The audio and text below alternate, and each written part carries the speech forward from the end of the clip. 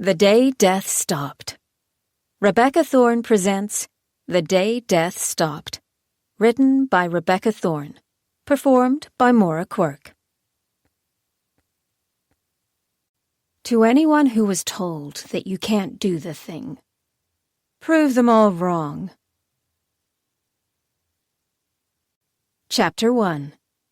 The Day Death Stopped. Time is a funny thing.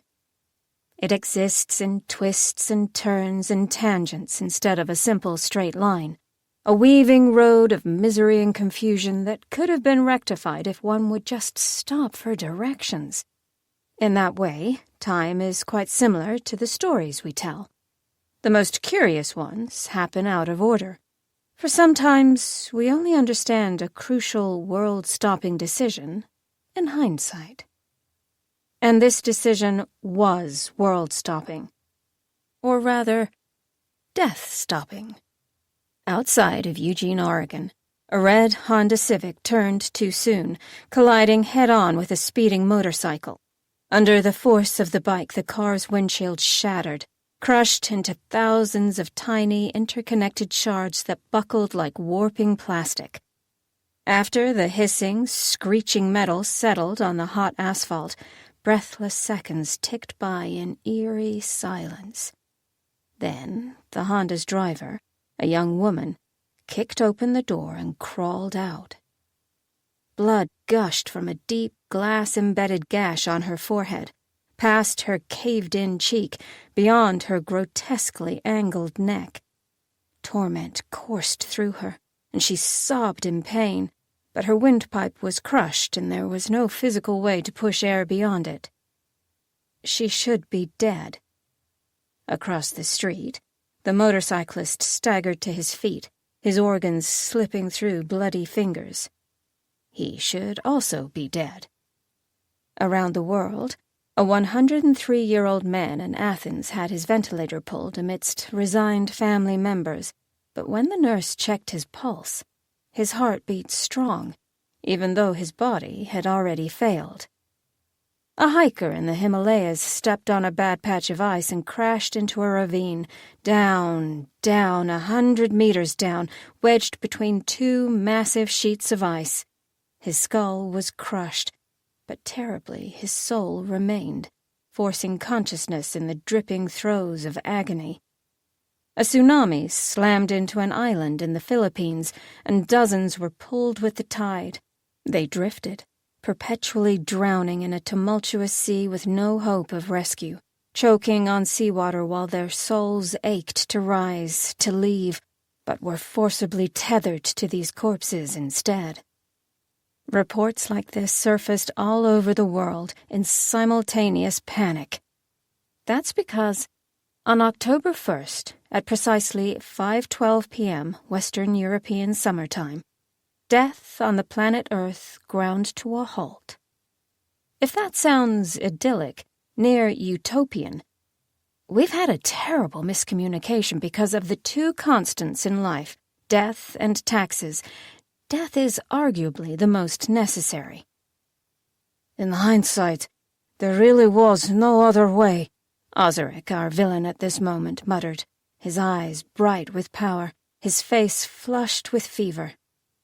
The huckleberry smoke of the teleportation spell wafted and disappeared as he oriented himself in the cavernous study of his castle retreat, striding across the stone floor to the overcrowded desk. Looking on, one might think he'd gone certifiably insane, swimming in sacred texts and spellbooks witches hadn't touched in decades. Not since the invention of e-readers, and, more recently, the creation of the Windle app, a comprehensive compilation of all resources witchy, easily accessed through any phone, computer, or scrying mirror. This would be the correct assumption. The almost Zaro, leader supreme to all witches, Ozarik, continued to whisper, flicking through pages of notes while his magic pulsed around him. The castle walls reverberated with it, deathly silent in a point of irony. To be quite frank, the castle, proudly nestled in the High Tatras of Slovakia, wanted absolutely none of this nonsense.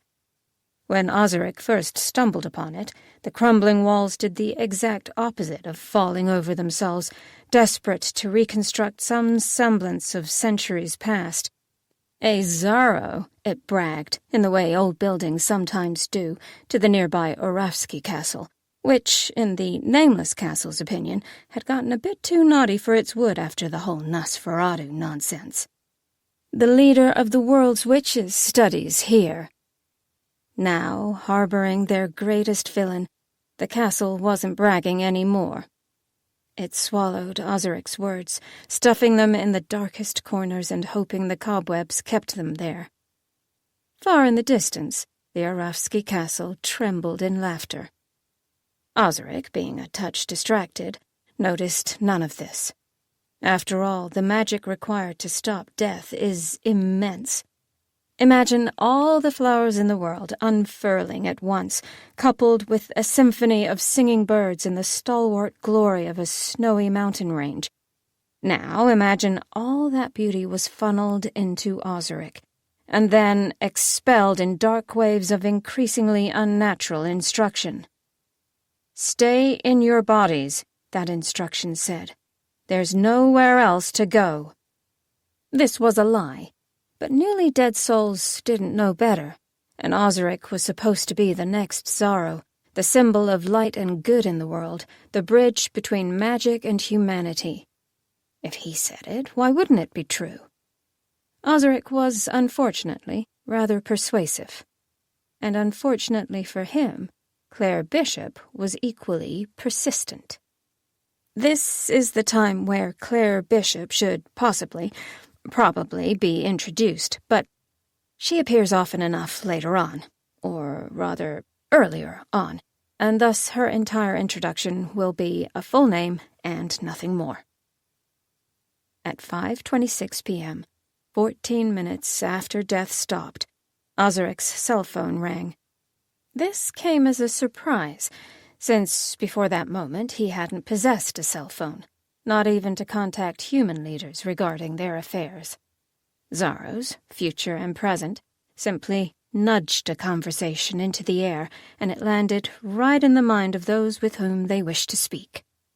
But Oz's mind was preoccupied, so Claire had to get creative. He gritted his teeth as it howled, a ringtone closely mimicking an air raid siren coupled with a cat in heat.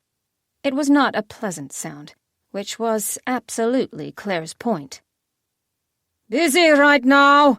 Ozarik shouted, hands trembling over the yellowing pages of a leather-bound journal, one stamped with the simple initials ZV. In Hong Kong, a sick child, slated to donate his little heart, drew another shuddering breath, much to the anxiety of the surgeon standing by. The parents, watching beyond the glass, allowed themselves to hope that maybe their prayers were answered. They weren't. The phone's ringtone increased in volume, adding the roar of a chainsaw to the screeching. For a brief second, Ozarik faltered, and 32 lucky souls snuck through his persuasion, soaring upwards in crippling relief. Claire's voice filtered over the phone's speakers, even though Ozarik hadn't touched the device. "You've gone too far, Oz. Stop whatever you're doing, or I'm coming over there." Her voice was music to his ears. Ozarik's heart pounded, his irritation at the interruption melting away. He whispered, gratitude in every syllable. "But it worked. You're still alive." This simple fact solidified his actions in Ozarik's mind. Not only had he not gone overboard, oh no, he was on the path to protect every single person in the world, witch or not, from the grief of losing a loved one. A pleased smile spread across Ozarik's lips. He was helping. Finally, after 1 month of perilous uncertainty, Ozarik knew without a doubt he'd fulfilled his duty to Reiki, to his magic, to the universe. This was entirely false. As such, Claire's sympathy had fled long ago, her tone anything but kind now. "Yeah, well, if you keep this up, you won't be. Either the magic will kill you, or I will." Ozarik stared in blank incomprehension. In his power-sought, feverish state, all he could think was, "Kill me? Well, that won't work." What he said was, "I was trying to fix what I've messed up. People keep dying. My parents, Reiki, and you." He choked on the words. Like bellows stoking a fire, his anguish fanned the flames of magic. Efforts redoubled across the world, and any souls that squeaked through were a thing of the past. "I haven't died!" Except she had. He tried to speak rationally, tried to reason with her, even though his voice trembled under the weight of his actions. "The spell went further than expected, but this is a good thing. Death doesn't need to happen, Claire. Wouldn't it be great if sickness or crime or unfortunate accidents didn't remove a loved one entirely?" "No," she said flatly. Claire was so smart, the most intelligent person he'd ever known. It was shocking to him that she didn't understand. Ozarik tried again. "Without death, a new Zaro won't be born." "Or they'll be born right on schedule, again and again and again. You stopped death, you moron, not life. If that happens, the one Zaro for all witch-kind problem won't just be ours anymore." Ozarik shook his head. "No, that won't happen." He had no basis for that statement, just an increasingly infallible belief that this, stopping death, would solve all of his problems. "I'm ceasing the cycle. With two halves of our magic, we can finally rule side by side." Imagine, if you will, an old-timey balance scale. Go ahead. Think of something ornate, something you might see in a museum, something bronze with perfectly sculpted pans suspended by the finest chains. In this metaphor, the Zaro, who's essentially a pope, if said pope possessed immense natural power and the ability to shape time and space, is the beam holding the chains. This person represents a stationary point of balance amidst ever-changing forces. It is because of this person that witches live harmoniously in every culture on Earth, instead of all that nastiness about stakes and burning. The nearly 300 years of witch burnings were a PR disaster for the Zaros of that time. Of course, most witches are too clever to be captured for silly reasons like that. So the people targeted were, unfortunately, just normal humans. Now imagine that scale was snapped out of existence, and what replaced it is a pendulum, a weight of gold that swung between two potential Zaros, Claire and Ozarik. The push-pull of their power could annihilate the world. Case in point. You could understand Claire's concern. But in Ozarik's mind, now that Reiki was dead, ceasing the cycle meant he and Claire could command the world's magic, protect the world's witches side by side. There would be no more dramatics. They would rule. Forever. But that was cliché. So he finished with, "Isn't that our job?" "Stopping death was never supposed to be my job, and it sure as hell isn't yours," Claire hissed, suddenly present in the cavernous bookshelf-lined study. He'd kindly left a drop of magic within Claire's control, and immediately Ozarik regretted it, partly for the interruption, but mostly because of how she looked. Her eyes were sunken, face pale and drawn with pain, her hand pressed against a wound on her side, one deep enough to stain the royal blue robes dark crimson. It was a far cry from the stage-worthy, magnificent Claire Bishop, and it twinged his heart. She staggered a bit, although whether that was because of her injury or the magic Ozarik stole was anyone's guess. That very magic rippled the air, mingling with the smell of musty books, and she inhaled sharply as she confirmed the extent of his spell, the extent of what he'd done. Ozarik turned to face her fully, and she slapped him with a blood-stained hand so hard he dropped to his knees. "I'm taking this back, thank you." Ruthlessly, while he was incapacitated, she jerked on the power that push-pulled between them. The pendulum swung silently in the opposite direction. Her steps were steadier now, although the bloodstain was growing bigger, drenching her heart in copper and betrayal. "No!" Ozarik hadn't meant to give Claire an opening to seize his magic back. Cheek stinging, he desperately grabbed at the waning power, as futile as snatching sand in a sieve. "Give it back!" She wouldn't. Strands of Claire's ponytail had fallen from its meticulous hold, framing her ice-blue eyes as she glared at Ozarik with the practiced ease of a woman scorned. Blocks of golden light cut through square windows, highlighting her devastation. "This isn't you, Oz. You need to stop." "I won't." The words were snarled. Her eyes narrowed. "Then I guess it's my job to make you." Claire acted strong because, in his days, Ozarik wouldn't respond to anything less. But in reality, beyond the encompassing fear for her own life, her heart was breaking for him. They'd been best friends, yin and yang, sun and moon, since they were born. All her life she knew he existed somewhere in the world, like monarch butterflies perfectly navigating to Mexico every winter. Their meeting, at 13 years old, when Claire fled the devil and slammed into Ozarik's life, was only a matter of time. Scientists have since discovered that monarch butterflies use the sun to navigate, processing its position through their internal, time-compensated sun compass. To be clear, this is not the method Claire used. And once they met, it was a relationship for the ages.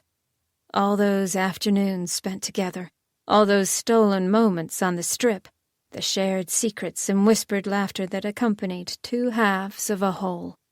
Claire was asexual and had little patience for intimacy, but she loved fiercely, and loved how Ozarik showed her the difference between independence and vulnerability. Facing Ozarik's death-defying choice, her memories wilted, edges blackening and curling like paper in a fire.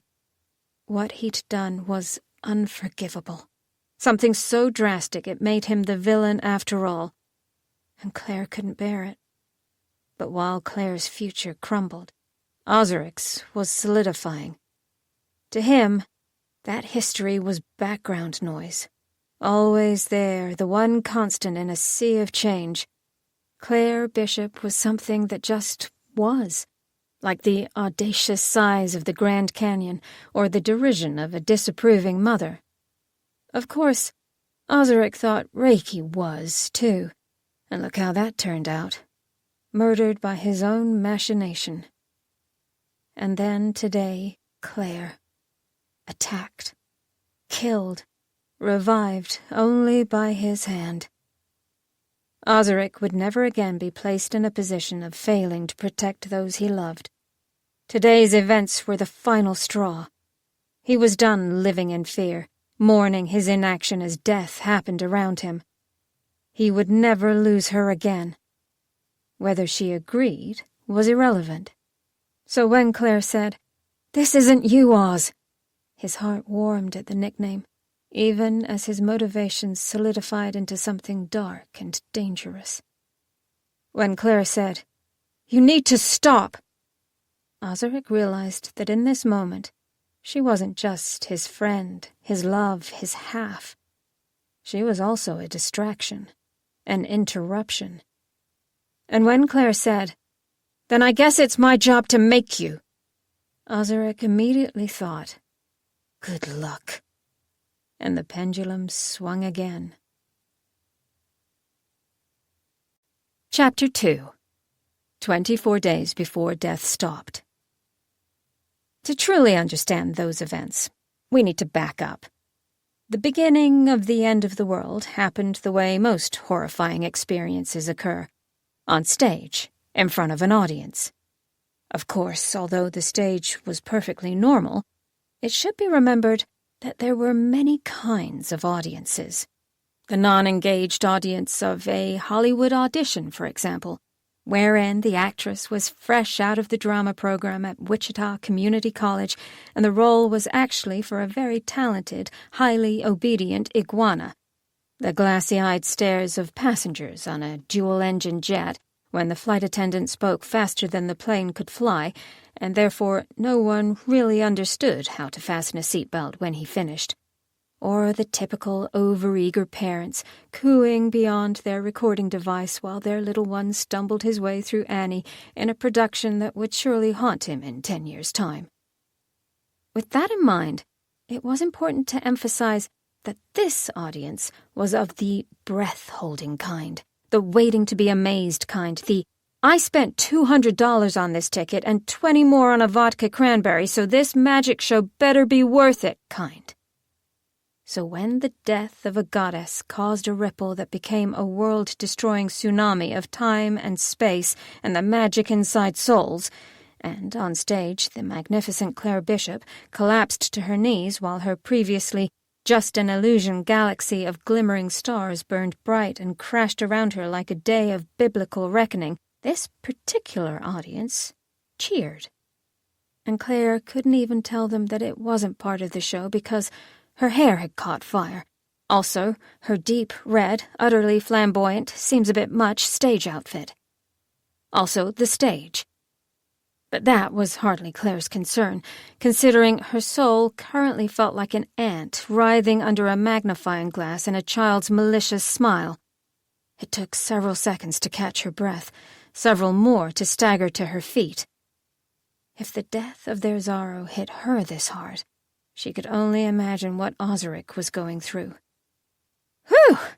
Look at that!" she exhaled into the microphone. Said microphone having realized 3 years ago that Claire Bishop was no ordinary, fake magician, and therefore didn't need its voice-projecting capabilities, had taken an extended vacation, and Claire didn't have the heart to tattle on it. Luckily, the microphone was correct, and her voice echoed through the auditorium speakers anyway. "There's a light show you won't get at the Bellagio, folks!" The audience chortled. A few leaned forward, sipping their vodka cranberries. Meanwhile, the very real fire was creating a newfound relationship with the polished stage, a sibling relationship, where the young fire kept poking the older, annoyed strips of wood until they buckled and blackened in a hiss of "Stop it!" which only incited the fire more. Peeking from backstage, her manager, a wibbly man with a short mustache and terrible control of his bladder, understood this wasn't part of Claire's act and was very close to wetting himself.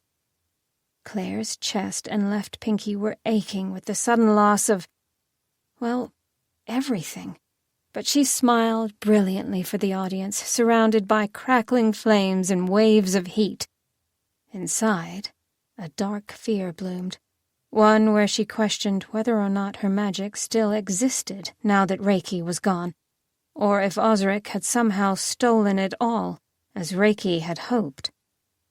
"Guess we got a little too close to the sun, eh? A tad dramatic, if you ask me." An ironic pause. "And I should know. I'm in the business." While the audience chortled, Claire waved a hand to gather the flames, much to the groaning relief of the assaulted stage. It worked, and she breathed an internal sigh of relief.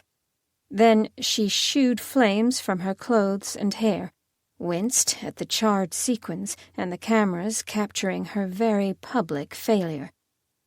4 years in Vegas, and she'd never ruined a show. Leave it to Reiki to die in the middle of the first act. Heart pounding, head spinning, Claire compressed the fire into a tiny ball in her palm, then extinguished it like one might snuff a birthday candle. Murmurs of approval rippled through the audience, people with no idea how close they'd come to melting flesh and tortured screams. Only Mr. Hiddles, Claire's manager, seemed appropriately traumatized. She flashed him a reassuring grin, which didn't reassure him at all, and cleared her throat. "Stars are overrated, I think." Claire stomped the stage, and a massive tank of boiling water rose from the depths. "Let's try swimming instead. Wagers on how long I can hold my breath?" After all, the show must go on. By that disillusioned September evening, Claire Bishop had lived in Las Vegas for 4 years and 47 days. She'd been the strip's best-selling star for 4 years, 8 days. She hadn't expected that kind of success, but in hindsight, there was no alternative. As someone tied for the title of second most powerful witch in the world, where else but the Las Vegas Strip could Claire win the hearts and wallets of drunk, magic-loving customers? Of course, her deal with Ozarik still stood. Even though she could use magic, possessed so much of it that a flick of her finger could burn cities or heal forests, in her partner's words, "That would be cheating." "I don't know, Oz. Cheaters prosper," Claire said, spinning a pink poker chip on the lacquered surface of the 24-hour diner's bar top. That was 3 years, 308 days ago, back when Claire and Oz were inching towards adulthood, and Claire's show was nothing more than a footnote in the Vegas brochures. For exactly 11 more days, after a visit from a very well-known celebrity we won't mention here, who raved about the outrageous and incredible feats of magic on Claire's stage, her show became the destination on the Strip. A certain magical pair of comedic performers, whose names we also won't mention, were not pleased. Ozarik sighed. She was joking. He had to believe she was joking. But the truth was, Claire often said things like this. Risky statements wrapped in sarcasm accompanied by a dazzling smile. Things that went against everything the Zaro stood for, everything they stood for, and she seemed to care less and less about the blasphemy. In Ozarik's deepest, darkest soul, there was a whisper that maybe Reiki was right in banishing her. He'd gotten very, very good at ignoring that whisper. "That's hardly the point, Claire. Look, you're insanely clever." Oz smiled warmly, his fingers fluttering across her palm.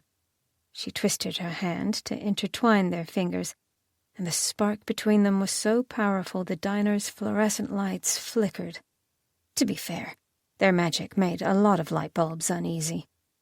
"If you tried, I'm certain you could fabricate illusions that look real, mirrors and tricks of light and whatnot."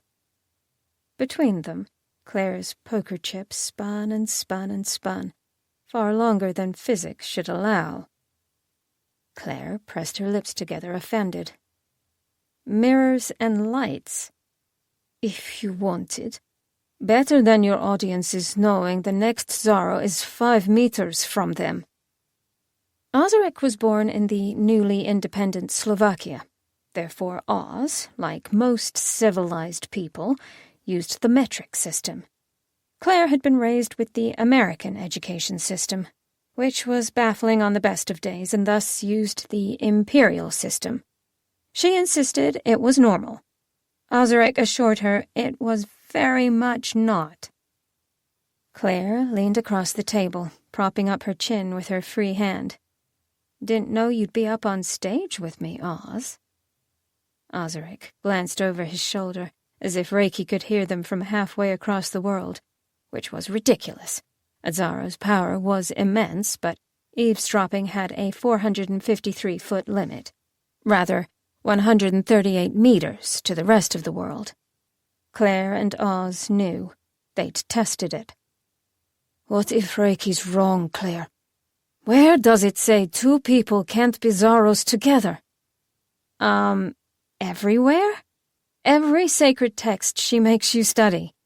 1 Zaro to lead Earth's witches. That's how it's always been. Until now. An uncomfortable beat passed between them. and all the while that existential pendulum loomed. Claire cleared her throat, her fingers warm against Ozarik's. Her blue eyes, however, never left the poker chip spinning between them. "Did you know Nevada passed a law in 1973 barring witches from performing magic shows?" "Because it's cheating," Oz said again. "Because the humans were afraid of someone stealing the limelight." Claire sniffed, removing her hand from his. She took a delicate sip of her coffee, and the steam formed condensation on her nose. "When you think about it, I'm doing your job. Ensuring equal opportunity for our people and all that." Ozarik's lips pinched together, but his words were steady as always. "And the paycheck that comes with it is what? A bonus?" "Exactly." Claire flashed a charming smile. Ozarik, who'd denounced all earthly possessions when Reiki began his training, sighed again. He sighed a lot around Claire, truth be told. "If anyone finds out you're not really a stage magician, they're going to contact the Order. And Reiki has your name earmarked, so it'll go straight to the top, and then she'll send me to discipline you, and you know how I hate that." Now Claire's smile turned vaguely wicked. "Really? I kind of like it." Even though they were 17 days from becoming official, from truly trying this dating thing, Claire's statement was empty, and they both knew it. Claire Bishop was not a touchy-feely person. She was, however, a flirtatious person, and thus Oz's cheeks flushed at the words. He plowed ahead. "Promise me you won't be too over the top, Claire." A waitress strolled towards them with a notepad, fishing a pen out of her apron.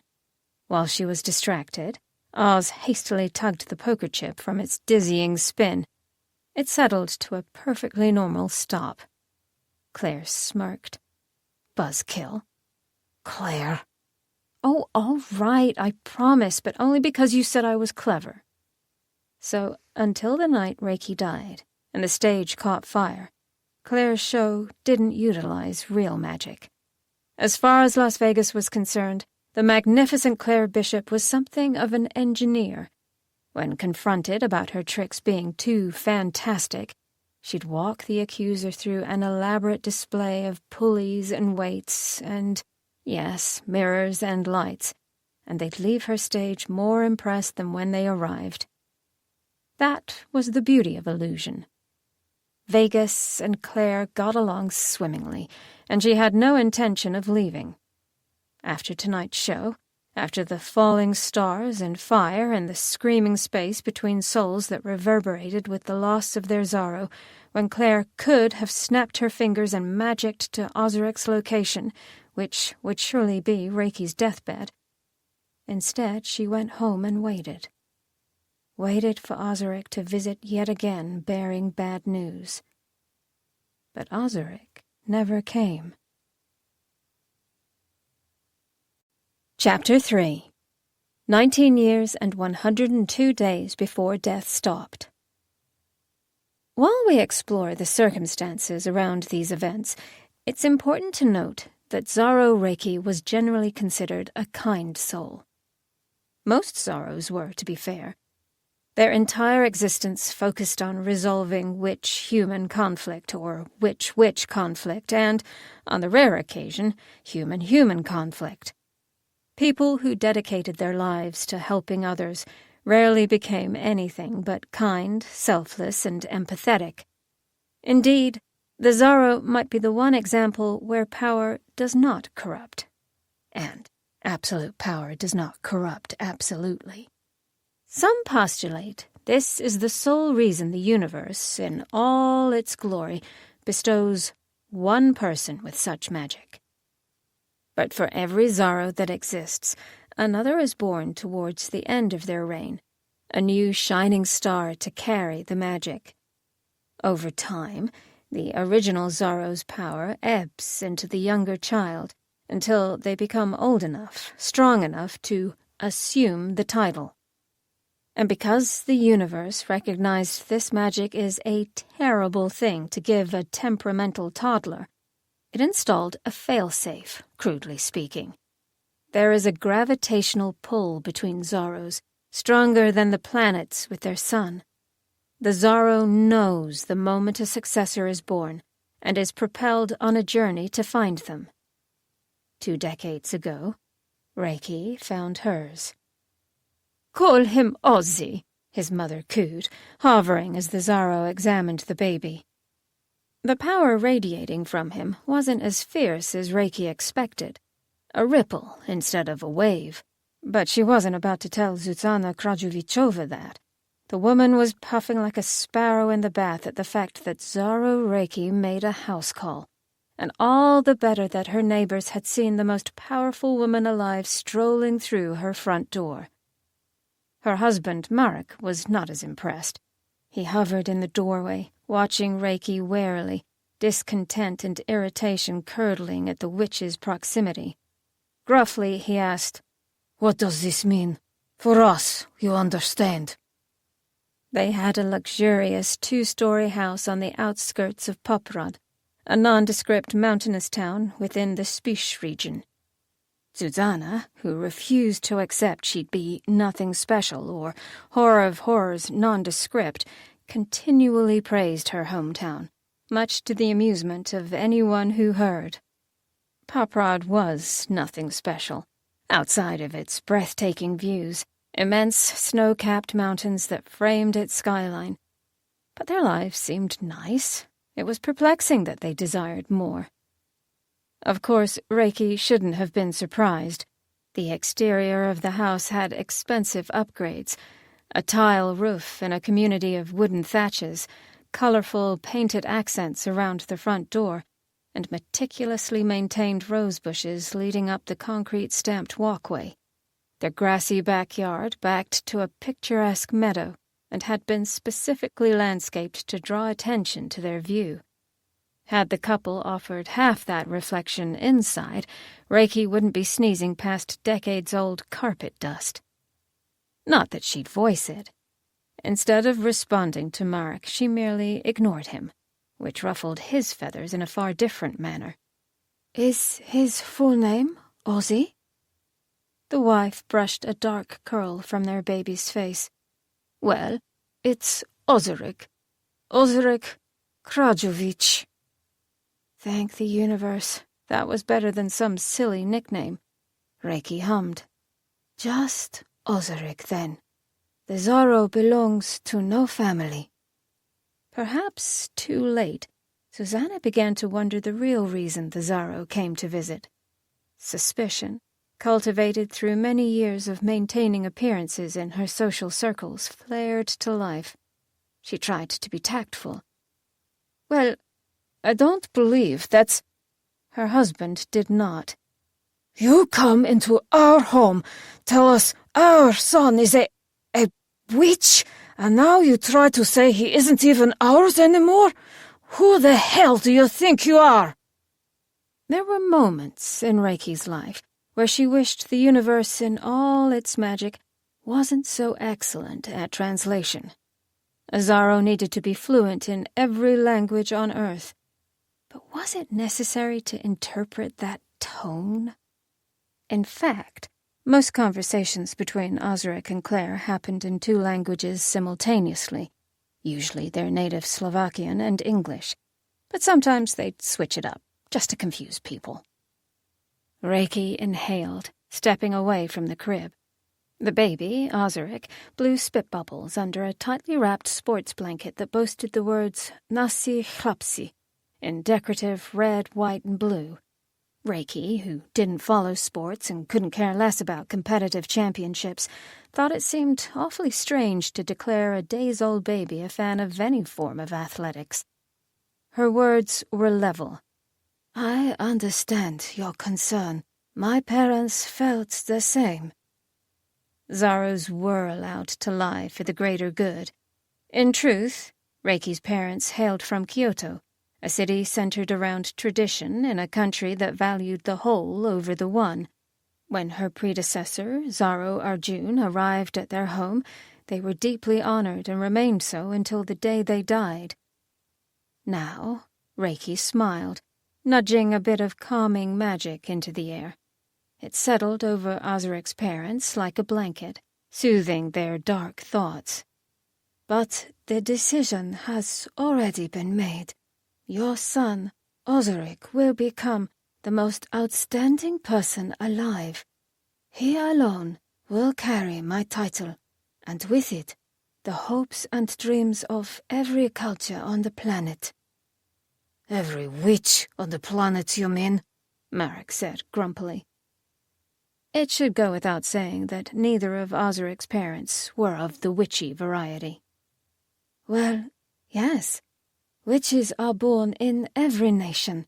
In fact, I have several right here in town who are anxious to meet their future ruler. They've offered to monitor Ozarik from afar until his power grows out of your control. With this, Reiki cast another, slightly doubtful glance at the baby. He was obviously the one she sought, but his magic felt too weak. She couldn't dispute the curdling hesitation in her soul, the one that whispered, "There's another." But that was impossible, so Reiki pointedly ignored it. "Out of control?" Ozarik's mother repeated cautiously, pressing a hand to her chest. "What do you mean?" "He will be able to persuade the wind and rain, communicate with time, influence souls. Eventually, your home will not contain him, and Ozarik will join me on our sacred island of Javarini for full-time training." His parents were growing distressed about the way Zaro Reiki spoke, in absolutes, like there was no other future for their 4-day-old baby. Imagine growing something for 9 months, living through the uncertainties and hardships of pregnancy, the exhaustion of labor, only to discover their child was the chosen one. This was quite the scandal. Maybe in witch circles a future Zaro under their roof was a status symbol, but Marek could imagine their very human neighbors whispering. Suddenly, he couldn't stomach it. "So, we deal with the babying, the crying and diapers and spit-up, and you get him before he can carry on our name. You have to know, we can't stand for that." "Indeed," his wife sniffed. Reiki inhaled slowly, meticulously. Zaro Arjun never had to deal with this drama. "I realize you aren't familiar with our customs," she began, choosing her words carefully this time. "But I am merely a tool of the universe's desires. My role doesn't change the fact that your son will grow into something far greater than yourselves. You may be proud or live in denial, but that choice is irrelevant to his future." There. Even they should comprehend that. As someone who'd never had children herself, Reiki didn't quite understand the fuss. After all, she wasn't trying to take the baby today. She had absolutely no need for a thing so young. They would have many good years together. But Ozarik's parents gaped at her words. Susanna quivered, although Reiki couldn't tell if it was rage or devastation. It was rage. Marek's face purpled, and he shoved a shaking finger at the bedroom's door, floorboards creaking beneath the blue carpet as he shifted his weight. "Get out!" Nothing here felt resolved, so Reiki hesitated. "I'm afraid." "Don't question me. Surely, with all your magic, you can find your way out. Go!" Reiki sighed, but there was no use arguing with them. She'd return in a year, and hopefully in that time they'd come to their senses. She smoothed her kimono and strode past them. The front door slammed behind her, and Marek drew the curtains in a defiant manner. Reiki shook her head, passing their perfectly pruned roses to rejoin her Asiridon, who acted as the chief Asira, commanded the Zaro's staff, and ensured the world's safety in the event a Zaro went insane. Reiki's Asiridon was named Clementine, and she waited vigilantly with the rental car. It was a rainy day, but none of the drops dared touch Reiki. The Zaro waved a hand and the car started, warming the interior. Clementine furrowed her brow. "Is the future master everything we hoped for?"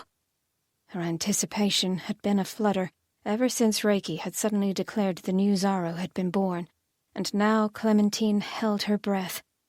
Foreboding rose as Reiki's expression turned pensive. "He's something." The Zaro paused mere steps from the vehicle. She glanced again at the house, testing the gravitational pull that strengthened the moment she left Ozarik's proximity. But his wasn't the only pull. "There's another." Water streamed down the Asiridon's face, and Clementine wiped the bangs from her eyes. But the Asiras, especially the lead Asira, didn't move until the Zaro moved. Feeling distinctly out of the loop, Clementine dared to ask, "Is something wrong, Kyo?" "Another? My dear, I'm so sorry." Clementine's breath caught, and she reminded herself again that Reiki didn't mean anything by such terms. Reiki had already moved on. "I have to go." With a frown, Clementine repeated, "Go? Where?" Reiki concentrated, magical fingers plucking at the secondary pull.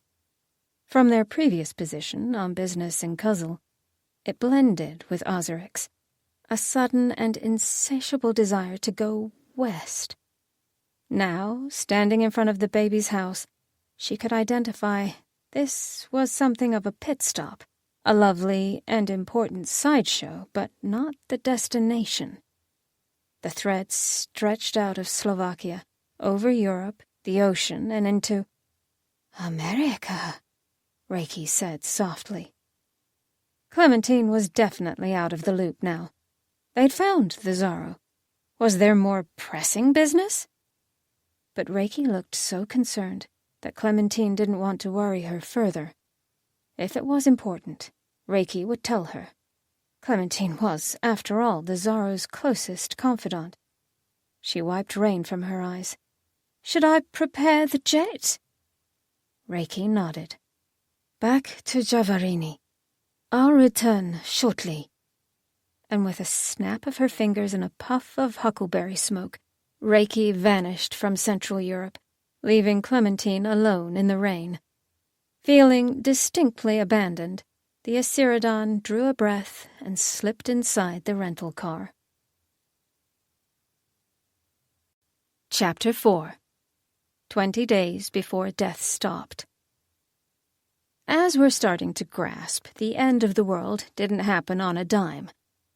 Funny phrase, on a dime. Most people assume it applies to race cars or boats, things that need to accelerate quickly and efficiently to make headway, and their turning radiuses. In reality, it's mispronounced. The true idiom is on a dime, which refers to Adim Webbler, the witch who invented a potion that accelerates time in one location, say, a race car or boat.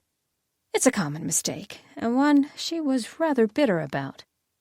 So, the end of the world didn't happen on a dime. Something kicked it off, and that something was the unfortunate, untimely death of the Zaro Reiki. To a person like Ozarik, this held a gravitas weight. Even Claire, who swore to loathe Reiki until the day the woman died, suddenly had no reason to bear a grudge. But not everyone was affected as such. In truth, only 7% of witches had the pleasure of meeting their Zaro. Of that number, most could only boast a polite handshake.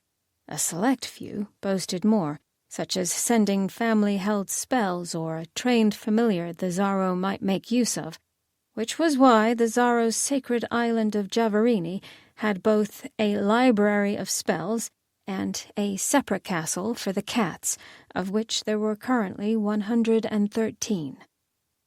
So it made perfect sense that 3 days after the Zaro was killed, Henry Ballard, a witch in good order standing, held a wedding. It was barely planned, but to be fair, that was the case with most Las Vegas weddings. This one took place in a chapel off the Strip at exactly 10:14 p.m., which was their preordained slot as decided by the receptionist. The groom brought his best friend, Milo, and the bride's parents drove here in their pajamas when they realized their lovely daughter Jennifer was absolutely serious. Drunk, but serious. "But a witch?" her mother whispered. "Did you know she was dating a witch?" Her father grumbled. "A shotgun wedding, and not an Elvis impersonator in sight. Can't even do this respectably." He smoothed his superhero pajamas and glared at the priest. Behind the podium, said priest, a practicing Catholic, was too busy fidgeting to glare back. Suddenly, his Fool's Guide to Witchy Matrimony certificate didn't seem quite as relevant as the website promised.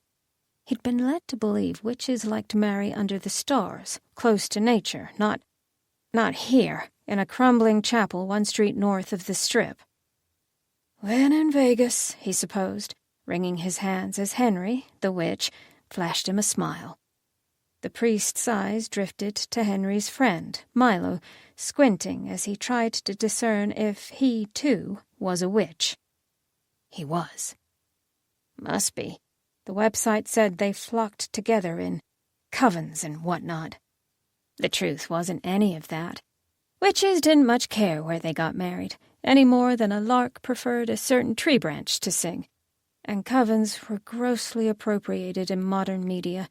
Humans simply preferred to label groups of people different from themselves. Which was just fine, since witches also had a name for humans in small gatherings. They called them Popaloos, mostly because the word was rather fun to pronounce. "Look at 'em," Milo whispered in Henry's ear. "2 more and we'll have a right Popaloo here." "Be nice," the bride, Jennifer, giggled. Jennifer Shields, soon to be Jennifer Ballard, wasn't a witch, but rather an accountant who was fascinated with the statistics of witchery. For example, only 1 in 11 people were born with a magical ability. The chances of hereditary magic were slightly better, 1 in 8 people, but still not a guarantee. Jennifer had 11 siblings, making her the 12th, and she found it fascinating none of them possessed an inkling of magic. "If we're ready to begin," the priest said, trailing off hopefully. His 10:28 p.m. slot had just filled, according to the red light above the chapel doors. Still, his eyes settled on Henry, just in case he'd forgotten some witchy procedure that needed to happen before the ceremony. But Henry just handed Milo a comically large, half-drained margarita and took Jennifer's hands. Milo took a deep swig himself as the priest drew a breath. "Dearly beloved." "It's just, how do we know he's not bewitching her?" Jennifer's mother persisted, frantic. She slapped her husband's arm, even though she had everyone's undivided attention now. The priest closed his eyes. This was why he didn't recommend parents at the ceremony. Jennifer snickered. "Mom, that's not how it works. Witches can't control people's minds. But the spells!" "I mean, anyone can do those spells with the right ingredients," Milo said helpfully. "They're frighteningly easy." Jennifer's mother paled, and the bride hastened to say, "All witches have one thing they can do, Mom. It's not a free-for-all." "Except for the Zaro. Not much the Zaro can't do," Milo added, nudging Henry, who in this moment happened to be the 7% who'd politely shook hands with said Zaro. Henry tried damage control. "It's okay, Mrs. Shields. Look, my magic has nothing to do with love. All I can do is find the prettiest rock." At this, he puffed his chest, rather proud. Jennifer gestured towards him, like this made everything better. Her parents stared. Where her mother stammered for a reply, her father sweltered in fury. "Finding the best rock? What is this, Corpus Christi, out by the beach? Hunting for shells and the like? How will that provide for our daughter?" "Seashells aren't rocks," Milo said, yet again helpfully. The clock ticked ever closer to 10:28 p.m. The priest cleared his throat. "If we might continue?" "Dad, use your imagination," Jennifer said. "You know the odds of me finding a diamond in the bedrock outside Vegas. So far less than 0 you can't quantify the number. But Henry here can snag one the first time he smacks a shovel in the dirt." "Well, I could if diamonds were pretty," Henry sniffed. Jennifer leveled a stern gaze at him. He stiffened. "For you, love, I find the prettiest diamond." When she smiled, he leaned to Milo and murmured, "There's an oxymoron if I've ever heard one." "If you please," the priest said, since his receptionist got rather snippy if he didn't wrap up the ceremonies in a timely manner, thumped his Bible on the podium and tried to look strict. Of course," Henry waved a hand. The priest glowered at the bride's parents, who settled back into their seats. When everyone was silent, he drew another breath. "Dearly beloved, we are gathered here—" "Wait, I'm so sorry. How could I forget? Jen, by which tradition, before we say our Christian vows, we have to drink goat's blood from the bleached skull of an anteater?" The priest paled. How did the website fail to mention that? "Milo, you brought the anteater skull, right?" "Ah!" Milo patted his pockets. Jennifer's mother moaned, sliding into a faint. "I do," Jennifer said, and tugged Henry into a passionate kiss. The priest flipped through the pages of his Bible, heaved a sigh, and watched the clock tick to 10:27 p.m. "Yes, fine, I now pronounce you man and wife. And for my beautiful wife, a bona fide Alexandrite I found outside the Bellagio." Henry dropped it into her open hand. Her eyes widened. "It's on a ring and everything!" "You sure he's not a thief?" her father barked, fanning her mother rather dramatically as she slowly surfaced from the throes of unconsciousness. "I find the pretty rocks. Just so happened this one already had a ring. Lucky, right?" At this point, one might be wondering why this wedding is an event of importance to Claire and Ozarik's story. Well, it all ties together because at that moment, the double doors of the chapel slammed open and a blonde woman with piercing blue eyes strode down the aisle. "Luck," Claire said. "I'd call it magic." She waved a hand at Jennifer's parents. They vanished in a puff of huckleberry smoke, leaving a vague fragrance of petrichor. When Jennifer squeaked in surprise, Claire flashed a smile. "Don't worry. They're back at home, all tucked into bed. Mazel tov, by the way." "Oh, thanks." Jennifer gripped Henry's arm. The priest cleared his throat. So sorry, ma'am, but I have another appointment." Giggling couple in the lobby? Yeah, they were not ready to tie the knot.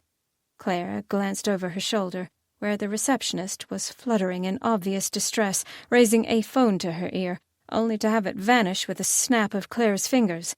The snippy receptionist squeaked and fled. Claire turned back to the priest. "And if you don't want to wind up at the Trump Hotel, you'll show yourself out." Apparently, that online certificate didn't tell him everything about witches. The priest inhaled sharply, tapped the sign of the cross against his chest, and scurried out the open doors, which took it upon themselves to lock resoundingly behind him. Milo's jaw dropped. Wait, are you the... But you can't be the next Zaro. Ozarik is supposed to assume... "Yes, that's right. Just call me the unwanted stepchild." Claire's tone was light, but her eyes flashed to Henry Ballard. "Speaking of, Oz hasn't contacted you, has he?" Henry frowned. "It's concerning you think he'd call me first." Milo had begun to sink into a bow, and Henry now elbowed him in a desperate attempt to stop the motion, which would have been awkward in the best situation, but now might be a disaster considering the giant margarita he still held. Claire sighed, massaging between her eyebrows. "He hasn't come to see me. It's been 3 days." "Well, that's because he's at Javarini, preparing for the assumation ceremony to become the next Zaro," Milo said, ever helpful. In truth, that was his magical ability, knowing just the wrong thing to say in a conversation, but always thinking it was right. There's a great debate about what constitutes a magical ability and thus a witch. Milo is a prime example. Is it magic that propels him to say these things, or is he just terrible at conversation? The world may never know.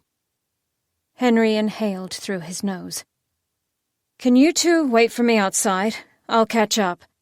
"Some honeymoon," Jennifer pouted.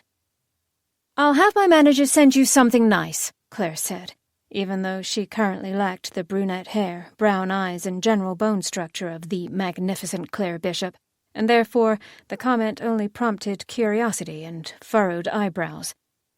Still, Jennifer flipped her tiny gauze veil over her ponytail and strolled outside. Milo, at the doors, caught Claire's eye and rubbed his arm.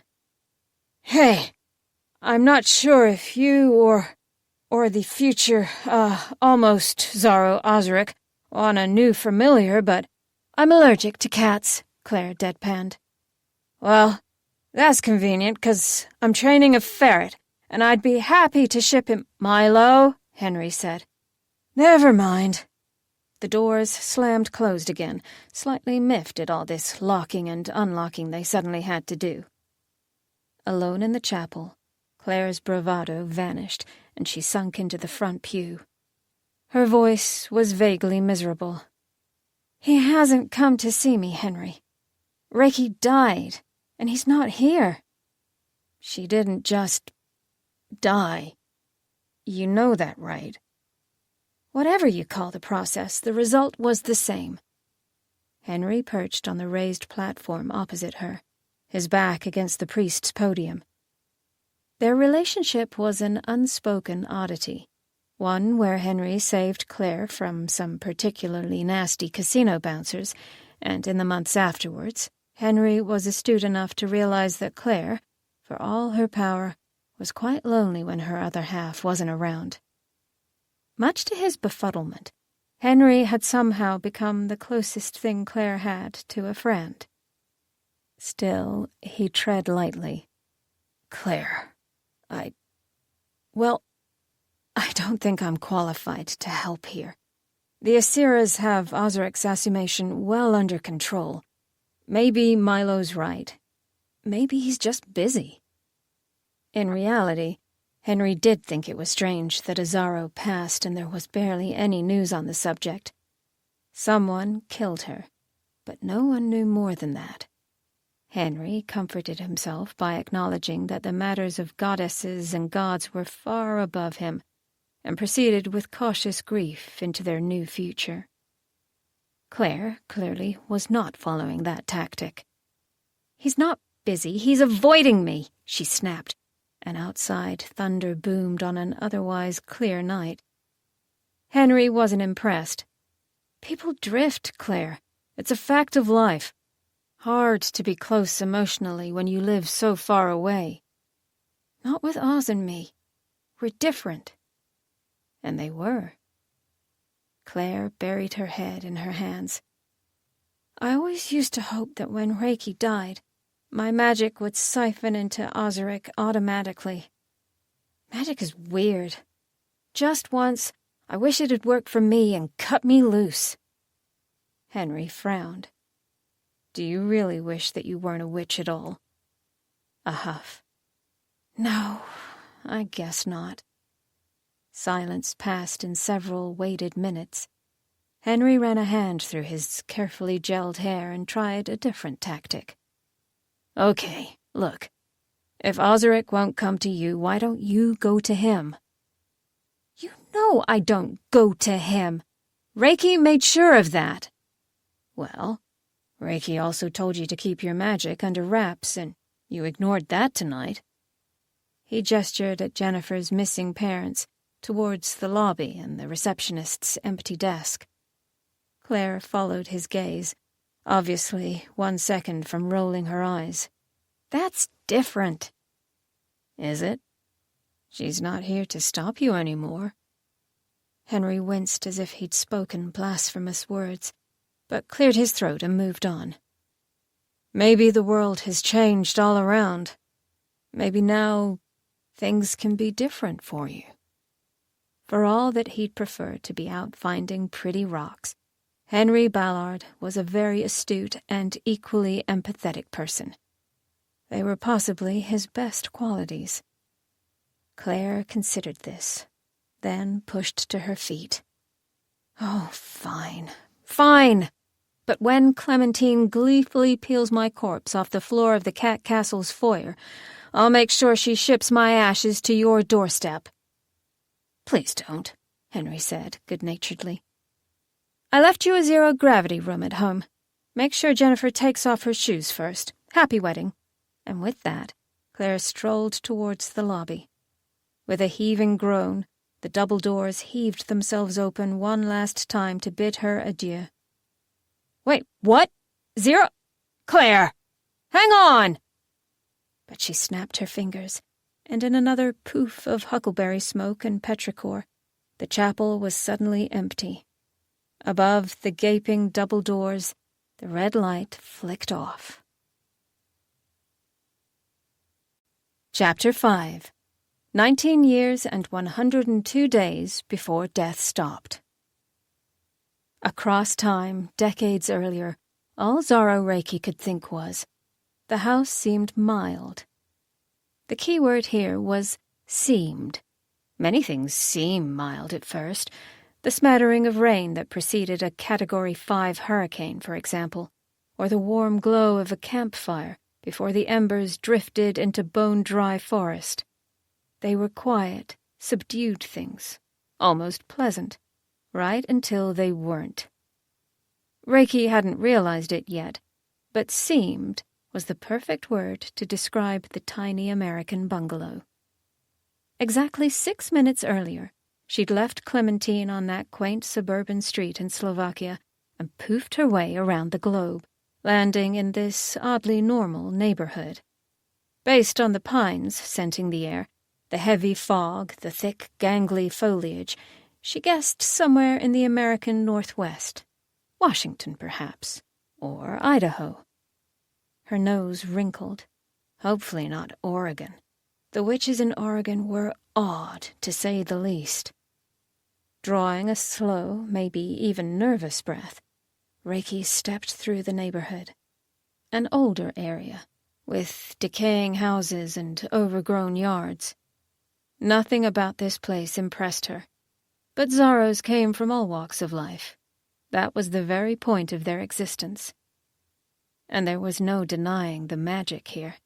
It emanated from one particularly mild home, pulsing like a tiny baby's heartbeat. Ba-bum, ba-bum. It was overwhelming, far more powerful than anything Reiki expected to feel from an infant, which meant it was exactly what she should have felt at Ozarik's crib. The facts solidified. 2 magical babies. 2 future Zaros. Her stomach churned at the prospect. The house was silent, which was odd when Reiki considered the toys littering the front yard. Silence and children did not mix in her vast experience. Harnessing her own magic the way she might prepare for war, Zaro Reiki climbed the crumbling concrete steps. The porch creaked under her slippered feet. Slowly, carefully, she knocked. This was her duty, after all. But even the tensest situations don't always deliver, and this was one of those moments. The front door remained closed. She might have thought no one was home, except for the pulsing thrum of magic. Reiki set her jaw. Although her personality and culture of origin urged her to turn around, walk away, don't inconvenience anyone, this was an exceptional case regarding an exceptional baby. Someone was inside this bungalow, and by the universe she'd have an audience with them, even if she had to break down the front door. At that, the deadbolt squeaked and unlocked in a tizzy, swinging open before the Zaro could do anything rash. "Oh, thank you," Reiki told it, and stepped over the threshold. Based on the state of the front yard, she wasn't surprised to see the owners cared little for their property. While outside was obviously for the children, the interior was an adult's playground. Playing cards carpeted the floor in front of an ancient television. Microwave dinners had been left to mold. Her sharp brown eyes slid over crayon markings on the walls, a wooden end table pieced together with duct tape, a hole in the drywall beside the grimy bathroom. In the eyes of witches everywhere, the Zaro is a benevolent being who lives above judgment. But nobody's perfect. Reiki wrinkled her nose, pausing just past the threshold. The shag carpet curled around her satin slippers, and she lifted her kimono skirts around an oozing stain beside the door. Hello?" Silence. Reiki raised her voice, pushed a tiny ounce of magic into the words so absolutely everyone in the residence would hear her. "This is Zaro Reiki, ruler of witches, harnesser of magic, imbuer of hope. It is imperative we speak." In the back of the bungalow, a baby started to cry. The unease in Reiki's chest twisted into something that stole her breath. With a ripple of magic, she confirmed her horrific suspicion that aside from the days-old baby radiating power with every heartbeat, the house was empty.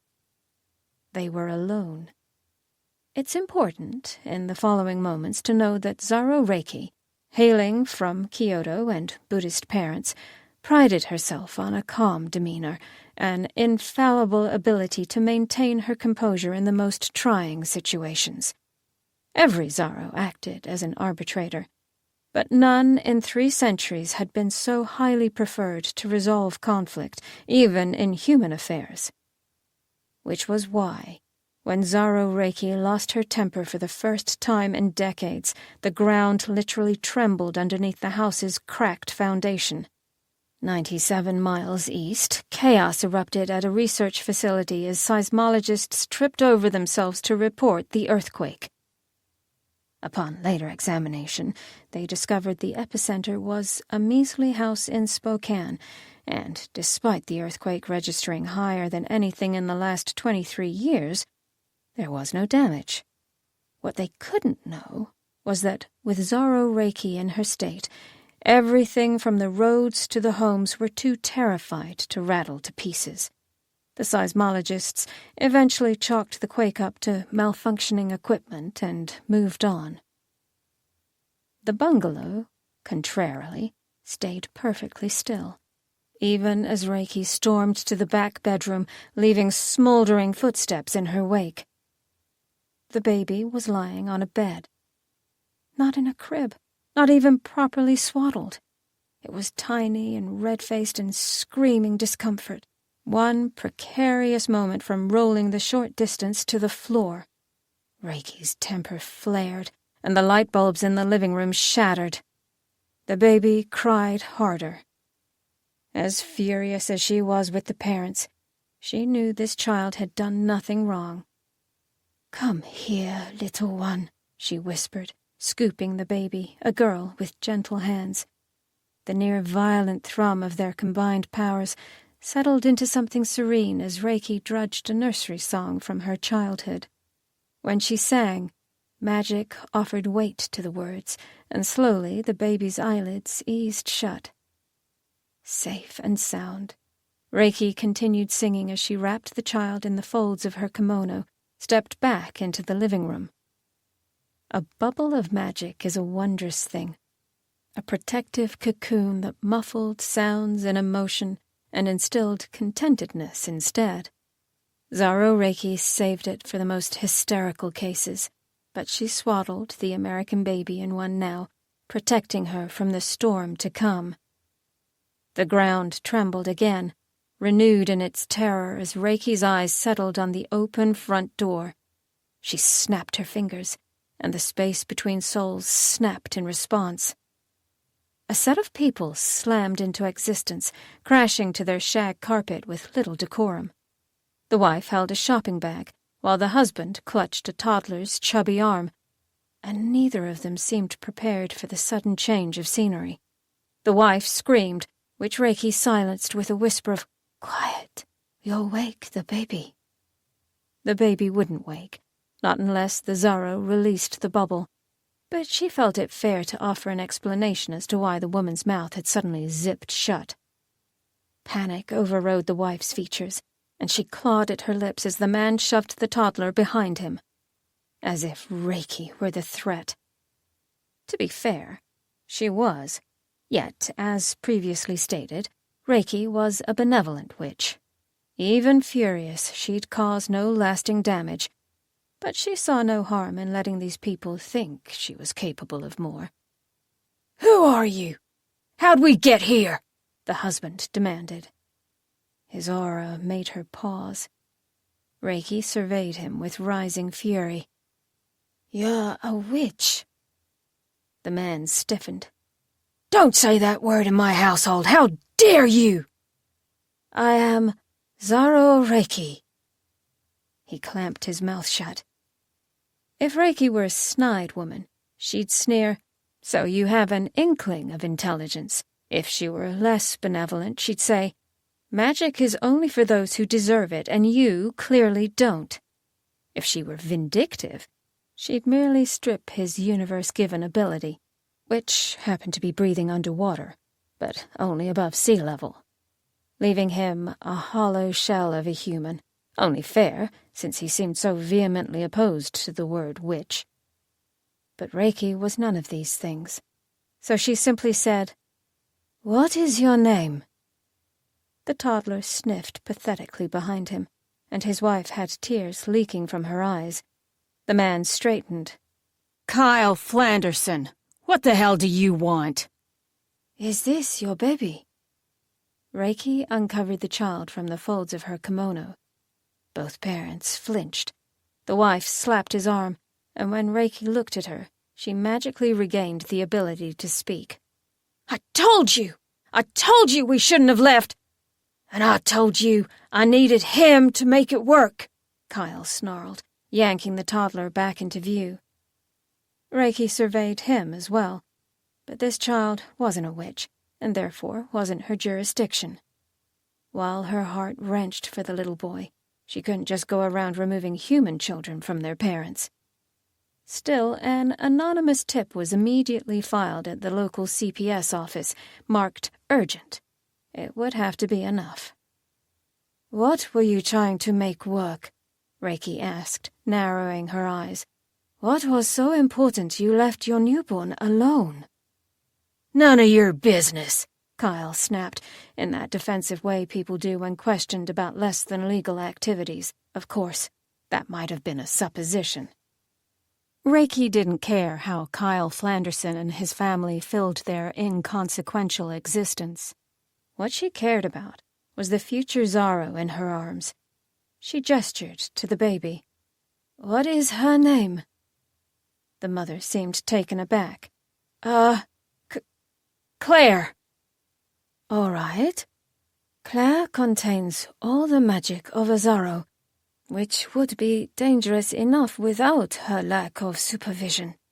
Therefore, I'm taking her, but you can comfort yourselves that she will accomplish greater things in life than you have."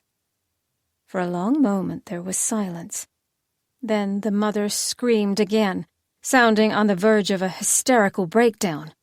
It was understandable considering the Zaro's level words, but Reiki was beyond compassion for this family. Kyle clenched his fists.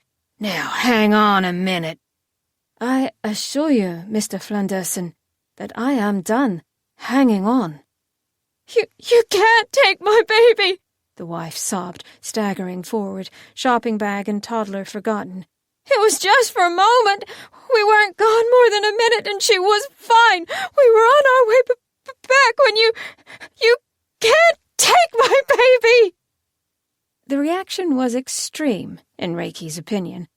Keep in mind that Zaro Reiki renounced familial ties and thus had no children of her own, especially when the woman collapsed at her feet, grappling her kimono with desperate hands. It was just for a minute. She's our baby. We have toys for her, food, diapers. Look at him. Now she pointed at the toddler, wailing, We're good parents. The little boy didn't seem physically harmed. He was plump and terrified, but didn't bear bruises or other signs of abuse. Reiki shifted, suddenly uncomfortable. Her anger cooled, and her calm demeanor returned in time to see herself in this situation, an ultra-powerful witch breaking into a family's home, plucking their baby out of bed, then threatening to kidnap her with little explanation. This went against everything the Zaro stood for. The world's presses would... What was that American phrase? Have a field day? In her arms, fast asleep, Claire drooled. Her magic thrummed softer now, content around the current Zaro. We'll call the cops! Kyle looked seconds away from starting a fight, face screwed in anger, shoulders trembling. We'll tell everyone what you did. You won't be able to hide this. Reiki could, in fact, hide it, but she was supposed to be benevolent, the imbuer of hope. She clenched her jaw, drew a breath through her nose, and met Kyle's gaze. Magic sparked as her eyes pinned him, boring into his very soul. Paled, and when she spoke, the walls shook with her words. You will never leave her alone again. You will never put her in an unsafe situation, and you will treat her with love and respect until her powers manifest. At that moment, I will collect her for training, and she will no longer belong in your household or to your family. Is that clear? The wife began to wail again, like a banshee with a horrific toothache. Kyle, on the other hand, pressed his lips into a thin line. You really think our kid is the next Zaro? There was an undercurrent of greed to his words, and Reiki narrowed her eyes. It is inevitable. At least, it would be if Reiki didn't have Ozarik to contend with as well.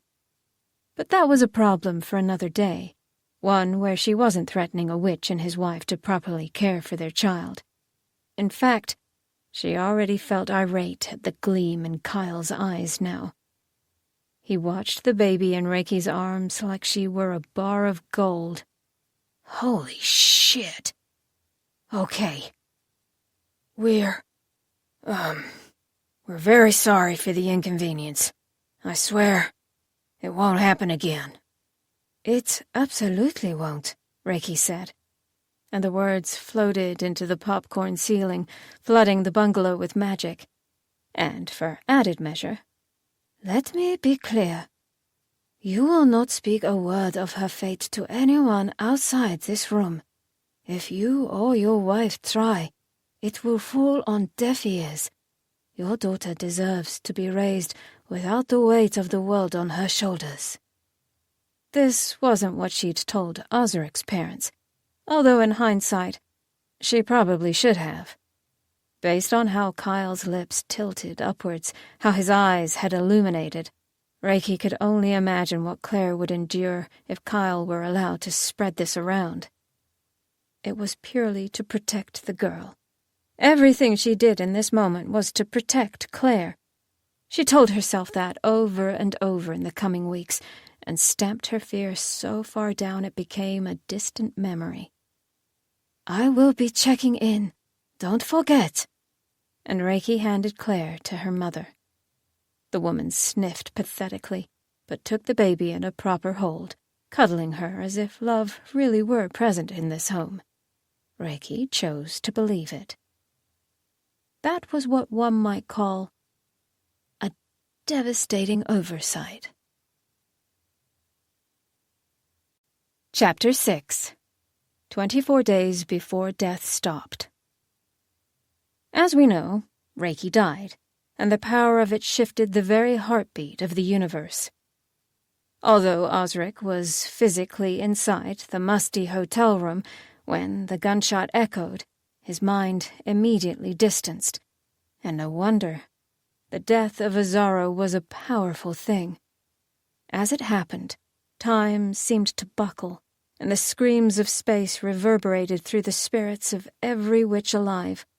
But it was nothing compared to the tsunami of magic suddenly transitioning between old Zaro and new. At precisely 9:12 p.m. Mountain Standard Time, 300 miles from Claire's fiery performance of falling stars, Reiki collapsed to the moldy carpet, and a mere breath later, Ozarik slammed to his knees. His mind was ripping itself apart, and it had nothing to do with the magic. It seemed to Ozarik like the room was flickering in and out of focus, a shaking camera in an amateur horror film. Moments that immediately became memories assaulted him, a spray of blood misting the air, sprinkling on Reiki's body as she settled. That human, no, that witch, no, that murderer, crashing to the floor under Ozarik's unconscious command, bound in impossible, invisible chains. He was trapped, and would remain trapped for as long as Ozarik drew breath, first in magic, then within the local justice system. The motel room's front door slamming open at the exact wrong moment, too late, 5 seconds too late, as Esiradon Clementine burst in from the outdoor breezeway, the way her blood-curdling screams saturated the air. Ozarik was screaming too, but no one could hear underneath the wave of his own agony. Inside his mind, a devastating mantra began. "Reiki is dead. Reiki is dead. Reiki is dead." He reached for her, his Zaro, his leader, his goddess, grasping at her indomitable life force with his magic.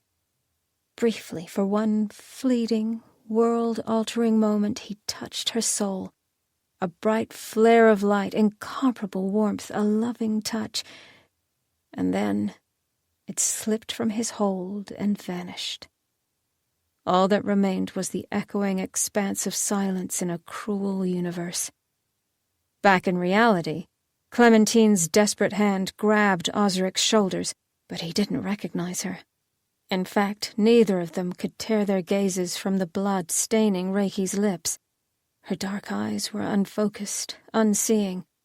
Reiki's magic, suddenly and undesirably Ozarik's now, burned. "Ozarik!" Clementine started. His instincts flared. "Reiki is dead." Ozarik was yanked back to the moment. He gazed upon his parents as they desperately tried to wash off his accidental magical flames, both of them writhing in agony, skin bubbling and splitting. His childlike horror as he reached for them, desperately confused at why the magic somehow protecting him wasn't protecting them, too. How, after a few awful seconds, their hysterical, animalistic screams fell silent, and all he could comprehend was the stench of their bodies smoldering. He couldn't bear to see their corpses either. He fled then, and he fled now. In a poof of huckleberry smoke, Ozarik slammed into existence on the other side of the world, in an unknown forest in the dead of winter. The cold assaulted him, ruthlessly biting his exposed skin, his blurring eyes freezing tears onto his cheeks. Overhead, The sun shone limply through the snow-drenched pines. Behind, the shadows caressed his shoulders. He took a second to orient himself. One bleary second to stare through the purple smoke, recognize the churning of his gut as a residual effect of the teleportation spell. And then he screamed. And this time, anything within a 50-meter radius heard. The shock-wave of his grief blasted through the forest like an explosion, rippling the trees and sending birds flying as loose snow erupted, clearing the area at his knees all the way to the ice-encrusted dirt. The magic swirled overhead, creating angry storm clouds that blotted the watery sky like thick bruises on pale skin. Ozarik gasped for breath, and his magic gasped with him. "Reiki is dead! Reiki is dead!" A second, more horrific thought solidified. "And it's your fault." At that, Ozarik collapsed, hunching over himself as he slammed his fists into the ground. To truly understand what he was feeling in this moment, step back and imagine an astronaut facing the glimmering stars above, the pure blue planet far below. Imagine her wonder as she faces all that's ever been and all that could be, and knows she's a true, honest part of it. Now imagine her oxygen tank ruptures. Cruel, isn't it? Ozarik gasped and coughed and spluttered and fumbled for something that never would be again, and his magic formed a barrier around him as the clouds he forced into existence became a blizzard of his own fury and devastation. Across the world, simultaneously, stars were raining around the magnificent Claire Bishop. It was quite dramatic and not at all in keeping with how Reiki had been. But no matter how diligent one is in life, death has a way of changing everything. And sometimes, even the dying gasps of a forest chipmunk can determine the fate of the universe. The creature in question had merely been in the wrong place at the wrong time. A chance happening had it emerging from its cozy den, squinting at the predator far below. Perhaps it was curiosity, perhaps fear, but the chipmunk ventured further along the tree branch, turning black eyes on the storm overhead instead. When the shockwave hit, absolutely nothing stopped its little body from slamming into the branch above it, fracturing its spine, sending it crashing to the dirt clearing. For several moments, Ozarik was too blind to notice reality, but slowly that faded. His world inched back into view, and a tiny, pained chittering caught his attention. He scrubbed frost off his eyelashes, daring a glance over his shoulder. There, in the shadows, was the chipmunk. Its velvety fur was sticky with blood, its eyes darting back and forth as it struggled to correct its sudden paralysis, struggled to inhale between failing lungs. Ozarik had seen too much death today. Blankly he stared at it. Not a flicker of sympathy to be found in his deadened expression. The future Zaro simply couldn't spare it. The chipmunk wheezed. An inkling of humanity finally found its way into his soul, and he shifted his weight to face the creature. With gentle hands he scooped it up, rubbing his thumb along its soft ears. A little coaxing of magic eased its pain, but it was still dying. Its eyelids fluttered shut. Ozarik's heart surged as he felt its soul slip away. "No," he breathed. "No!" And with a vicious yank, he clamped magic around its soul and dragged it back into its body. For a brief moment, nothing happened. The chipmunk was still. Then, desperately, it jerked back to life. Inside, its spirit was tied in chains, wrapped so tightly it could barely feel, barely exist. A perpetual ache of wrongness centered in its mind. But of course a chipmunk didn't have the brain capacity to analyze this. It simply stared up at Ozarik, the greatest predator it had ever known, and tried to scamper away. But of course that didn't work. Its spine was still unfused. Ozarik failed to notice any of this. All he saw was that the rodent had been dying, and then suddenly, it wasn't. This was a dangerous turning point in Ozarik's journey, in case that wasn't clear. "You're still alive," Ozarik murmured, more fascinated than pleased. His heart had shattered and was still lying on the ground in pieces, and the memories of Reiki collapsing to that grimy motel floor invaded his mind without warning. The moment he grasped for her soul, a child lunging for a baseball soaring overhead, and missed. Ozarik's jaw set. He probed the creature with magic, feeling what he'd done. Now, one might assume this would reveal the horrors of his actions, the true state of the chipmunk and its never-ending woe. Regrettably, instead, this was the moment where Ozarik's mental narrative veered off course. The result is what literary experts refer to as unreliable narration, and it would become the bane of Claire's life. And death. Where the creature had been truly happy to die, considering the alternative, Ozarik saw a new, permanent lease on life. Where the chipmunk's physical functions had been demolished in the fall, Ozarik assumed it was stunned into gratitude. And where the universe and everyone within would hope that his magic would wear off, that this poor animal would fade into a proper death in hours, possibly days, Ozarik could tell that he'd tethered its soul firmly, unerringly.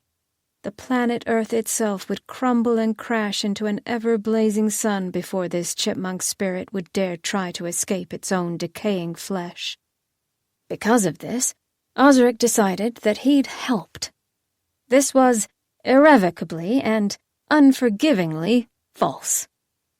Drunk off this newfound power, he placed the paralyzed chipmunk on the ground again and pushed to his feet. As he turned his back to the creature, Ozarik allowed a desperate smile to curl his lips. The blizzard magically calmed as he faced the sky. The snow began to gently and peacefully fall, dusting his empty patch of icy dirt with a fresh coating of white. "It's within my power."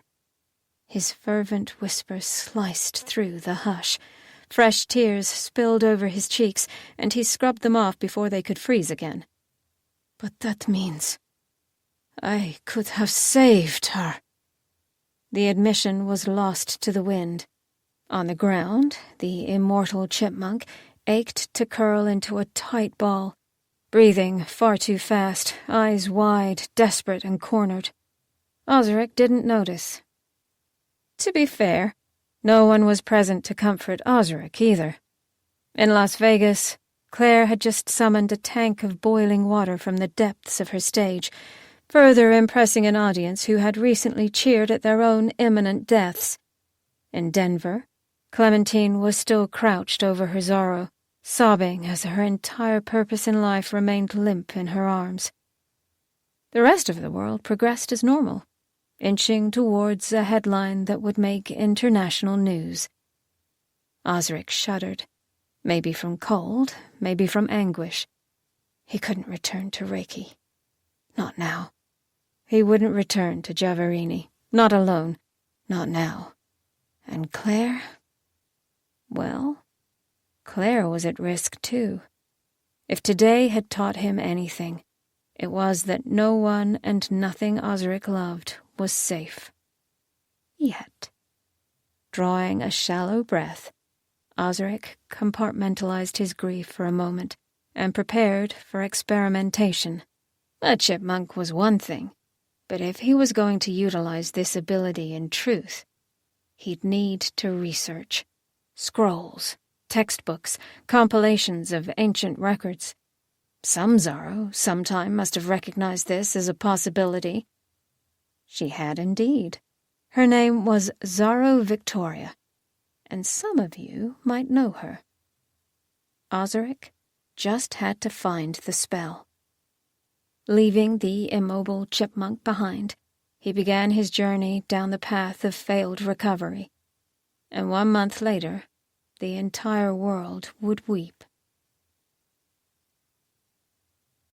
Chapter 7. 20 days before death stopped. Traveling through magic wasn't pleasant.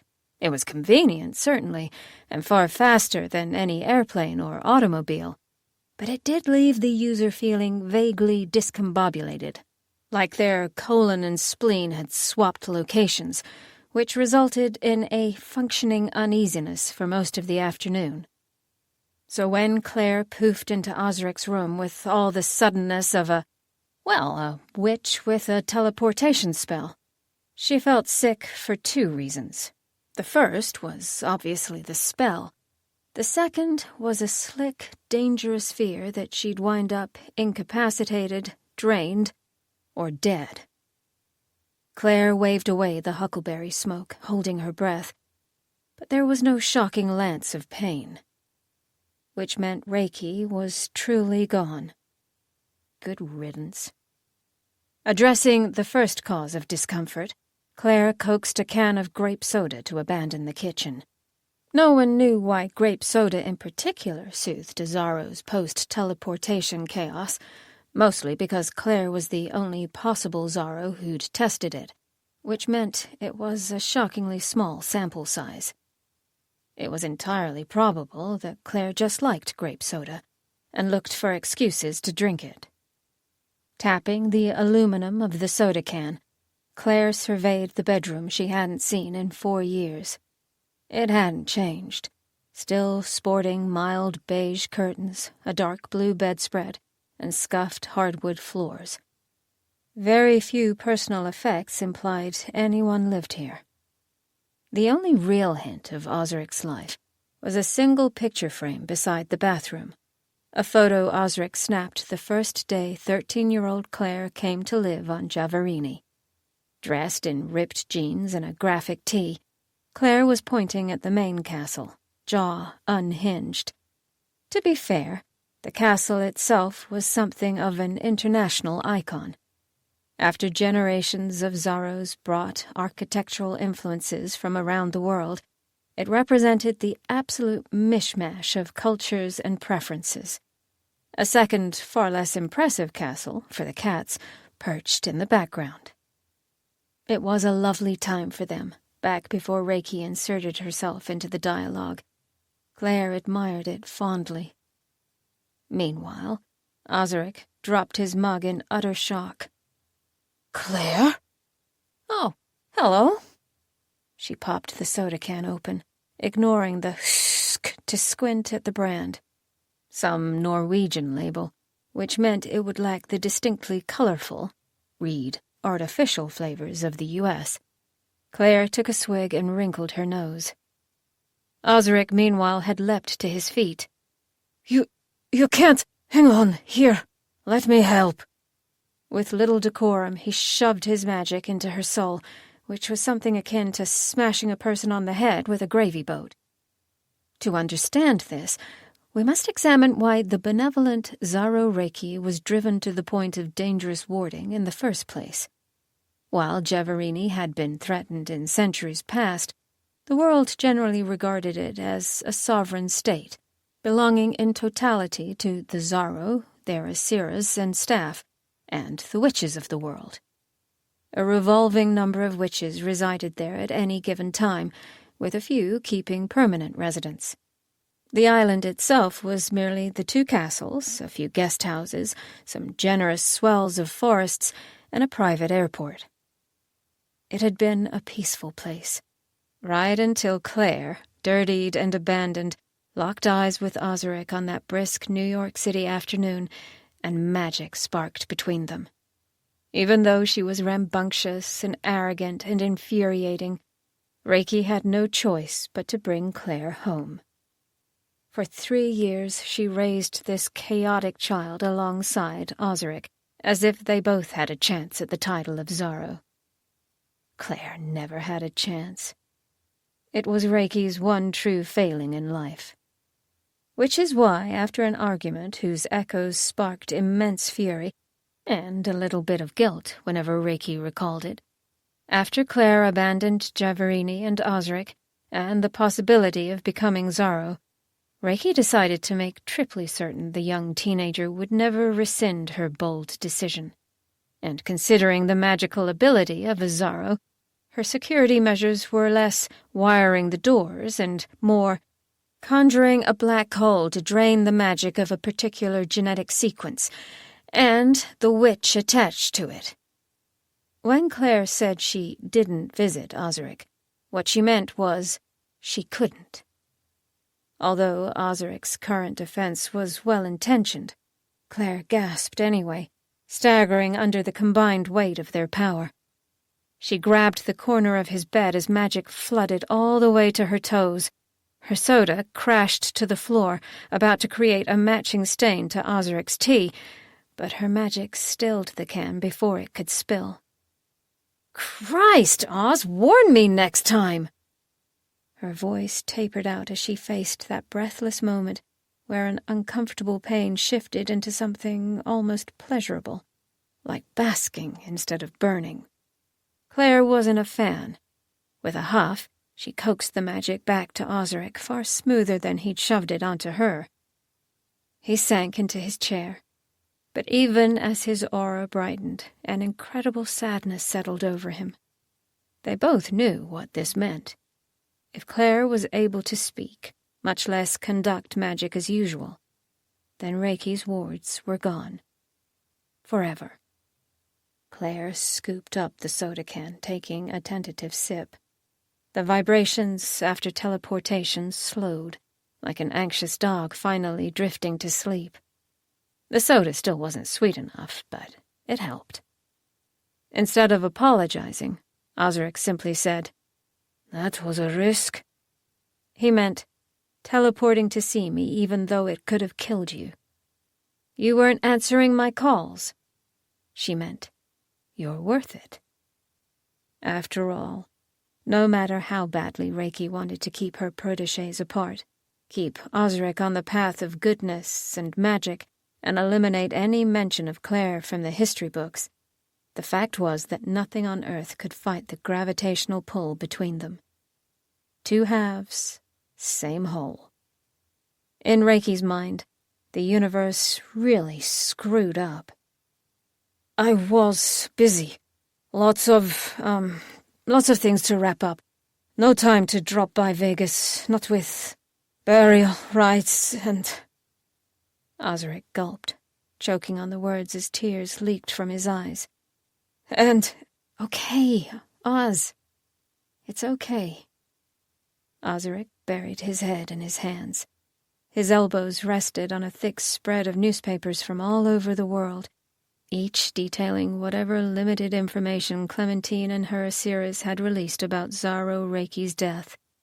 Claire, who hadn't bothered to read anything about the event because she simply didn't care, now regarded the newspapers with malice. The corners of the pages curled in fear. She faced him again. "Oz, this isn't healthy. Reiki's dead. Lamenting won't change that." Ozarik flinched. Claire was never great at commiseration. Or conversation. But she was right. Dark bags hung under his brown eyes, and his very skin seemed to sag with the effort of staying awake, staying alert. He gloomily nudged the papers aside into a neat pile, with a Moroccan headline on full display. "Zaro Reiki murdered?" "I couldn't face you," Ozarik muttered. Claire quirked an eyebrow. "Because I'm so scary?" "No. Because of Reiki." His breath hitched as he met her gaze. It was like looking into the eye of a hurricane. "Claire, it was my fault." That's when footsteps thundered down the hallway of the squat castle, and Oz's wooden bedroom door was thrown open. Because in this kind of story, timing is everything. and several of the Zaro's Asiras were infamously terrible at both appropriate introductions and reading a room. "Future Zaro Ozarik, we felt a disturbance of magic. Are you all right?" Asira's Bao and Yorhe clamored to push into Ozarik's room before the other, at least until their eyes settled on Claire Bishop standing by his bed. Bao recoiled, an action that left Yorhe crashing to his knees just past the threshold. Claire waggled a few fingers. "Hello, Yorhe, Bao. Long time no see." When Reiki brought a young teenager home from Times Square, her staff noticed. Hard not to, the way young Master Ozarik and this new girl gallivanted through the mismatched hallways.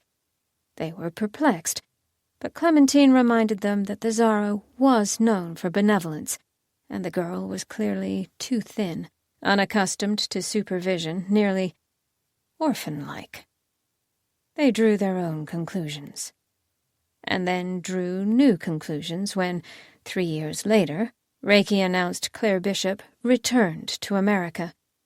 At that time, fully fed and clothed and decidedly not orphan-like anymore, Claire had outgrown their sympathy, mostly because she was something of a terror, which explained their disdain as they comprehended just who exactly was sitting on the future Zaro's bed.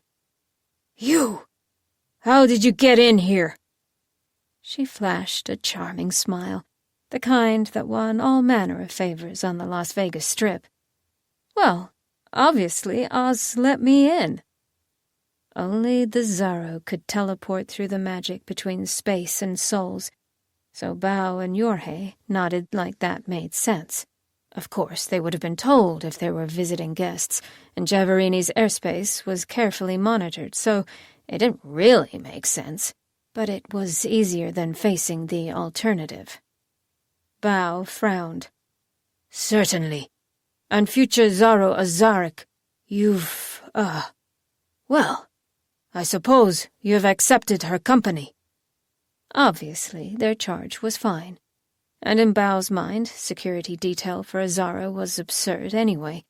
They could move mountains or incite volcanoes if they chose. Bao's personal magic was limited to sparking rather dangerously from his fingertips whenever he needed a fire in his pizza oven. But guarding the Zaro was a large, roughly ceremonial responsibility of the Asiridon, and Clementine was both fiercely protective of the boy she'd raised and excellent at delegating when she couldn't be physically present. Bao knew better than to dispute her orders. Meanwhile, Yorhe fiddled with his collar, wondering when he could return to his card game. If he hadn't submitted his application on a dare and actually been chosen for the honor of becoming an Asira, he would have moved to Las Vegas long before Claire set her stage there. Future Zaro?" Yorhe prodded out of obligation. It took Ozarik far too long to reply. Claire cleared her throat dramatically, which made him blink and tear his gaze from the newspapers. "Of course I've accepted her company. Claire is my greatest friend." Bao gaped. It was a little-known fact, to Ozarik, that Bao considered himself the future Zaro's greatest friend. Yorhe, who realized last year none of them were Ozarik's favorite, stifled a chuckle, then straightened to assume control of the conversation. "Understood, my lord. Then we'll just leave, shall we?" Sure. Thank you." But before they could step away, a third set of footsteps thundered down the hallway. Clementine shoved her subordinates aside, panting for air. "Ozarik, we've just received an urgent message from the Japanese emperor. The witches in Kyoto are rioting." Ozarik stared at her. Silent. A long silence. It got very, very awkward. "Oh, for God's sake!" Claire said. "The universe's sake," Yorhe replied, then stiffened at the unimpressed look on Claire's face. What he thought was, Americans, but what he said was, Apologies, Bishop. I go by Claire Bishop now, Claire remarked, leaning casually against the bed frame now. You might have heard of me. The New York Times called me the best act on the strip. Clementine, who was steadfastly pretending Claire didn't exist, and had been on and off since a particular prank 6 years ago that involved 2 chickens, a tub of Jell-O, and a paintbrush, repeated, "Japan, Ozarik! How would you like to handle it?"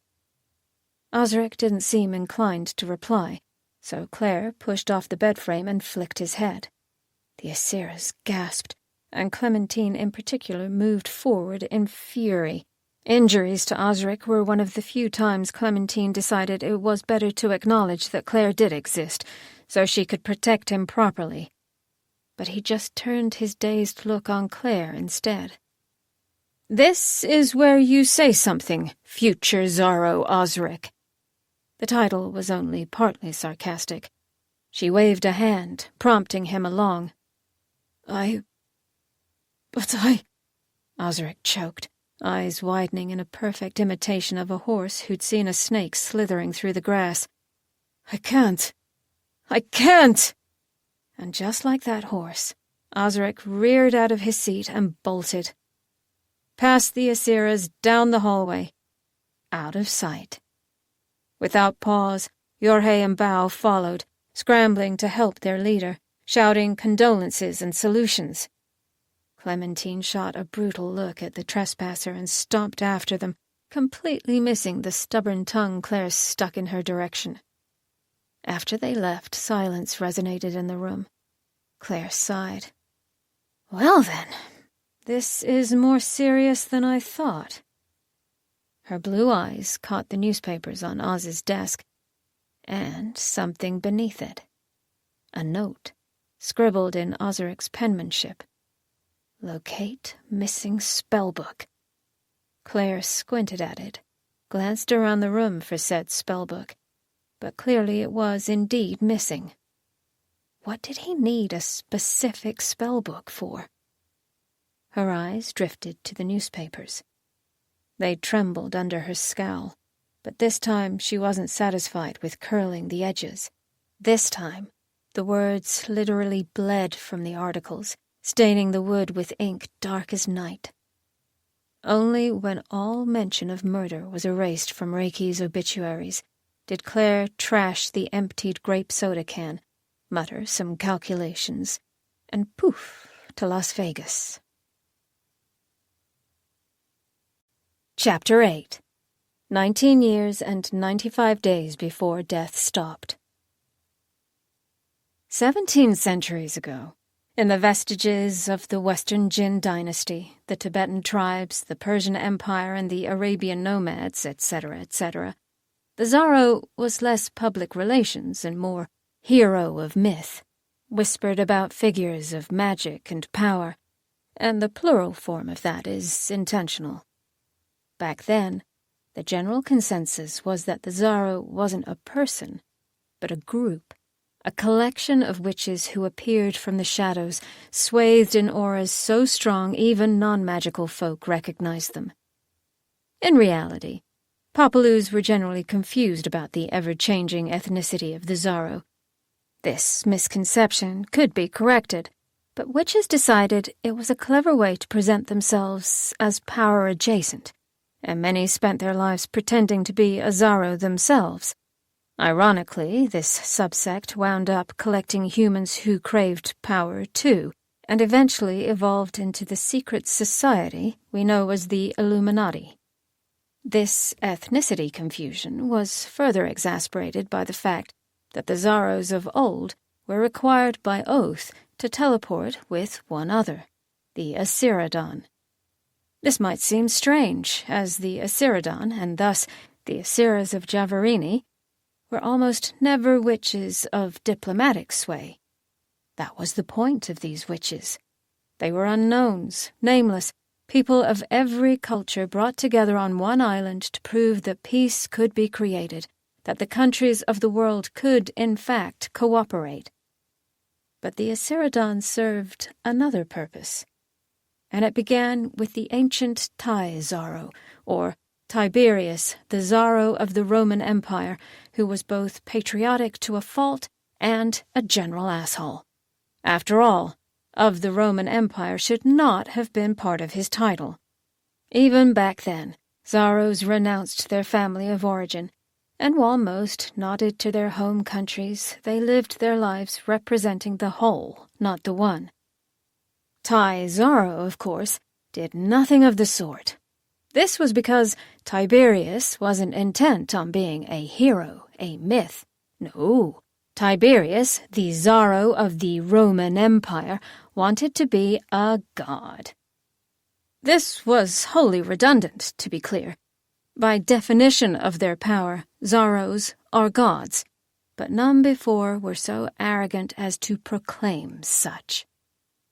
So began a long, drawn-out process of mistaken identity, where the humans of the Roman Empire began to fear the Zaro as a physical coming of Jupiter. The witches were inclined to agree, and the Asiras watched in horror as conflict arose and tribes crumbled under the warlord's magic. It ended with one Asira named Ku Yuan. Yuan was from a small village in China, and joined Tiberius the Zaro to escape the chaos and infighting of the Western Jin dynasty. Although Yuan's family were shopkeepers, he spent much of his early childhood pining over an imperial metallurgist's daughter, and eventually graduated into apprenticing at the forge. As a result, Yuan moved to Javarini with an uncanny knowledge and skill set for smithing. The story that followed was a classic of danger, intrigue, and overthrowing power, one so fantastic that it morphed into legend. Considering we're pressed for time, the abbreviated version is that Yuan forged a Chinese dao, a steel sword with a slightly curved, single-edged blade, stamped a circle into the hilt to signify the world's will, and tracked down a Persian witch with a rare ability, a universe-given ability, to transfer the magic of others. This ability was infused into the Tao, a final fuck you to Zaro. And when Tiberius the Zaro of the Roman Empire returned to Javarini one spring afternoon, Asira Yuan followed him to the cliffside overlooking the sea, and plunged his sword into Tiberius's heart. The Tao fulfilled its role as this transfer agent, sucking every ounce of magic Tiberius desperately called to heal himself. This magic expelled into the universe with the force of a lightning strike, and in the sands of the Sahara, a pastoral nomad went into labor. At Yuan's feet, Tiberius crumbled, blood staining the grass. The god was dead, and the cycle began anew. The Tao of magical allocation, set inside a plain leather sheath and cleaned of Tiberius's blood by now, lay discarded on the grass at Clementine's feet. If the current Asiridon had her way, it would be stashed in a locked chest, deep in the musty cellar of the castle, or possibly thrown into the sea in its entirety. The weight of it pushed against her ankle, familiar and unwanted, and she kicked it further away as she sipped the tea in her ceramic cup. Zaro Reiki, seated beside her as they admired the sunny skies, the blue ocean, mimed the motion, drawing another sip of the matcha she'd so carefully prepared. Then again, she always appeared content. It was Clementine's job to see past that, to push the real problems to light. And this was a real problem. "I always assumed finding the child would be a happy time," Clementine finally said, breaking a half-hour of silence.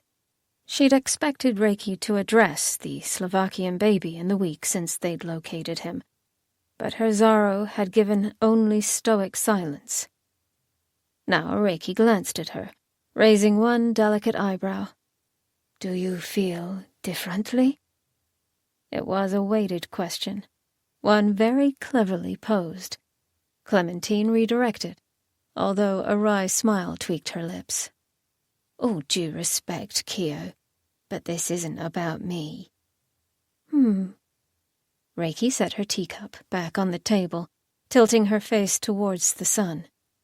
Clementine could practically see her recalling the dreary day, the stamped concrete path to the child's house, the magic pulsing inside. It had felt weak compared to Reiki's aura. But then again, Clementine expected nothing less. Ozarik was, after all, a baby.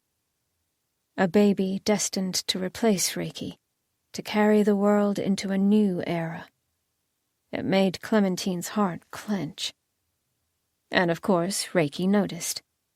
I would argue, my dear, that this is about both of us. All of us. She inclined her head towards the nearby dais, a stone circle surrounded by 9 perches. During the assumation ceremony, they would choose 9 cats to lend magic, fill the grassy knoll with chairs for visiting dignitaries, and Clementine herself would coach Ozarik through the ancient script of assuming Zaro's power. Or rather, whoever replaced Clementine as the Asiridon would perform that task, because Clementine herself refused to exist in a world without Reiki. As if reading her thoughts, Reiki set a hand over hers. The woman's fingers were warm, her smile soft and knowing. Clementine, this is the natural order of things. My title is forever, but all life ends. Clementine swallowed past the sudden lump in her throat. She tried to be present in this moment, tried to appreciate the sun's warmth contrasting the cool ocean breeze, tried to symphonize the melody of the birds with the undertone of ever-present waves. She was here, now, with Reiki. The future didn't matter. But Clementine had never been great with meditation, and the raw knowledge that it did. It absolutely does. Shit, nothing else matters more than this baby and what he signifies, gnawed at her chest. I know, she replied, and the words were choked. Reiki squeezed her hand.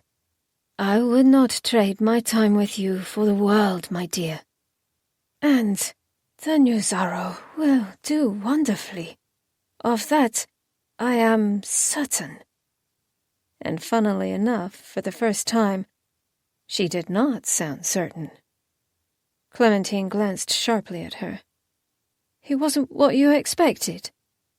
Reiki withdrew her hand, and Clementine missed the touch instantly. The Zaro took another cautious sip of her tea, staring at the ocean. Your magical ability is something to behold, my dear.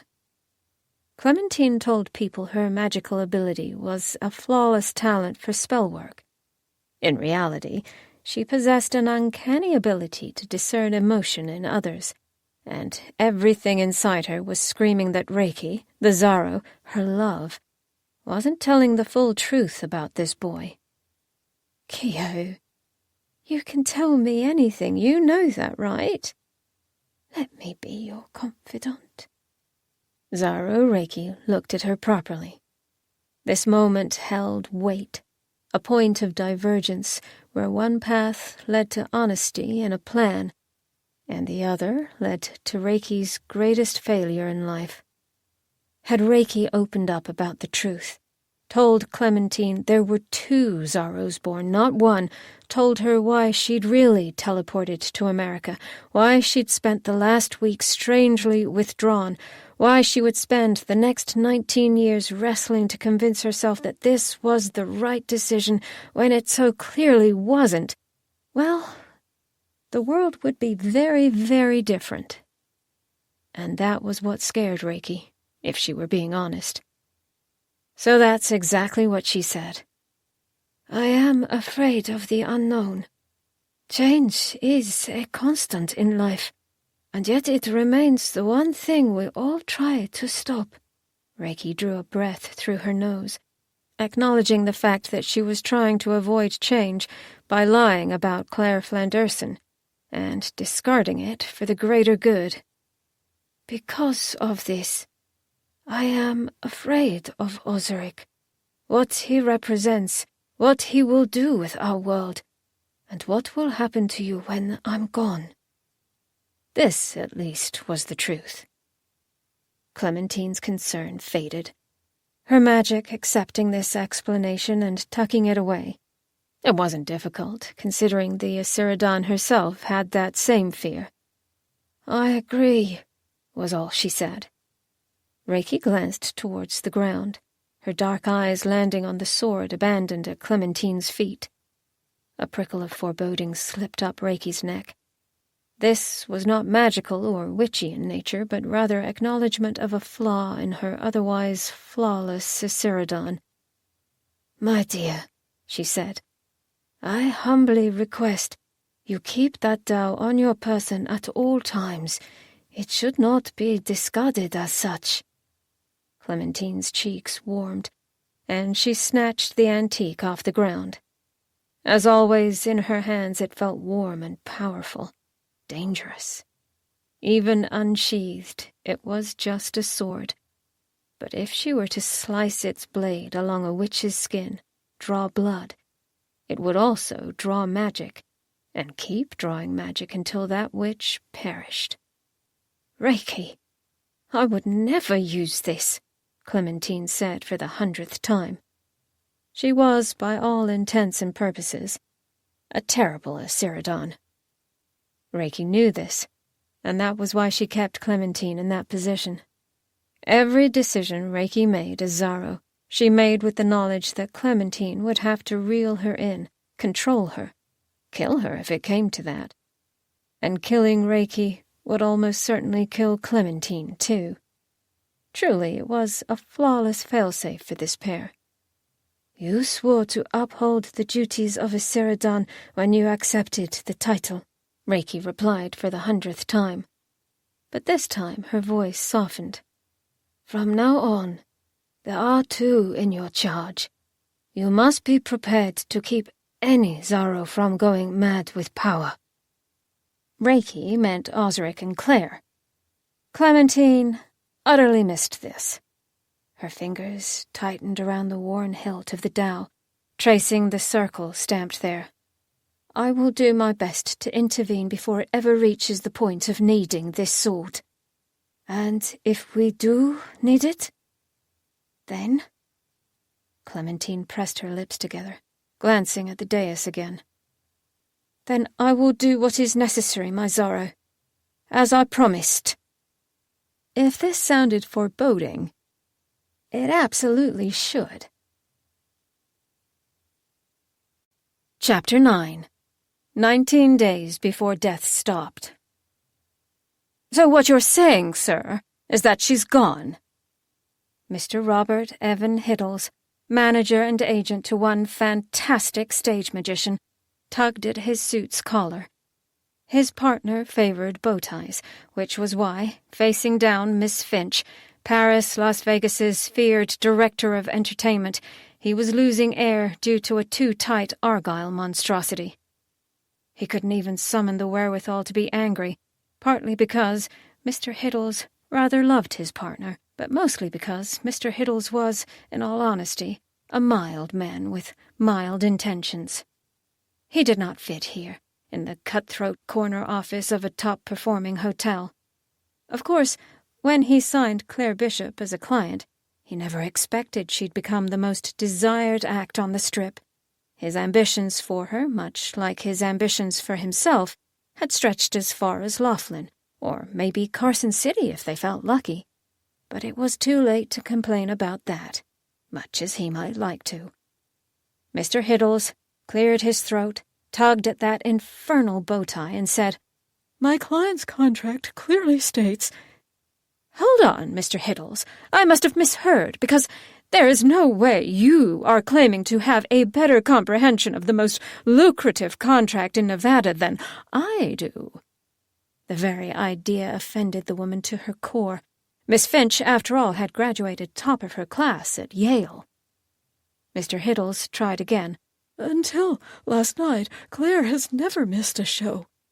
This would be the moment where a self-discerning citizen might ask, "Wow, is she all right? Should we call the police?" But Miss Finch wasn't a self-discerning citizen. Miss Finch was upper management at one of the biggest hotels in the world, and if someone presented Miss Finch with Claire Bishop's charred corpse, her first thought would be, "Great, now I have to find a replacement act." Which was why she held up a hand, silencing Claire's manager with a scowl. "Do you have any idea what occurred at our theater last night? We nearly had a riot, Mr. Hiddles.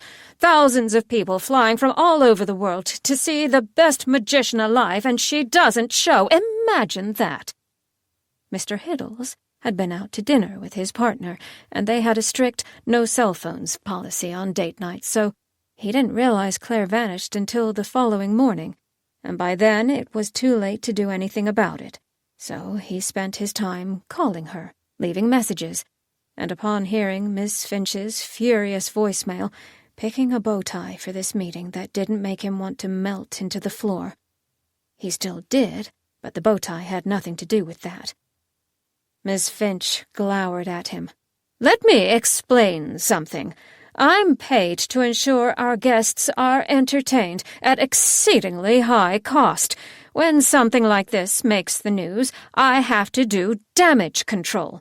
Refunding tickets, rebooking rooms, shuffling VIPs, statements to the press. Mr. Hiddles, it's what you'd call a shit show." I can imagine. "You really can't. Every day that Claire Bishop isn't on stage, we're losing upwards of $500,000. Sweat dripped down his neck. That's a lot. "It is." Miss Finch steepled her fingers, leaning over her expansive desk. Although the rest of her hotel emphasized European luxury, her office was strictly corporate America, decorated with steel accents and faux black marble that made her seem cold and powerful. In truth, Miss Finch hated it, preferred more rustic chic herself, but she couldn't argue the results. In the low-sitting metal chair opposite her, poor Mr. Hiddles hunched against her gaze. Her voice remained level, icy. "Allow me to be brutally honest, sir. If you don't produce a top magician before we hit $2 million in losses, Claire's disappearance will be the least of your worries." Mr. Hiddles felt faint, and was thinking his partner's bow tie wasn't as lucky as promised, when the office door flung open in a grandiose display, and Claire Bishop strolled inside. "Did someone call for a magician?" she asked, although there was no earthly way she could have heard Miss Finch through the thick walls. There was, however, a magical way, wherein Claire was less than 453 feet from Miss Finch, and therefore fully able to eavesdrop as she strolled through the hallway. "Miss Bishop!" Miss Finch blinked. She forced a bright tone, a happy smile. "Ah, welcome back." Claire crossed her arms, her sharp gaze pinning the director of entertainment in her chair. She then proceeded to do the worst possible thing to Miss Finch. She ignored her. "Mr. Hiddles, I'm terribly sorry for last night. A dear friend needed me, and I had to be certain the visit wouldn't kill me before I popped in to say hello." Her manager nodded, quite understanding, even though he understood exactly none of it. Across her desk, which suddenly seemed laughably large, Miss Finch stiffened. People didn't ignore her, especially some street performer who happened to get lucky. She tried to reinsert herself into the dialogue.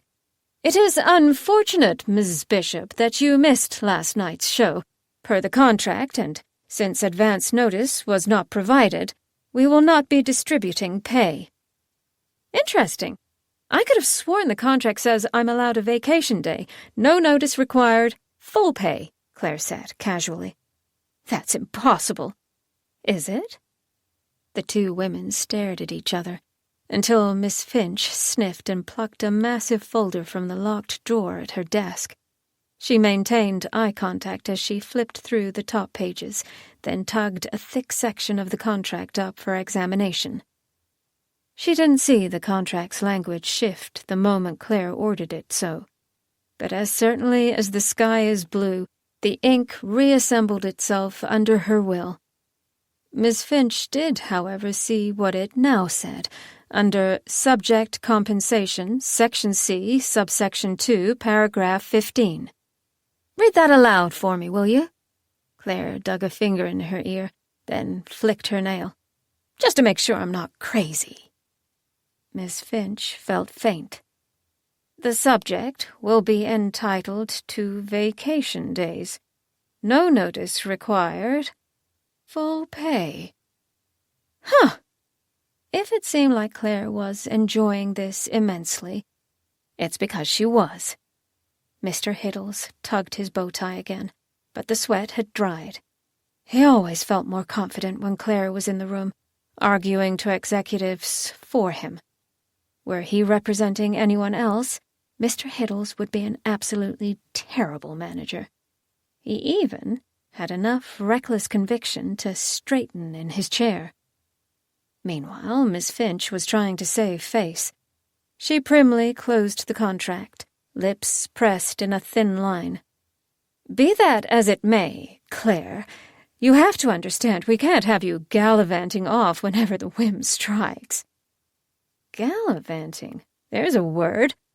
Claire leaned against the armrest of Mr. Hiddles's chair, flashed another smile. "Look, if whim has you in a tizzy, call it a family emergency. Family is more important than your work. There was a reason Miss Finch wasn't Mrs. Finch, after all.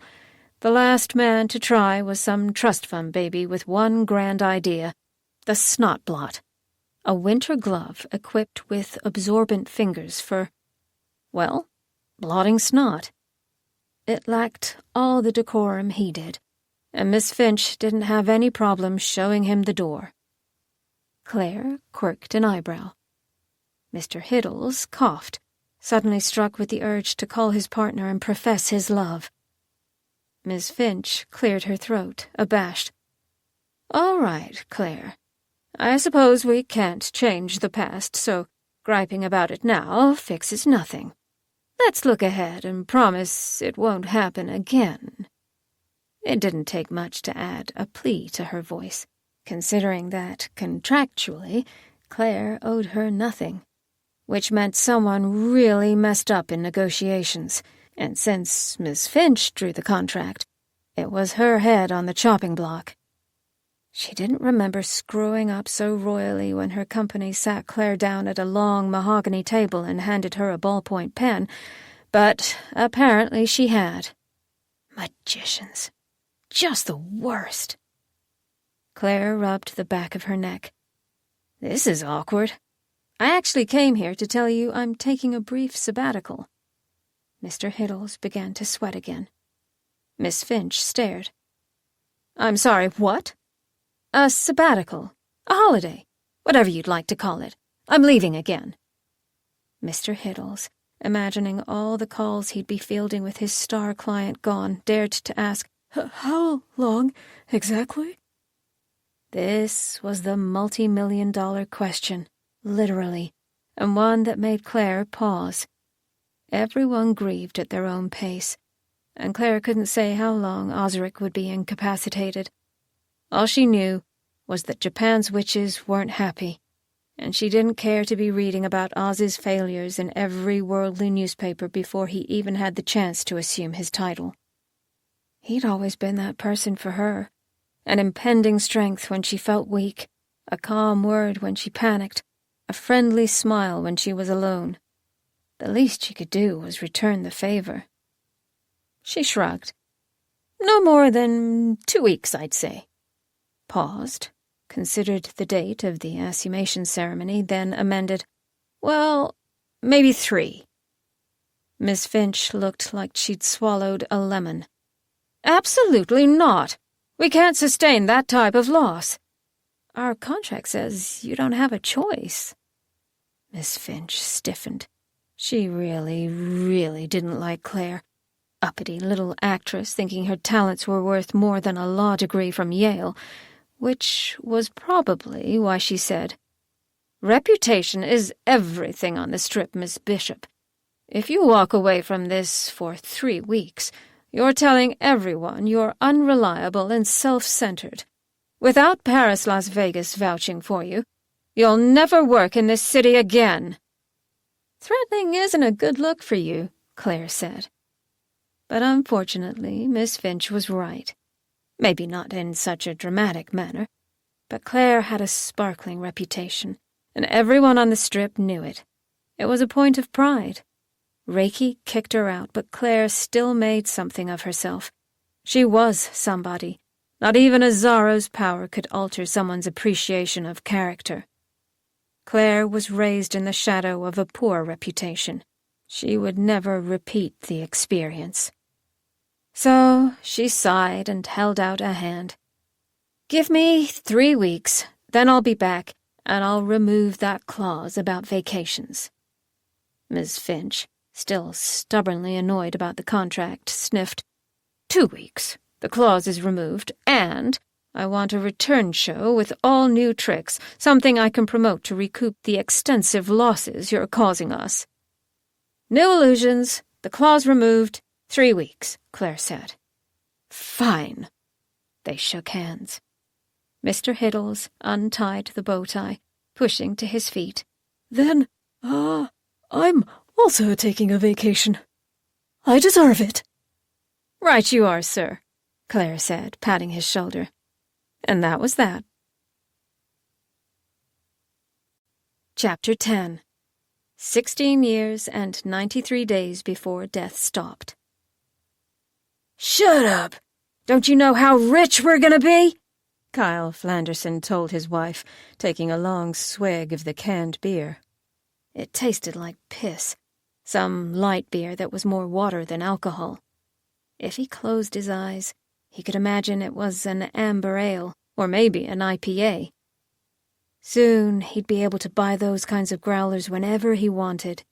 His eyes gleamed as he regarded the toddler in Noelle's arms.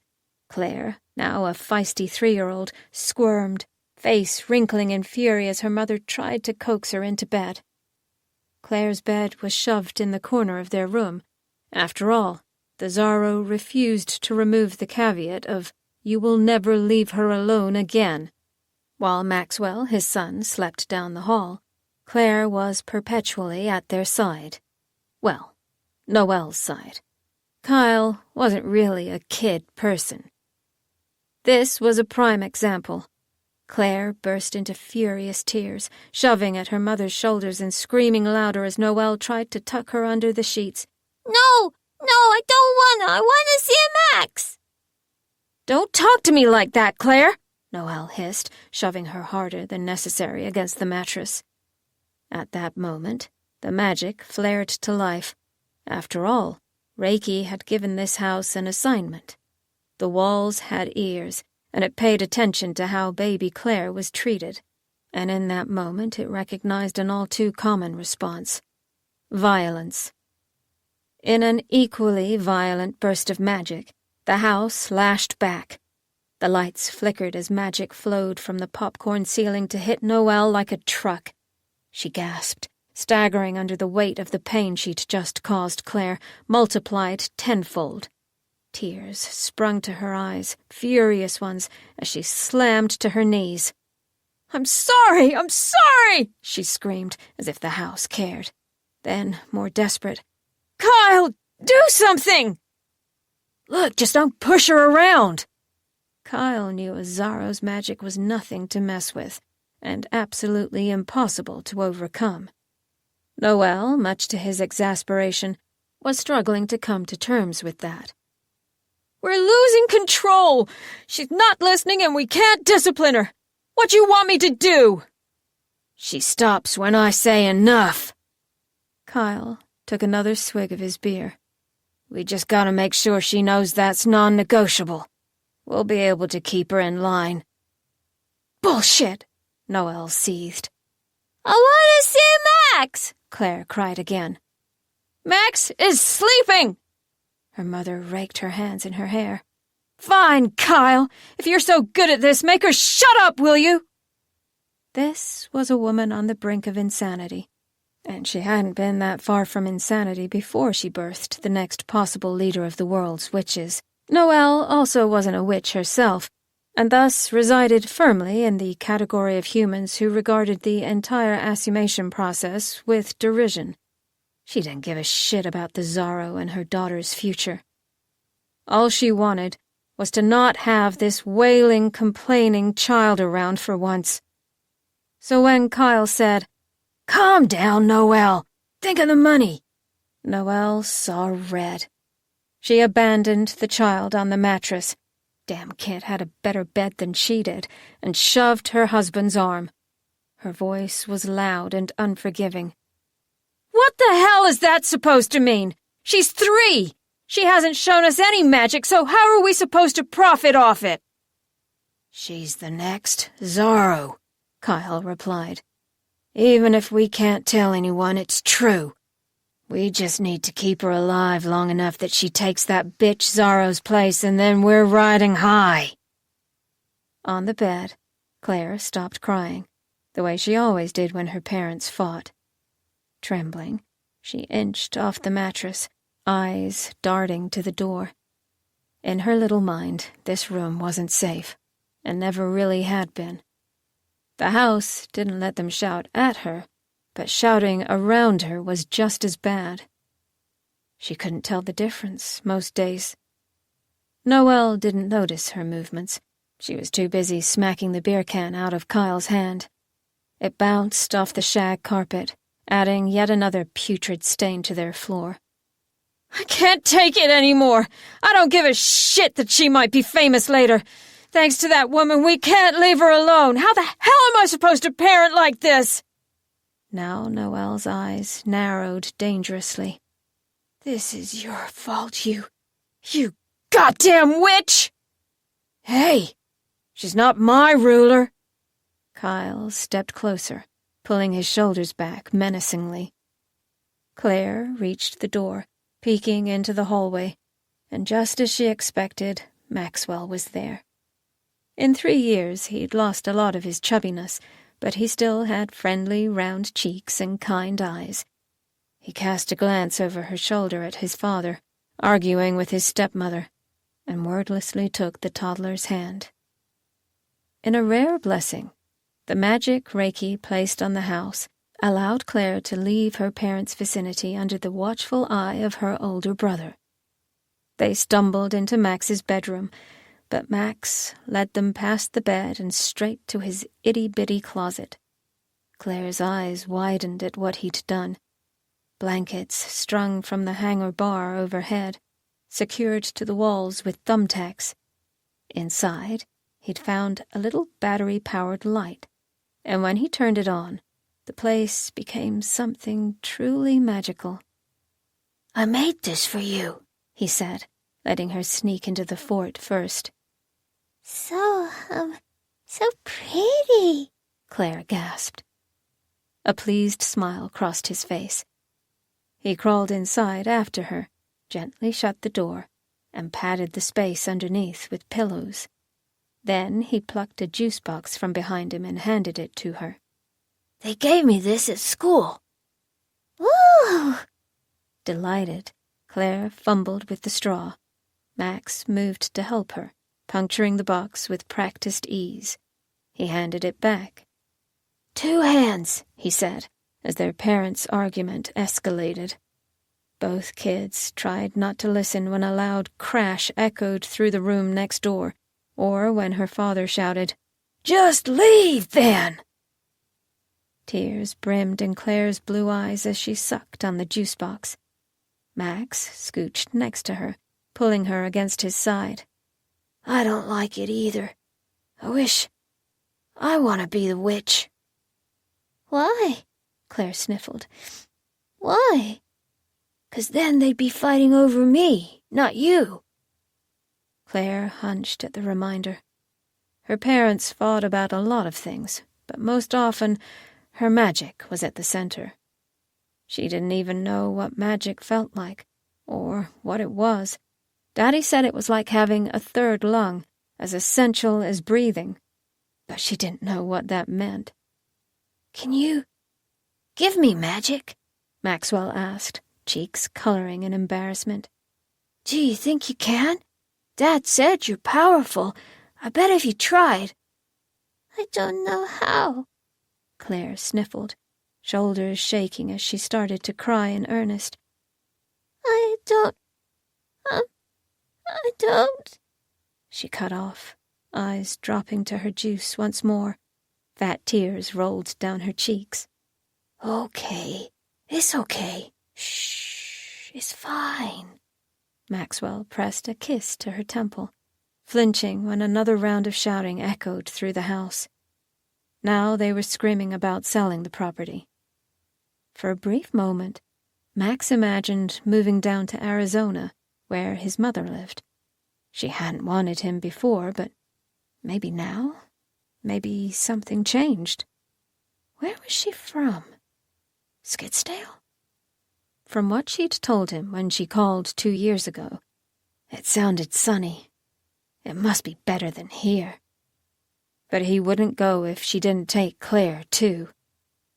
I wanna, Claire mumbled against his chest. but I don't know. I don't know how. Max wasn't a witch, so he didn't know either. But he patted her head and tried anyway.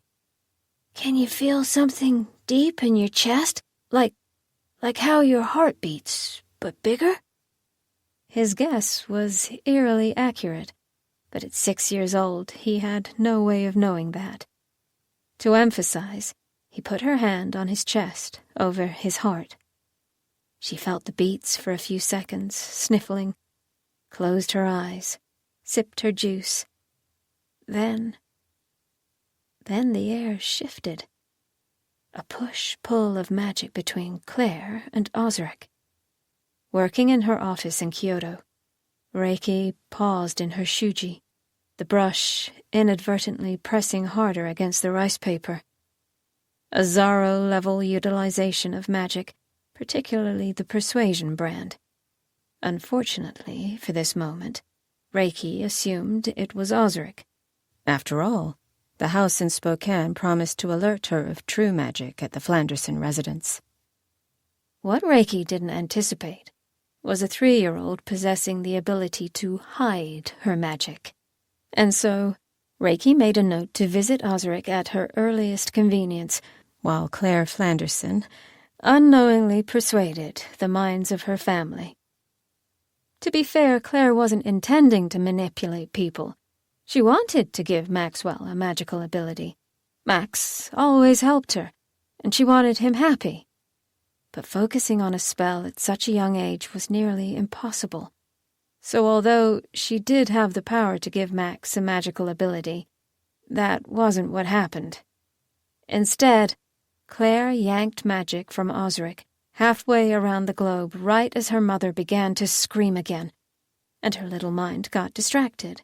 And as she twisted the power under her will, her only thought was, Make Mommy go away! In the next room, instantly, Noelle said, I'm leaving! It was so abrupt that Kyle thought he misheard.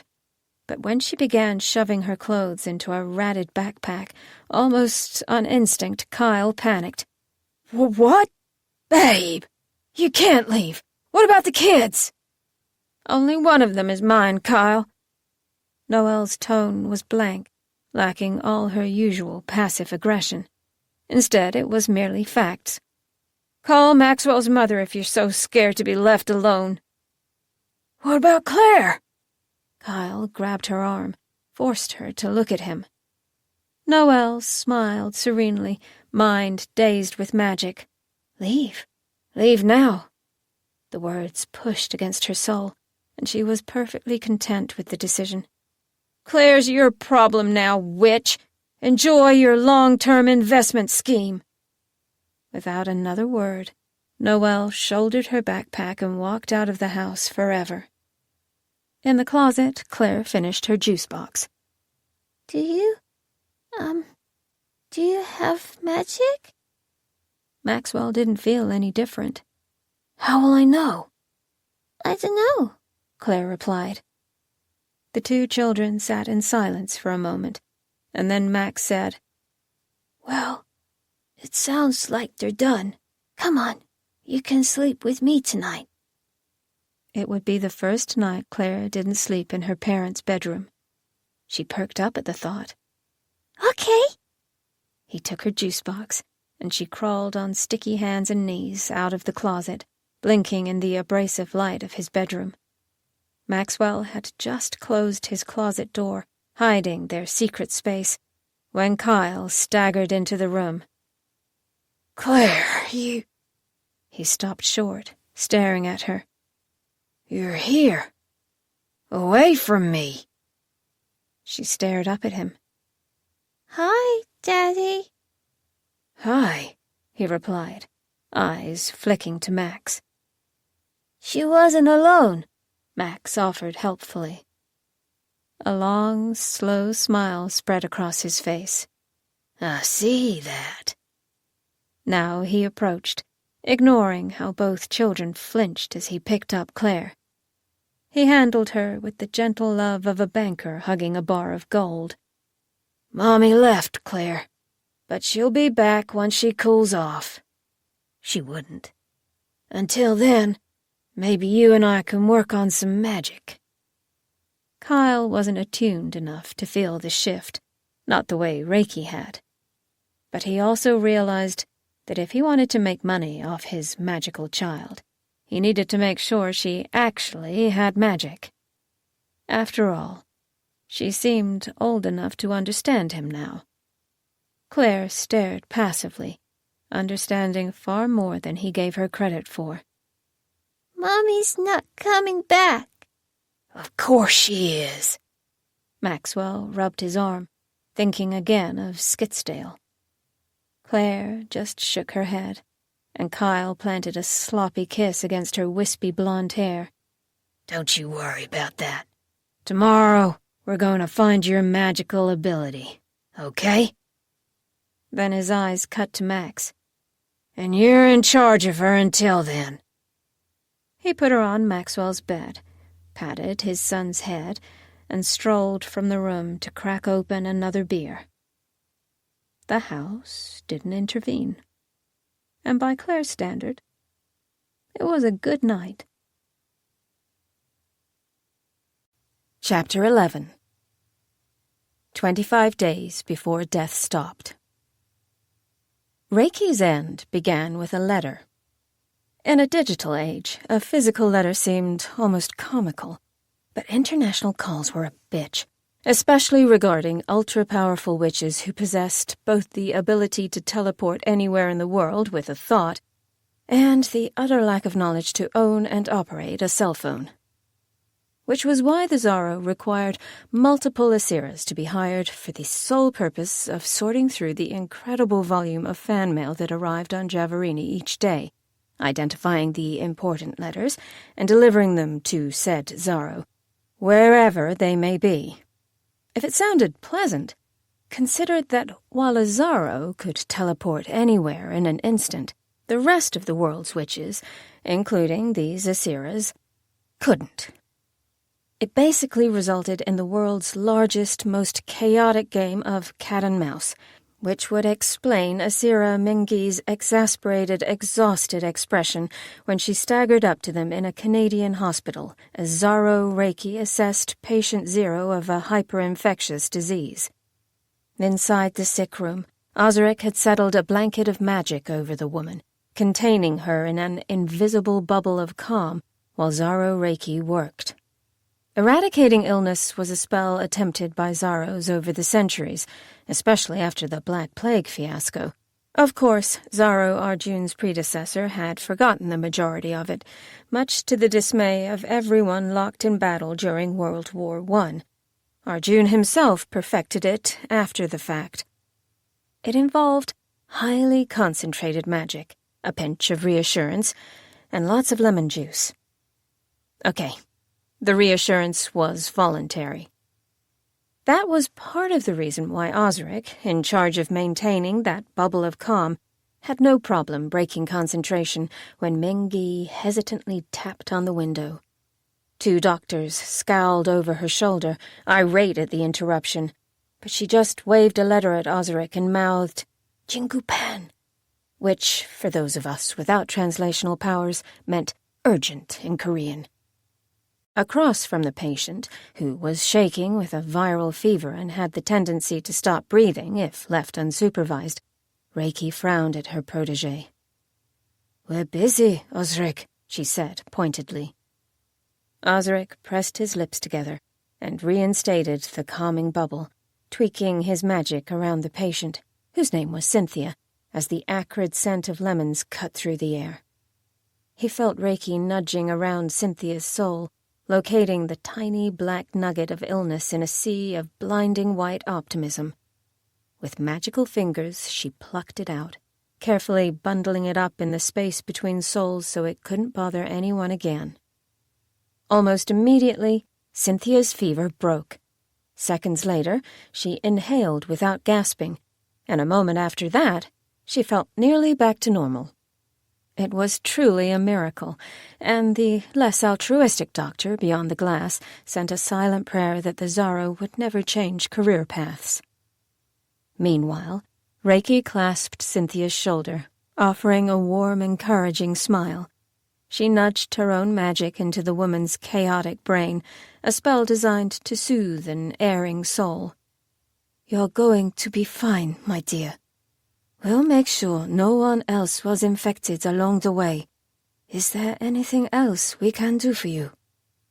Cynthia normally would have been aghast with anxiety over the future suddenly staring her down, but Reiki's magic was strong and effective, and that particular spell was one of the reasons people regarded Zaro's with high esteem.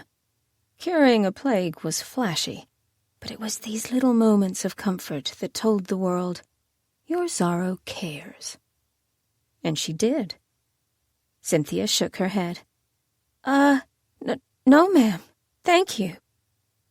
Zaro Reiki cast a glance at her protégé, her successor, the young man who was supposed to be learning from these experiences, channeling this empathetic, encouraging energy.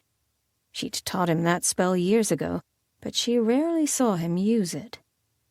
Now Reiki raised one delicate eyebrow, but Ozarik didn't even notice.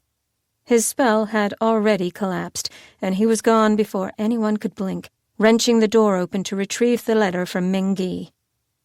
This was an incredibly rude thing to do, but no one would say so with the Zaro standing right there. Reiki had every intention of addressing this, but not publicly. The world adored their future Zaro, and she would not deprive them of that, even if he seemed to be slipping as the months wore on. A dark part of her heart whispered, "It's probably Claire's doing." But that was awfully impressive, considering Reiki knew for a fact they'd ceased their relationship, and at this moment, Claire was preparing for yet another of her, not real magic shows. Asira Min-Gi lifted her chin and said in Korean, "It's from Flanderson. I brought it straight here as ordered." Ozarik grinned wide, tearing into the envelope. The paper was thin, striped in blue lines and clearly ripped out of a cheap notebook. In scrawled handwriting it read, "I'd be honored to meet the future Zaro," and an address for a cheap hotel in Denver. The world shifted into certainty. Foreboding tickled Reiki's neck as she eased the door shut, staring at Ozarik with growing dismay. But they had a job to do here, so instead of speaking to him, she smiled at her Asira and turned to the doctors. "It is done. The sickness has been eradicated, but I will follow up and ensure no one else suffers the same fate." "I thought you only helped witches," one of the doctors blurted. He was, unironically, not a witch. Reiki smiled, folding her arms in the sleeves of her kimono. It had been an honored gift from a reputable craftsman in Kyoto, and she was thoroughly pleased to display it. "The world's witches are my priority, but I will not turn a blind eye towards those in need. And a sickness like this." She paused, glancing over her shoulder at Cynthia, who still looked befuddled. "Well, this was worth our time. Now she glanced again at Ozarik. He faltered, eyes darting from the letter. Ah, yes, we're happy to help.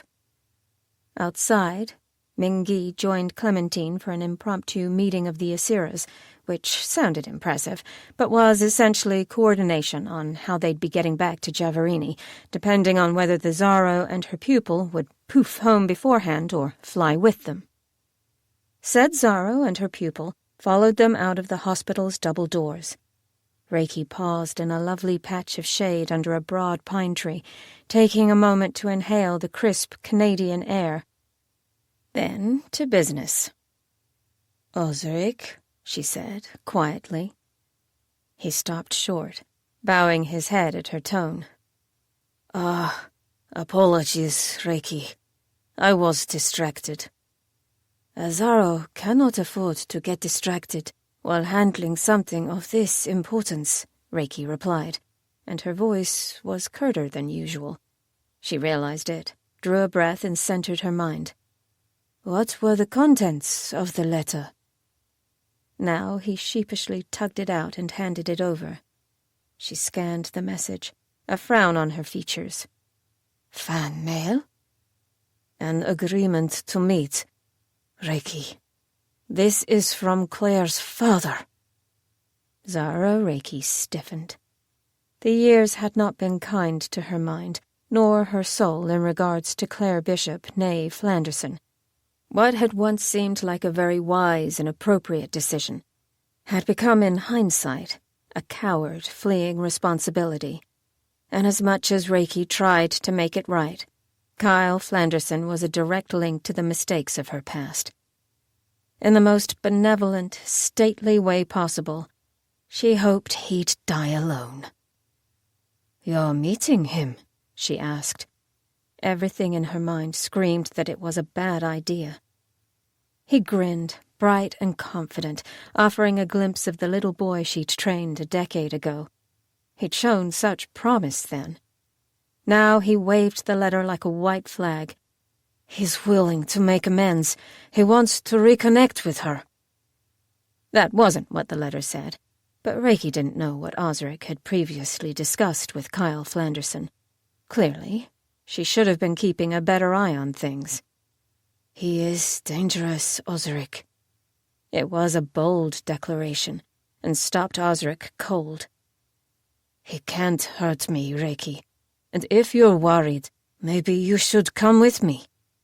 His expression slipped into true determination. Actually, you should. Claire always said you hated him, but I know it'd mean a lot if you two reconciled. This was incredibly, fantastically false. Reiki, however, had no way of knowing that. She pressed her lips together, watching the zealous approach her protégé was taking with a known criminal. Kyle Flanderson is not the type of person to reconcile with, Ozarik. I suggest you forego this discussion and leave it alone. He's a witch, and he's requesting an audience, Ozarik snapped, angry now. So fast to change his temper. Many witches request audiences. We do not have time to oblige them all. Or are you willing to tell the people of Argentina why we missed their celebration? Now she uncrossed her arms, brow furrowing as he seemed to consider which was more important. She recognized the moment he arrived at the wrong conclusion. Claire's father takes priority. It's the least we can do for her, Ozarik said. If you really don't want to come, then you can handle Argentina. Between a thriving country requesting her presence for a holiday and Ozarik meeting a criminal, Reiki knew where she'd be.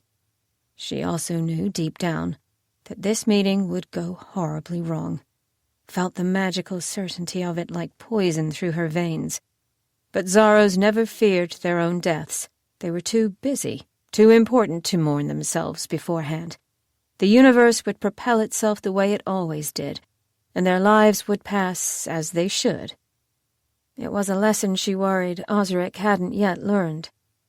Meanwhile, Ozarik shoved the paper in his pocket and stomped off to Mingy and Clementine, interrupting their session. They listened with rapt attention as he said something curt, and then he vanished in a cloud of huckleberry smoke. Clementine stepped to Reiki shortly afterward, frowning. "He's getting touchy lately, isn't he?" Now her expression darkened. "Probably Claire's fault." Reiki suddenly felt sick, off balance. She rubbed her forehead. "I must take a brief sabbatical. I will return to Giavarini tomorrow." And before Clementine could interrupt, could insist on coming with her, Reiki poofed to Japan and began the long trek to a very holy shrine.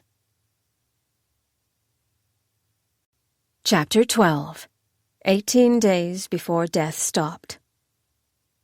Claire escorted Mr. Hiddles out of Miss Finch's corner office and bid him adieu, then stopped briefly by her condo in Mandalay Bay. Technically, Mandalay Bay didn't have condos. Technically, it was a hotel. At least, that's what the manager thought, until Claire Bishop strolled through the doors with an absurd amount of cash and told him which unit she desired, at which point 4 celebrity suites merged into one condo that the building hoped would suit her fancy. To this day, the manager isn't certain how this happened. This was more of a formality than anything, as she could poof home at literally any point, but the condo was already feeling slighted at the idea she'd be traveling for weeks. Her condo embodied a lavish life in Las Vegas. Sweeping penthouse views through gold-tinted glass, a wraparound balcony overlooking the absolutely blinding Luxor Pyramid, heavy granite countertops that cost more than a yacht, leather and brick accents hidden by a few towering plants that had no business thriving indoors. It was everything a Zaro shouldn't be, which was absolutely the point. She packed a few things in her bedroom, spreading outfits across her Nevada King, which was a mattress similar to a California King, but twice as wide and 3 times as expensive. Perhaps, with a hint of malice towards Reiki and her ideals, Claire chose whatever would raise eyebrows. High midriffs, plunging necklines, ostentatious jewelry. She'd look like a drunk bride at a bachelorette party, but hey, when from Vegas. Shouldering her bag, Claire heaved a long-suffering sigh and told the ceiling, "Don't wait up. Something tells me I might be a while."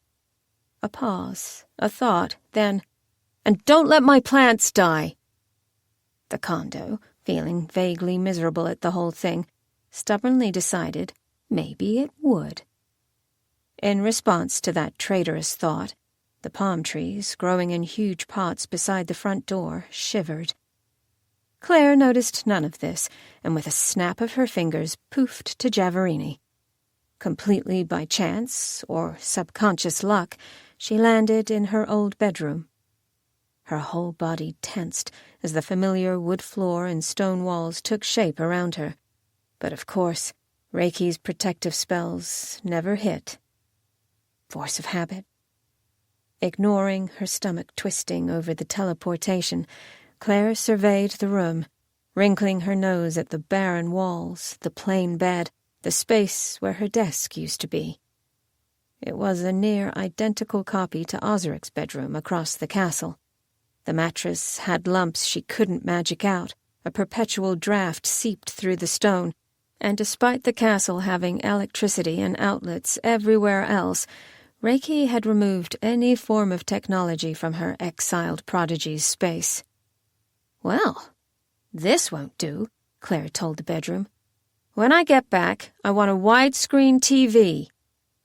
She didn't watch or particularly care about television shows, but the act of defiance almost settled her nerves. Almost, because the truth was, the magnificent Claire Bishop was a stage name, and one she only took after Reiki's exile. She didn't belong in the Zaro's headquarters any more than an atheist belonged in a convent. Even standing in this room, vivid memories crashed into her.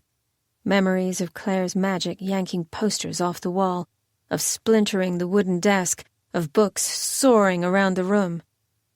And Reiki, looming in the center of it all, that perpetual look of disappointment settling over her features. The physical remnants of their fight had long been cleaned, by a Ceridon Clementine, in fact, but Claire's anger still echoed through the air. Suddenly suffocating, Claire spun abruptly from the room, stomping into the hallway. After all, she was here for Ozarik, and damn it if she'd spent her paltry 3 weeks wallowing in this forbidden space. Of course, she managed 2 steps down the hallway before Ozarik poofed onto her. Literally. She crashed to the ground under his weight, and her elbow slammed into the unforgiving floor. Claire hissed, but Ozarik was so engulfed in his panicked daze that he didn't notice. Instead, he gasped, "Claire, thank the universe, you have to help me!" In a puff of huckleberry smoke, he magicked them to the study. Reiki's study. If Claire thought her bedroom was bad, this place sent a literal shiver up her spine. The room was in total disarray. Papers, more articles about Reiki's murder, Claire noticed with distaste, were strewn about the worn wooden floor. Differing timekeeping devices, everything from candles with hour markers to a genuine Roman sundial, had been spread across the far wall, hidden in shadows. The windows were foggy, odd considering it was a rather lovely day outside, and the ominous nature of it seemed to lend an air of desperation to Ozarik's already frantic mood. "Changing things up from your castle in Slovakia?" Claire drawled, feeling through space to locate a single can of grape soda deep within the kitchen. With a snap of her fingers, she yanked it into her hand instead. "I thought you needed a retreat that wasn't on the island." 6 years ago, Ozarik noticed that while Reiki did indeed work out of Javarini, she seemed to spend much of her time poring over documents in the privacy of her embassy in Kyoto. Ever determined to be a good Zaro like her, Oz declared he needed a retreat of his own, and upon locating the crumbling castle in the towering mountains of his home country, created a drafty office that Claire absolutely hated. Having an office elsewhere in the world seemed silly in Claire's mind. A temporary fix. Zaros were worldly beings, but they always returned to Javarini. It was inevitable, like the perturbed barking of a dog drowning out an ambulance's wail, or the fizziness of the beverage in her hand. Of course, that could simply be because Claire herself had never felt connected to Spokane, not like Ozarik with the Tatras Mountains, or Reiki with Kyoto. If she'd been allowed to stay on Javarini, Claire probably never would have left. Regardless, Claire now sipped the grape soda and resolved to steal an American brand next time. Her favorite had 6 times the sugar and was 17 times as delicious. Ozarik waved off her comment. "I needed some research from... Well, never mind. Please, Claire, tell me you're here for good." His tone was pleading. A bit of his magic seeped into her, a barely imperceptible bribe. Claire quirked an eyebrow, raising a solid barrier to keep his magic where it belonged. She rubbed her smarting elbow somewhat petulantly. "I'm here for now. Why are you panicking?" "Because I don't know what I'm doing." At his wordless intention, a few candles in the dark corner flared to life, illuminating a dusty computer Claire hadn't seen before. To be fair, the entire corner was new to her, as was the room. Reiki's study in Javarini had been so sacred, so private, that the Japanese woman never bothered to have a door installed. The only access was a window 5 stories off the ground, or teleportation. And since only 2 other witches in the world had that ability, Reiki put the fear of, well, herself into them. Claire had convinced Oz to sneak inside exactly once, and the immediate result was Reiki poofing them into the middle of a herd of sheep. in Scotland. And then she siphoned the magic required to get home, so they had to use human methods to stagger back to Javarini, which, as one might expect for a sacred island with one private airport, was very hard. Regardless, Claire wasn't pleased to be yanked here now, but Ozarik seemed perfectly at home, which of course he was. He'd been raised in the castle. No one within had ever viewed him as an intruder, an impostor. Ozarik was the world's beloved prince, and anything that belonged to Reiki belonged to him by extension. Watching him bustle about, a long buried spark of anger flared in her chest. She shouldn't even be here. All of this was Ozarik's duty. Her job was delighting audiences once a day, twice on Saturdays. Claire drew a deep breath, calming her emotions. Not the time. "Look," Ozarik said, as the computer booted up with an ancient screeching sound that made Claire wince. For the youngsters out there, that sound was dial-up. He jammed his thumb at the images that flickered to pixelated life. Fires in Belfast, angry crowds in Buenos Aires, the grim-faced Pope addressing people in the Vatican. "The world is in chaos." "Sure, because it was so orderly before." He shot her an exasperated look.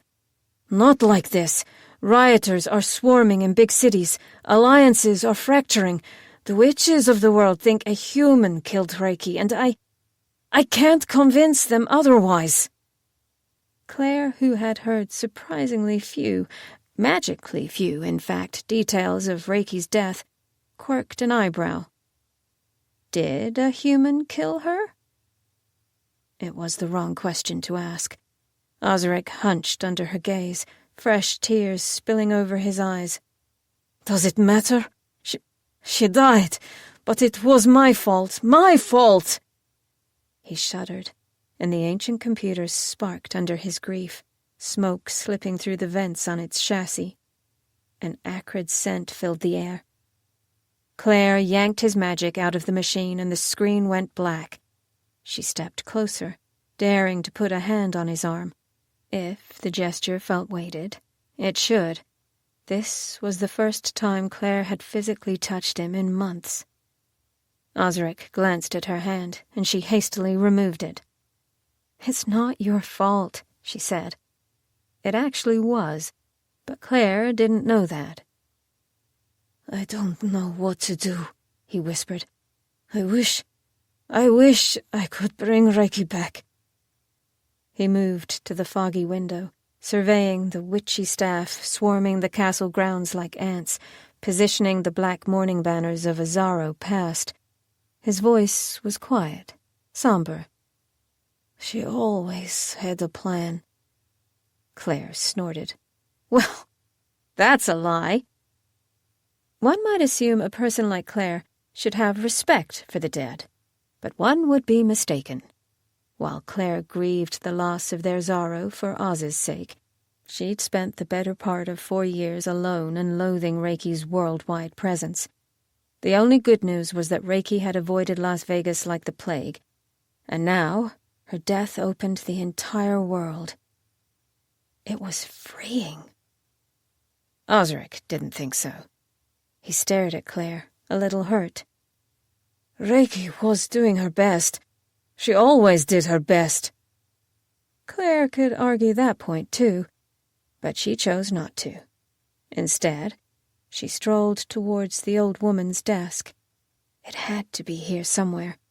The object of their desire at 13 years old. The reason Claire convinced Ozarik to sneak into the study as teenagers right before their odyssey in Scotland. Where was it? "What are you doing?" Ozarik asked. Claire shrugged, tugging open the creaky wooden drawers of Reiki's desk.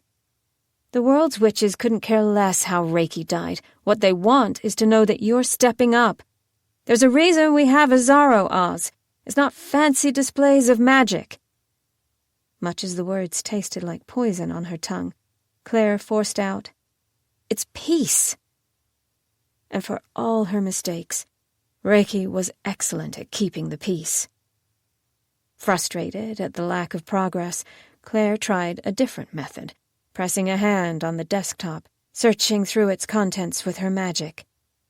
The prize revealed itself immediately, and the hidden drawer hastily popped open under her prying gaze. She tugged out a thin black tube, then tossed it at Ozarik. "Use this." He fumbled to catch it, twisting the lid. "What is it?" "The map." It was all she had to say. His eyes widened, and reverently he tugged it out. The parchment was ancient, dating back to the 16th Zaro. The 15th Zaro also used a map, but stupidly left the original, for safekeeping, inside the Library of Alexandria. It caused quite a conundrum for the 16th Zaro. The world, as current witches recognized it, appeared in soft black ink. All along it, pinprick dots gleamed yellow. Claire, who had never actually seen the map, blinked. "Wow! Didn't expect so many witches in Wichita."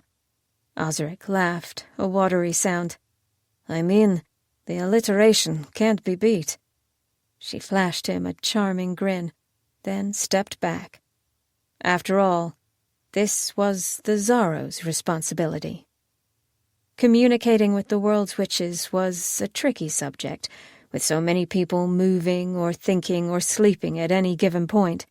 The map acted as a focusing point, one Ozarik now used to concentrate his power.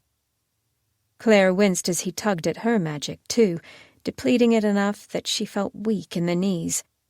Reiki, a full-fledged Zaro, could use the map on her own. Ozarik didn't have that luxury, not as long as Claire was alive.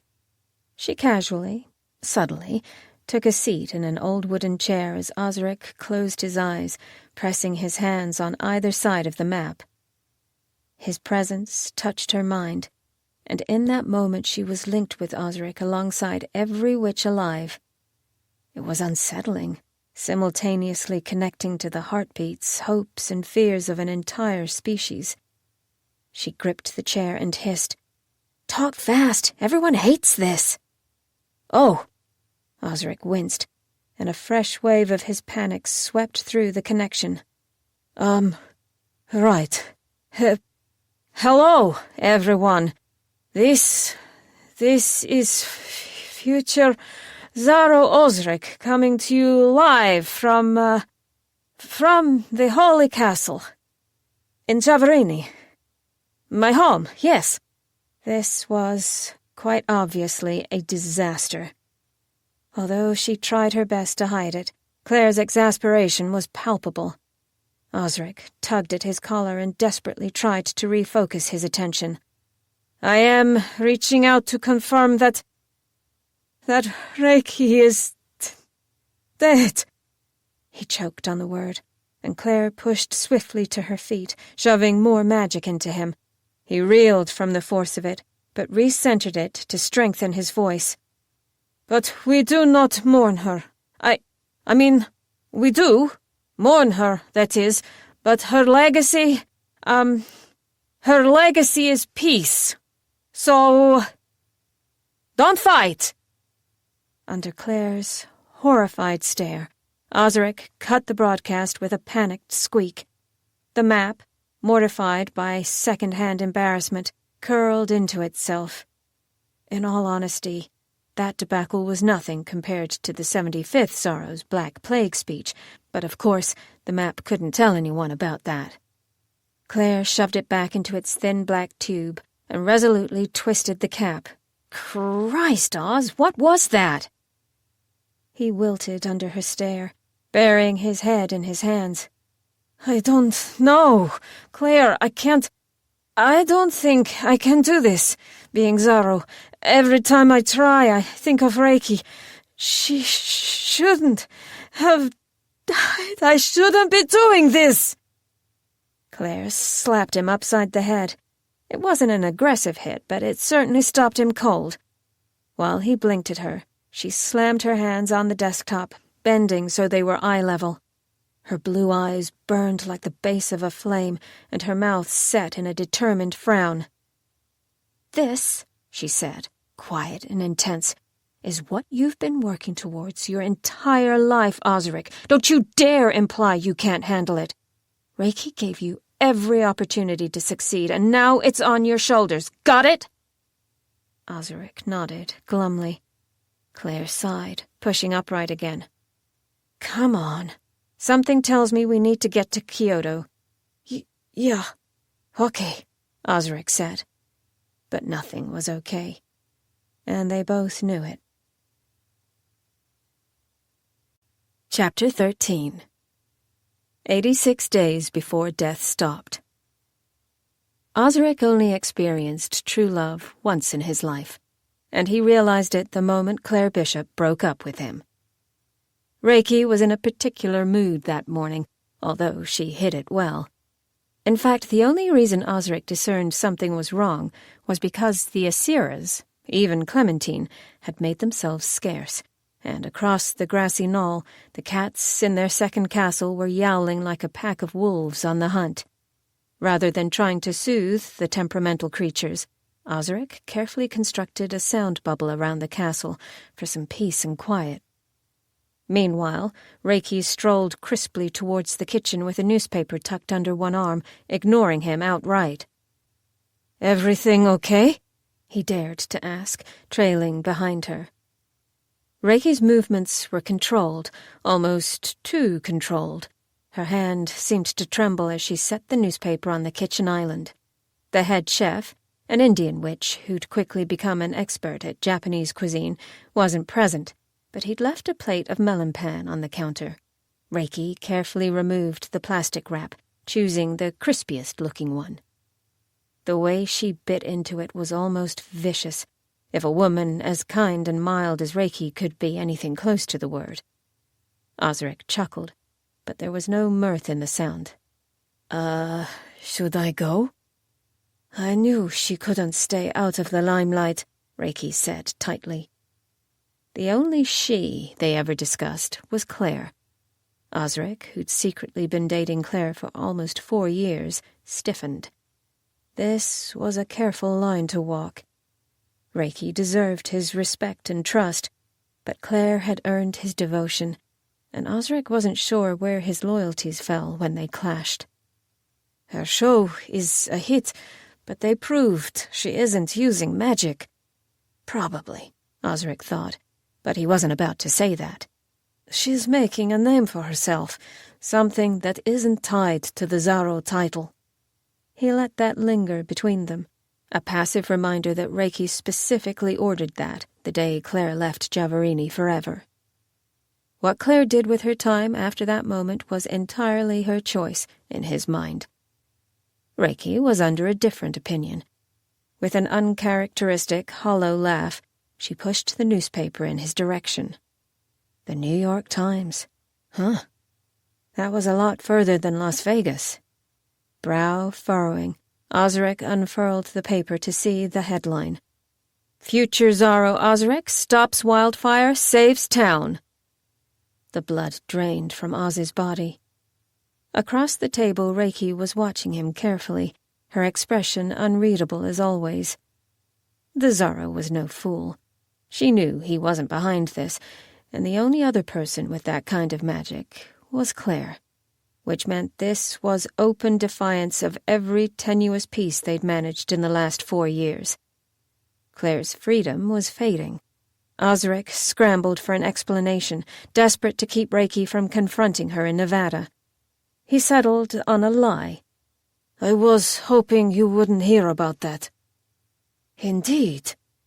Reiki's gaze was uncomfortably intense, even as she took another bite of the doughy ball in her hand. Oz cleared his throat, continuing the ruse. "I didn't have a choice. After all, the point of being a Zaro is helping people." He gestured to the image that accompanied the headline, running his fingers over an ashen-faced citizen standing beside his untouched house, staring dramatically into the burnt woods mere steps away. Claire must have worked all night to stop that fire. No wonder Ozarik's magic had been low yesterday. He should have known. He should have been there. But something else soured in his gut, too. Irritation.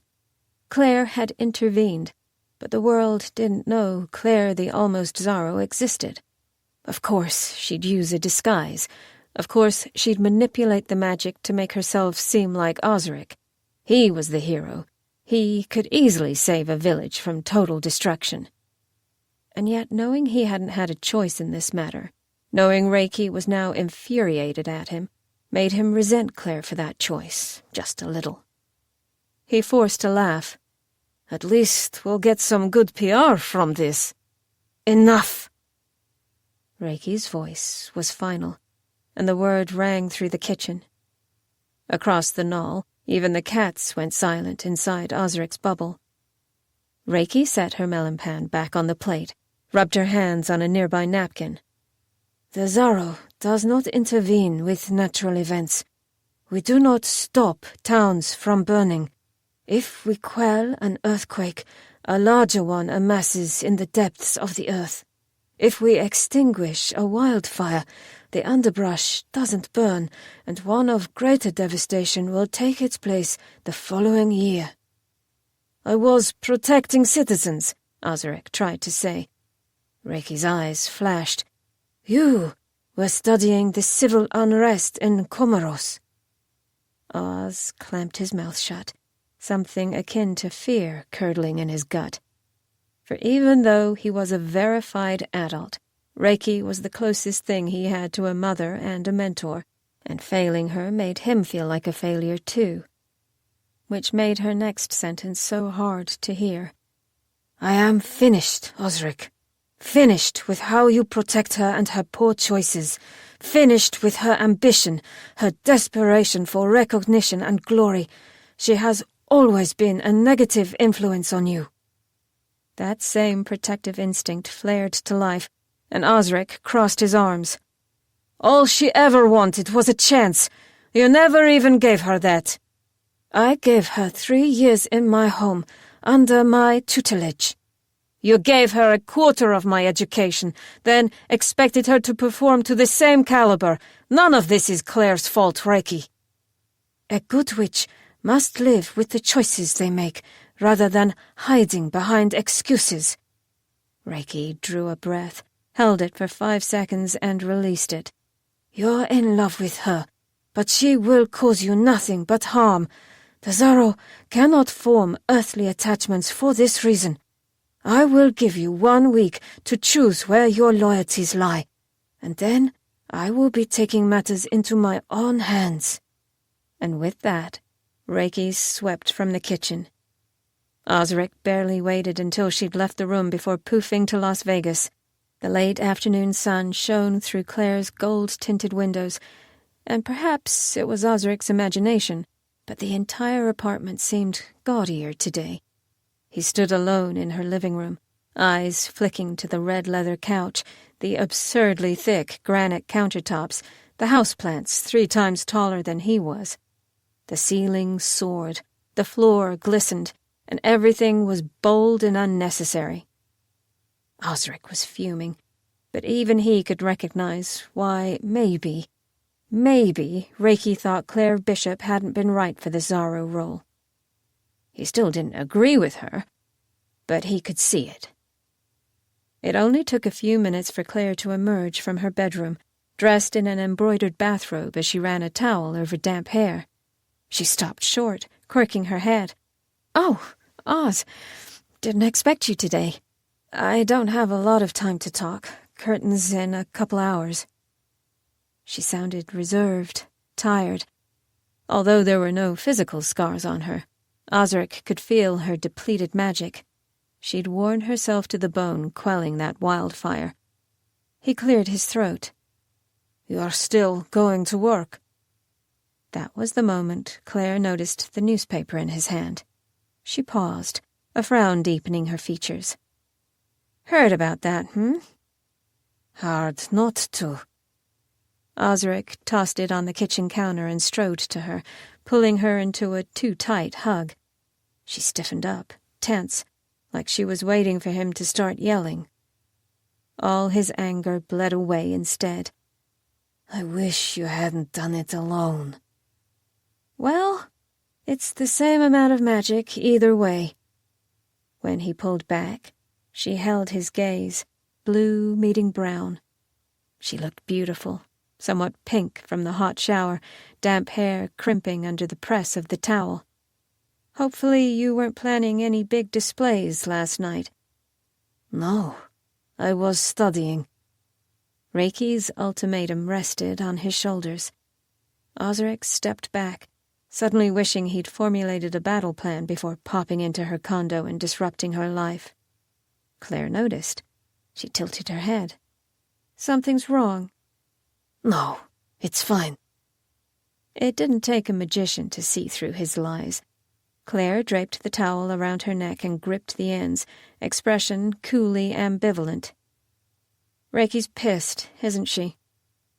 She's... yeah, a bit. Because I took your appearance? Claire scoffed. I have no idea what that woman wants. She tells me to lay low and then gets irate when I cover my tracks. Claire, how is extinguishing an entire wildfire laying low? It came out wrong, and he instantly cringed. But it was too late. Claire had spent most of her life under disapproving stares, and she wasn't about to tolerate it now. Her walls slammed into place. Henry's aunt lives in that town, Ozarik. They were choking on smoke. Claire whipped the towel from around her shoulders, slapping it towards the ground. What did you want me to do? What did he want from her? Ozarik thought about it. You could have helped with evacuations, or pulled the smoke from their lungs at the hospital. Humans fight fires every day, and you... He drew a breath, bracing himself. You went overboard. There's a reason Reiki isn't occupying every headline in the world.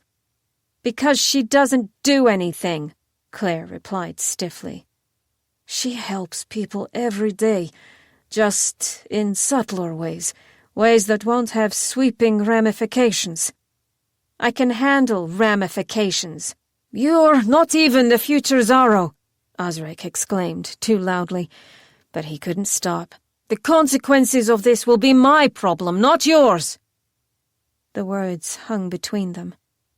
Claire held his gaze, blue eyes glistening with unshed tears. Then abruptly she spun on her heel and stomped into her room.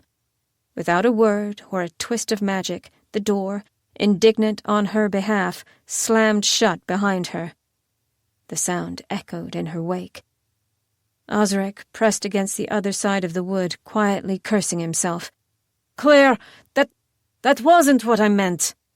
Oh, I don't think that's true, she called, voice muffled. The slamming of dresser drawers filled the room.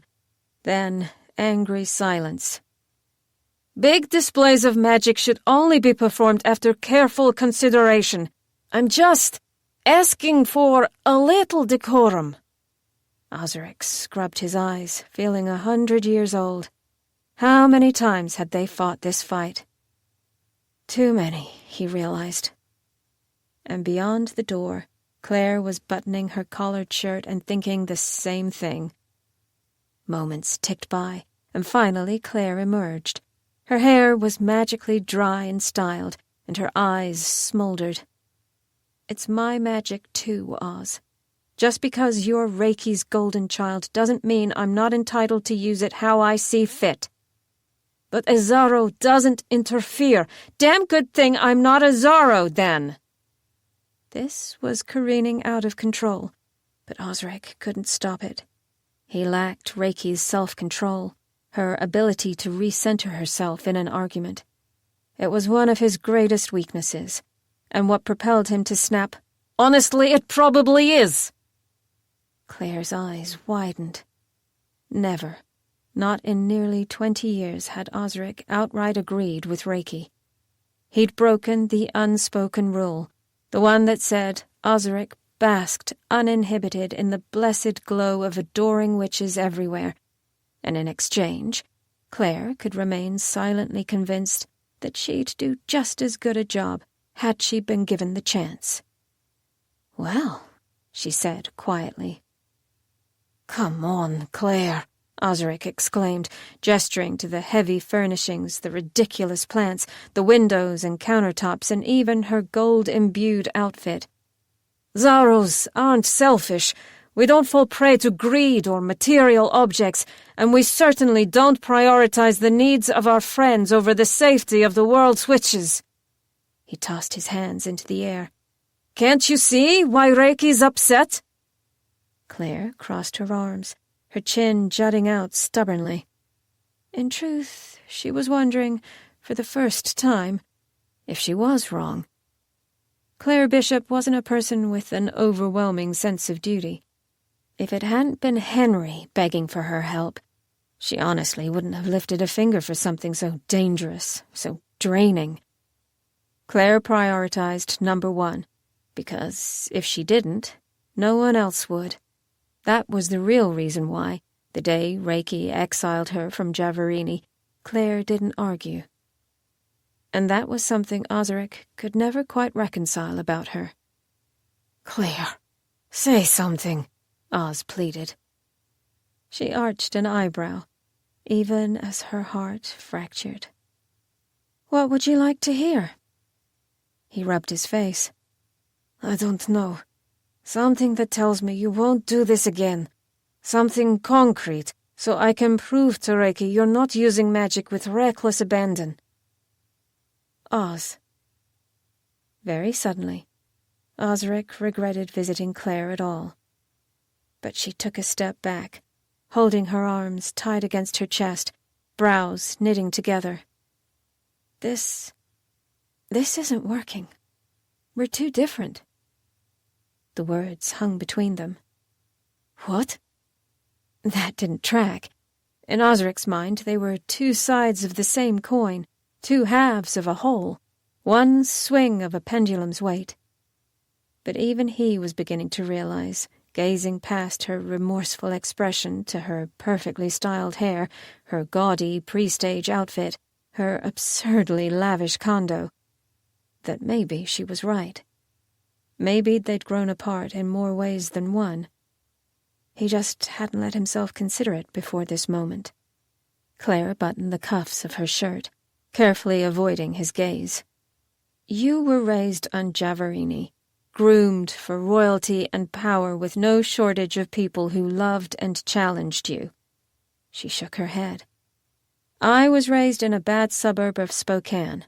My dad's favorite pastime was running cons on anyone stupid enough to believe him, including me." She kept her childhood, her parents, carefully guarded, and Reiki was notoriously tight-lipped about it. It was the one looming question mark in the life of Claire Bishop, the one avenue Ozarik couldn't seem to discover. Her final two words spoke volumes to him. "That happened a long time ago. It doesn't define you now." His words were desperate.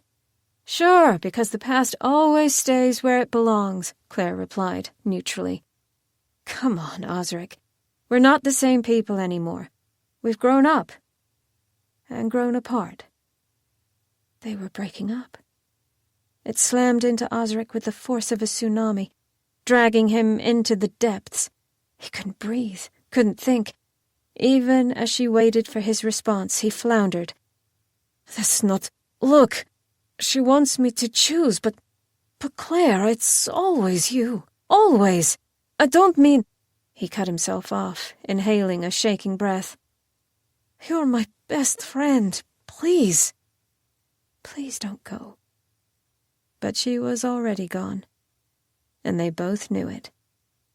Claire took his hands, squeezing them gently. He wanted to kiss her, an intimacy she'd never really enjoyed, but would do occasionally because it made him feel happier than all the magic in the world. He wanted to hug her again, to feel her heart thumping against his chest. He wanted to beg, plead. But Ozarik just stood there, paralyzed. Claire was shaking a little, but her level-headed, dissociative voice never wavered. "Oz, you're right. The Zaro can't have ties like this. You can't prioritize me, especially over Reiki. And I won't apologize for the person I've become. I'd never ask you to— You do. Every time Reiki disapproves of me, you ask me to change a little piece of myself. She might as well have electrocuted him. Claire gestured around her condo. You know what I feel when I come home every night? Pride. I'm delighted by what I've accomplished in Las Vegas. This is me, and it's nothing that you actually want. His breath caught. Now she stepped close, hugging him. Gone too soon. She offered a sad smile and whispered, So, what are we doing? Neither of them had an answer. And that was the hardest part. Chapter 14. 15 years and 2 days before death stopped. Kyle Flanderson knew many things about the world, and almost all of them were flawed. We'll refrain from calling them wrong, since he was intelligent enough to comprehend the basic functions of society.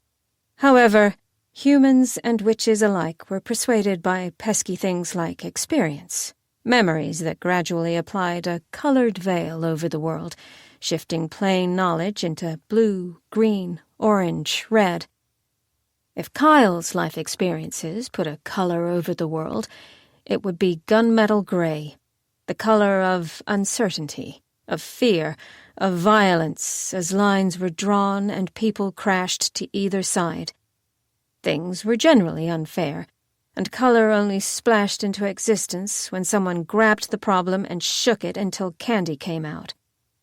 We won't get into Kyle's tragic backstory, as it likely wouldn't justify the events to come, but understanding Kyle's point of view is important, especially as Claire aged from a toddler with 2 negligent parents to a little girl who wished her remaining parent was merely negligent. On this sunny winter day, the air warmed enough that Kyle could banish the children outside without the neighbors calling CPS again, and from his point of view, they had jackets, it wasn't snowing anymore, and kids liked to run and play. What better way to get the blood flowing while he had a drink, or 5? The house's magic had its limitations, boundaries Kyle pressed every chance he got. Inside the house, Claire was protected, but Reiki's spell didn't comprehend cold weather, which meant the magic didn't see an issue with Claire and Maxwell sent outside without gloves, hats, scarves. Even though it was sunny, the wind was fierce, yet Kyle slammed the door in their faces and locked it tight. What do we do now? Claire rubbed her reddening nose, hunching into her ripped, too large overcoat.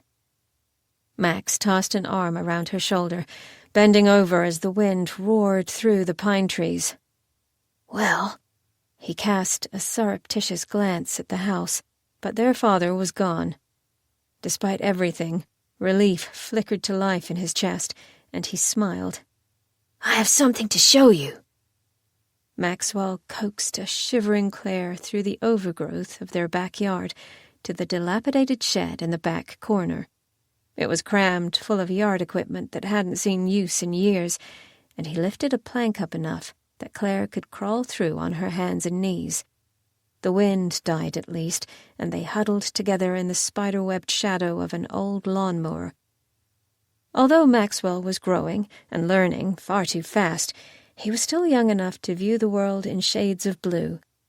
Bright like the sky, full of potential, bursting with beams of yellow as he coaxed his sister closer. I got you something, he whispered, blowing dust off the grocery bag he'd stuffed between a broken leaf blower and a muddy trash can. Claire, eyes wide, inched into his lap. He tugged open the bag, revealing a colored storybook, one with cartoon images and text she was only barely starting to understand. Oh! Claire ran her fingers over the book, flashed a baby-toothed smile. She loved story time, and Maxwell loved reading to her. They made a good pair. What are you reading this time? He stole another glance through a knotty hole in the decaying wood shed, towards the house. The curtains were still drawn, and he was moderately confident their father wouldn't find them here. Mildly confident.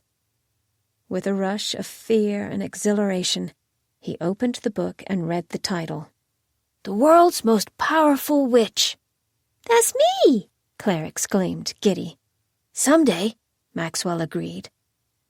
Daddy said I'll be the most powerful, the most coolest witch ever. Claire twisted to meet Maxwell's eyes, swept up in the vision of grandeur. He said that I could stop wildfires or bring storms. I can make someone sad or make them forget when Daddy takes groceries without... Maxwell's expression fell, and Claire tapered off, chest twisting. He was disappointed in her. Her own worldview, a cautious grey-blue with deep flecks of ruby, flickered into existence and panic welled. Maxwell was her favorite person in the whole wide world. Maxwell meant everything to her. Is that bad? She whispered. Maxwell forced a smile, but she saw right through it. No, Claire. It's not bad. It's just not what you're supposed to do. That's not who you should be. The words, spoken with kind confidence, derailed her. She shouldn't be magic. She shouldn't be the most powerful witch. She shouldn't do any of the things Daddy said because, between Daddy and Maxwell, Claire would always listen to her brother first. Suddenly, shockingly, she shoved her magic away, pushing it back towards Ozarik across the globe. She hadn't rationalized that it was a person on the other end of this connection. Not yet. But she knew that when the magic went there, it wasn't here. And that was what Maxwell wanted. Okay, I won't, she stumbled, fumbling for words before pointing at the book. That's not me. Max cocked his head. No, I think it is you. This book is you, not what Dad says. With a flourish, he turned the page. Claire returned her attention to the colors and drawings as he began to read. He read about Javarini, about the Asiras from around the world, about the Asiridon and their duty in stopping a rogue Zaro. Simple sentences and cartoon people gave way to complex ideas of peace and good and diplomacy, and slowly his words sunk into Claire's mind. She'd never thought hard about her role, her magic. Until now she merely accepted her father's words, his lifestyle, his greed, and assumed it as her own. Whatever Daddy wanted, Daddy got. So if Daddy said the Zaro manipulated minds, well, she would. Now shame settled over her chest like a blanket. Even though her magic nudged at her core, quietly asking to return home, Claire again shoved it away. Maxwell stopped on the book's final page, a portrayal of the Zaro standing at a stone podium on a seaside cliff while people of every ethnicity smiled. He pointed at the Zaro here. My teacher said this is called the Assumation Ceremony, and it'll happen when we're older. Zaro Reiki will pass away, and Ozarik will become Zaro. Ozarik? It wasn't the first time she'd heard the name, but her father had never bothered to explain who exactly the boy was. Now, after reading this book, the answer was clear. He was her competition. A gray tint flared as she glared at the anonymous drawing of a young man awaiting his moment to assume the title. What about me? She asked, because she suddenly didn't trust Kyle's viewpoint. Maxwell smoothed her hair, rubbing her arms as she shivered in the cold. I think it could be you, if you wanted. But no matter what, the Zaro is good. She's nice and helpful and loving. Is that what you want to be? Nice and helpful and loving. Claire scrunched her nose, wondering if she truly were all those things. Okay, I'll try, she said. and Maxwell's bright smile was well worth the effort. Exactly 1 week later, Claire put her new ideals to the test. She and Maxwell were sitting on a park bench, and her father casually glanced across the street at the mailbox cluster. The postman slammed his truck shut and started the engine, and the second he pulled out of view, Kyle stood. "Claire, showtime." Claire had learned to coax open locks about 4 months ago, and her father had made full use of the talent. A sinking feeling slipped into her gut as she glanced at Maxwell, who was frowning. He thought she was a hero, but a hero didn't steal mail. She hunched over her peanut butter and jelly sandwich as if it might keep Kyle from noticing her. Unsurprisingly, it didn't work. Kyle tapped her shoulder, ignoring her flinch. "Kid, come on, hurry up." "She doesn't want to," Max started to say. Kyle silenced him with a vicious look. "Shut up!" Claire had gone still, the bread in her mouth getting soggy. She didn't dare to chew, didn't dare to move. Her eyes were plastered to the wooden table, to the crumb-filled plastic bag that held the other half of her lunch. "Claire!" Silence. Kyle bristled, grabbing her arm roughly. The house's magic was far from protecting her here, and she yelped, manhandled out of her seat. Her own magic pulsed in defense, like a gasp of panic. Kyle released her like he'd been burned, not because he was in pain, but because, if he felt her magic pulsing, Zaro Reiki almost certainly did. Intent on keeping the Zaro out of this, he stepped back from Claire and turned his attention to Maxwell. The boy hunched his shoulders. "Dad," he said shakily, "she doesn't want to do it." "I didn't ask." His words were hissed, dripping with malice. "She never had an opinion about this before. What the fuck did you do?" Claire swallowed, fear prickling her belly. Daddy, I want to be good. "Good?" Kyle barked a laugh. "Baby, no one is good. Everyone's out for their own gain. You gotta take what you want in life, because if you don't, someone else will trample you on their way to the top. Get it?" She didn't. Not really. But she definitely understood Maxwell's yelp of pain as Kyle's hand clamped around his shoulder. Kyle saw the way she stiffened, the way her eyes widened, and his final mode of control clicked into place. He smiled, sickly sweet. "Claire, baby, use your magic to get the packages out of that mailbox." She didn't move. His smile remained as he released Maxwell's shoulder, only to wrap his hand around the back of Max's neck. His fingers were long enough, Max skinny enough, that the tips almost touched above Max's sternum. Max choked a gasp, going very, very still. His breaths came short and fast, and tears pricked his eyes. "Claire," he whispered, but she wasn't sure if he wanted her to stand her ground or save him. She went with the ladder out of pure desperation. Daddy, stop! "You have somewhere to be, don't you?" Tears poured down her cheeks, too, and she turned too fast, nearly ran to the mailboxes. Her magic was clumsy with fear, and it took too long to get the packages. Her heart raced, her hand shook, and she finally pulled 2 large boxes and several envelopes out. Her father hadn't removed his hand from Maxwell's neck.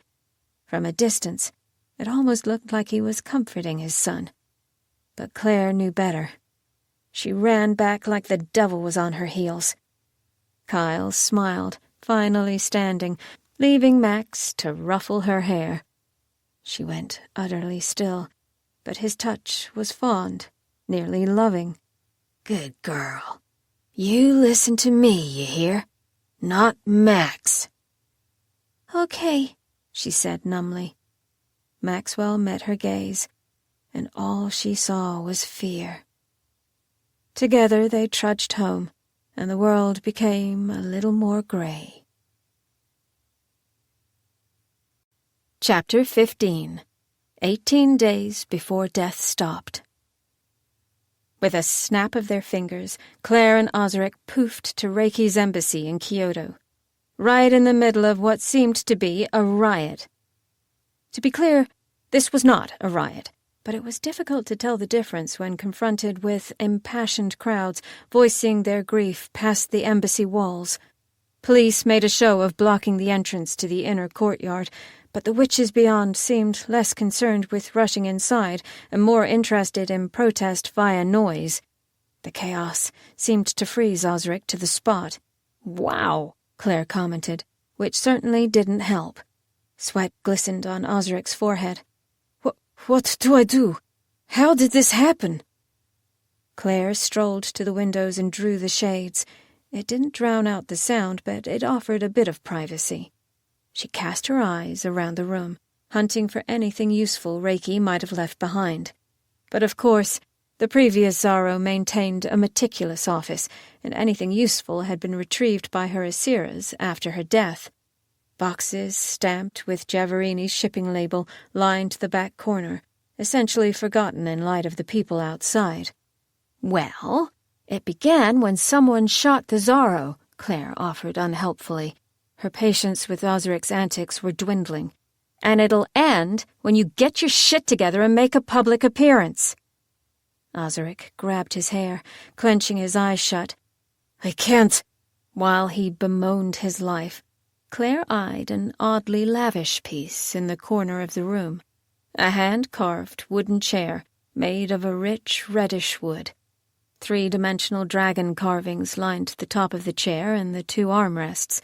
The carving on its back was intricate, depicting a long eastern dragon swallowing a circular disc undoubtedly meant to represent the sun, although to her uncultured mind, it looked like it was vomiting a ball. It was probably a metaphor. Claire wrinkled her nose. But this was just the sort of piece that Reiki would have positioned in the hallways of Giavarini's main castle, then forbid Claire to touch. So, of course, Claire had to touch it. "Go out there," Ozarik finished desperately. The chair was flat and uncomfortable as hell, but Claire heaved a satisfied sigh as she wiggled against the worn leather cushion. If Reiki were here, she'd undoubtedly have magicked the dragons on the armrests to wrap around Claire's wrists, maybe turned a blind eye as the dragon behind her head tugged out a few strands of hair. But she wasn't here now. Claire might never move. Finally comfortable, in spirit if not in body, Claire returned her attention to Ozarik. "Why can't you go out there?" His irritated sigh made her think he'd answered that question already. In fact, he had, twice, all the while padding it with varying degrees of excuses that had no relation to his duty as Zaro. "I can't make an appearance without telling them what happened," Ozarik said. "So? Tell them what happened." Claire quirked an eyebrow. Ozarik paled, scrubbing his face again. No. If I tell them how she died, they'll want to know who did it, and that'll lead back to—" He cut himself off, eyes flicking to her before he fastidiously turned away. Claire squinted at him, a prickle of intrigue setting root in her mind. "Back to who?" "It's not important." "Actually, it sounds like the most important thing in the world right now." Face red, Ozarik spun towards her. "It's nothing, Claire!" When she opened her mouth to push, his temper snapped and he shouted, "Forget it!" The words slammed into her with all the magic of his desperation. Greedy, shadowy tendrils formed in her brain, racing along her synapses until they discovered her growing curiosity about Reiki's murder. In the span of a millisecond, the tendrils opened hungry mouths and swallowed the idea whole. Then they vanished, leaving Claire's mind blissfully blank. Content. Claire shuddered, though she wasn't sure why. Her spine prickled under Ozarik's gaze, but she just tilted her head. "Forget what?" What were we talking about? Her own magic, meanwhile, had spread from her soul to her fingers and toes, desperately trying to uncover what had gone wrong. Like a defective immune system, it hadn't recognized Ozarik's magic as a virus, although in that moment it probably should have. Nothing, Ozarik said, sounding dazed. I'll figure it out. If he sounded guilty, it's because he was. He swept from the room, leaving Claire to puzzle through the sudden unease she felt. Her magic begged her to poof back to Las Vegas, back to safety. But Claire couldn't rationalize why, and thus she didn't budge. Instead, now alone, her fingers ran along the intricate dragon carvings on the armrests. "You'd hate me sitting here, wouldn't you?" Claire asked aloud, as if Reiki's spirit were still lingering. To be clear, it wasn't. Claire smirked, rubbing her fingers deep in the crevices of the dragon under her right hand. Her oils were probably going to discolor the finish, and the chair wasn't happy about it. She could feel its dissatisfaction from here, and yet it remained inanimate, unmoving. Except, of course, for a tiny switch Claire discovered under the dragon's chin. Her eyes cut to the door, but Ozarik hadn't returned. The witches beyond the gates were still shouting, so he clearly hadn't stepped outside yet either. Claire bolstered her motivation, preparing yet again to dive into the fray. But first things first. She pressed the switch, and a tiny pop echoed through the room. This was what one might call a plot device. "Very curious," Claire murmured, and slipped off the chair to investigate its legs. On the back left, facing the papered wall, a tiny trap door had unlocked. Inside was a thin scroll, bundled around a cylindrical rod. The knobs had been carefully carved as well. The eastern dragon curled into a ball on one side, and the cylindrical disc, now with the pitted holes of the moon, adorned the other. "The start of a hunt," Claire grinned. "You sly witch." For all that she loved defying Reiki, she could respect the woman's ingenuity. After all, there was a reason people were crowding the streets outside. But just as Claire was about to unravel the scroll, the door slammed open. She straightened, glancing at the man sprinting towards Reiki's desk with the fervor of an oncoming train. Yorhei, one of the Asiras. He must have flown ahead to handle public relations until Ozarik arrived. Claire waited for him to notice her, but he was obviously panicked, rifling through papers stacked on Reiki's desk with a manic eye, and she didn't want to scare him shitless. "Is it? Where is it?" Claire cleared her throat. He spun towards her, and everything stilled as he processed her presence. Then he exploded in a different kind of chaos. "Do!" Yorhei's native Norwegian slipped out, and he quickly corrected himself to the current default language of Javarini, English. This language had a propensity to change on the whim of the Zaro. For a brief period during Arjun's reign, it had been Swahili, which caused a fair amount of chaos, followed by an impressive uptick in people attempting to learn the language. "How did you get in here? No one is allowed inside unless they're an Asira or the Zaro himself." She almost responded in flawless Hungarian, just to mess with him, but Yorhei looked flustered, and she'd already given him a shock the previous day on Javarini. Rather than raising further suspicion, she replied in the language he expected. After all, she didn't have a problem with Yorhei. "I came with Ozarik." She flashed a charming smile. Yorhei stiffened. "He didn't mention you." Claire shrugged, subtly pocketing the scroll from Reiki's chair. Her jeans were too form-fitting to accommodate such a piece, but with a bit of magic she made it work. "Well, I imagine he's focused on other things." It wasn't a good enough excuse for Yorhei. He narrowed his eyes. "He is, and this speech could have dire consequences. Clementine warned us that you distract him. You must—" Now Claire had a problem with him.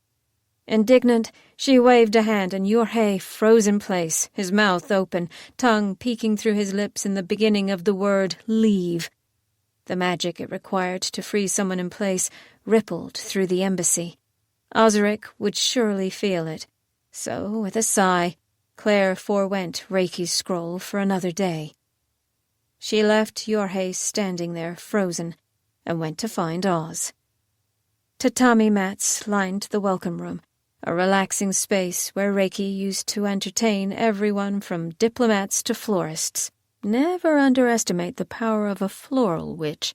Reiki's predecessor, Zaro Arjun, offended one from Singapore in 1932, and every third Tuesday for decades he would awake to a massive carrion flower outside his bedroom window. A superb artist from Hakone had painted a mural along one of the sliding doors, yet another Eastern dragon, this one flying high over a small village.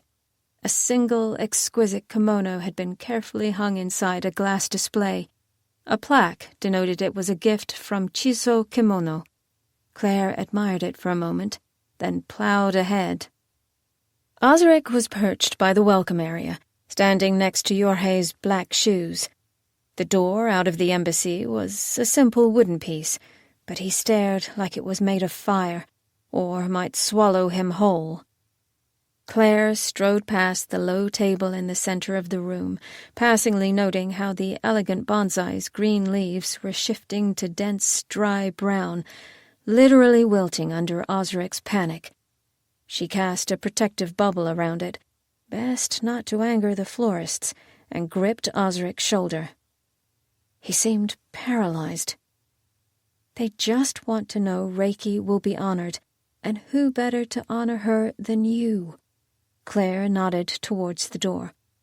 All you have to do is be sincere. I'm going to mess up again, Ozarik said, shaking a little. Claire wrapped an arm around his shoulders, pulling him close. He drew a few deep breaths, calming himself through her touch. It reminded her of the nights when she'd first arrived on Javarini, scared and unsure of everything except this nice boy who'd poofed into her bedroom to make her feel better. This isn't you, Oz. Remember the kid who used to practice his speeches in the mirror? I laughed at you, but what did you tell me? That someday they'd be counting on me, he replied quietly.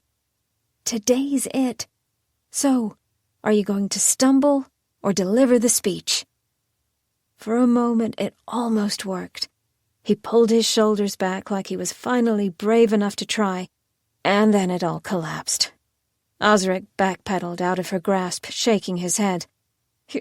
Jorge was going to get me his notes. He recorded their concerns earlier. I needed to prepare for the address. Claire realized in that moment that she wasn't helping. Not the way she'd hoped.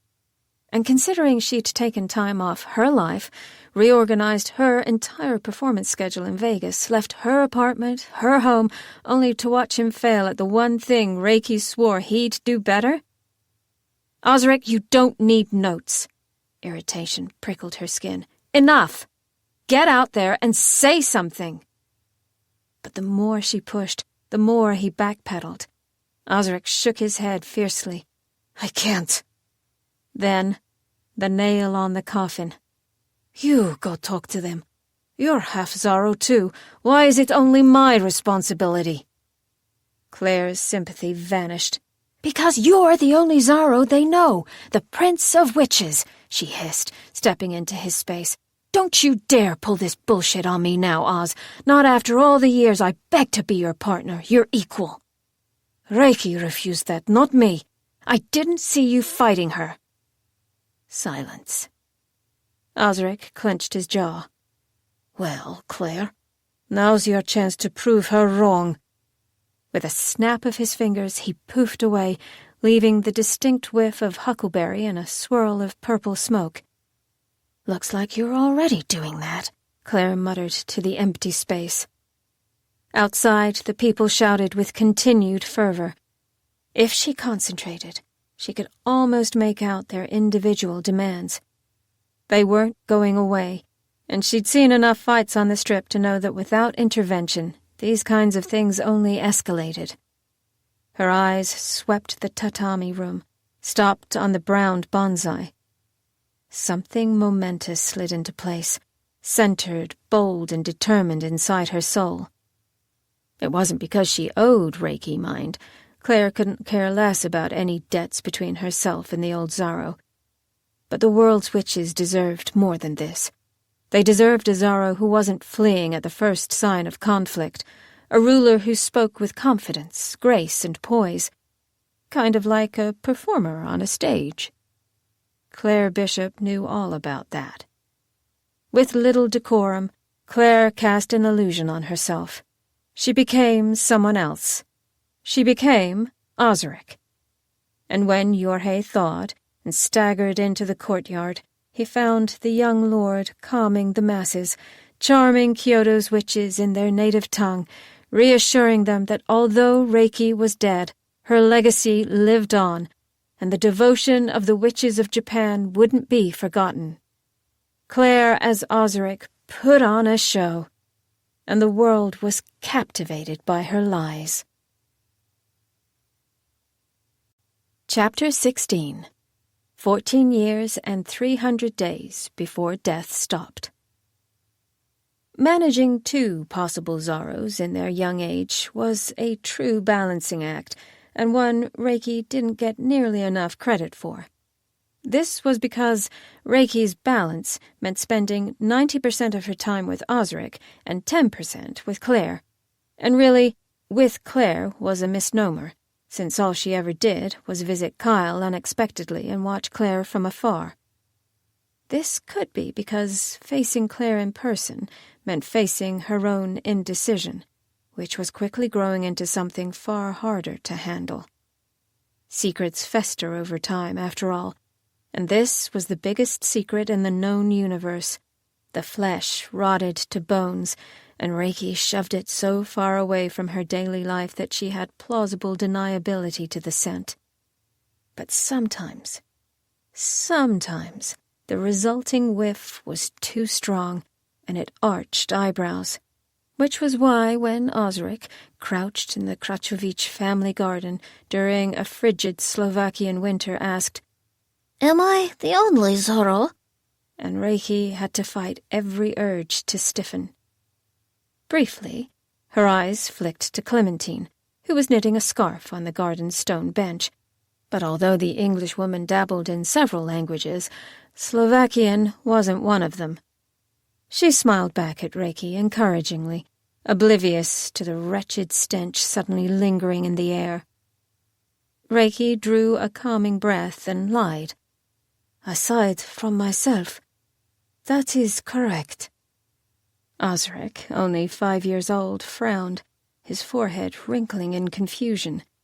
Before he could open his mouth to ask more questions, she nudged his attention back to the flower seed in his hands. It was freezing today, but she'd settled a bubble of warmth over the garden when they stepped out, and the temperature here remained in a pleasant range. "There is magic in everything. Probe this seed. Can you feel the magic within, like a hot coal inside a thick shell?" Ozarik focused very, very carefully, for even at this age he was a dedicated student. He poked the seed with his magic, cautiously enveloped it, and his eyes lit up. "Yes, I feel it." Without prompting, and with little finesse, his magic sliced the shell open. The seed's magic spilled out, weak at first, then strengthening with sunlight, and a thin green tendril snaked around Ozarik's fingers. Reiki frowned. Already the tendril had doubled in size, thickened to be larger than his fingers, his arm, his leg, and before it could consume the boy entirely, Reiki's magic slipped around it, gently guiding it towards the ground instead. While Ozarik's magic offered the seed limitless potential, hers reminded the plant of its proper shape, its proper size, and the tendrils buried in the soil until all that remained was a single, unmoving tree. From the window, Ozarik's mother, Susanna, frowned.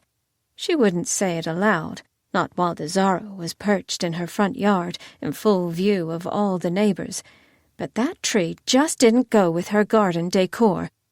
Quietly, she contemplated framing it as a display of powerful magic from Ozarik, and wondered if it'd be possible to order a plaque so passers-by understood the significance. Meanwhile, Ozarik swallowed. Did I make a mistake? All things desire to grow, Ozarik, Reiki replied soothingly. Of course, for some, that is a dangerous path. Your magic offers unlimited potential to the universe at large, and you must be able to set confines around what can use your magic and how. Now she gestured to the tree, which pulsed with her own magical aura. Analyze these confines, and we'll try again. This might be asking too much to a 5-year-old, but Ozarik gaped at the tree nonetheless. Then he stepped back. But it's not... This isn't just my magic. Clementine was sitting too close. Reiki knew she couldn't understand their conversation, but the Asiridon's magical ability was strong. All it would take was one flare of emotion, and Clementine would begin asking questions again. Reiki emptied her mind, acknowledged her fear, and held it close. Her voice was steady, almost perplexed. That is correct. Our magic belongs inside everything, and thus we find magic everywhere. She offered him another seat. Let's try again. No! Ozarik shoved her hand aside. No, that's not what I meant. Clementine glanced at them, expression confused. Reiki offered her an encouraging, placating smile, and turned back to the disturbed boy. What did you mean then, child? My magic. It isn't mine. Ozarik's expression screwed into one of intense thought, and Reiki felt him prodding his magical connection. And to her horror, in response, Claire prodded back from halfway across the world. They were communicating, and it was likely that neither of them understood the significance of that. Reiki's carefully crafted narrative unraveled. She should have known this day would come. Seeing his distress, Susanna opened the kitchen window and called out, "Is everything all right, Zaro Reiki?" She was far more polite now than she'd been in years past. Reiki offered a slight smile, even as her mind whirled. "Yes, I believe it's time for Ozarik to feel the sensation of our teleportation spell, if that is all right with you."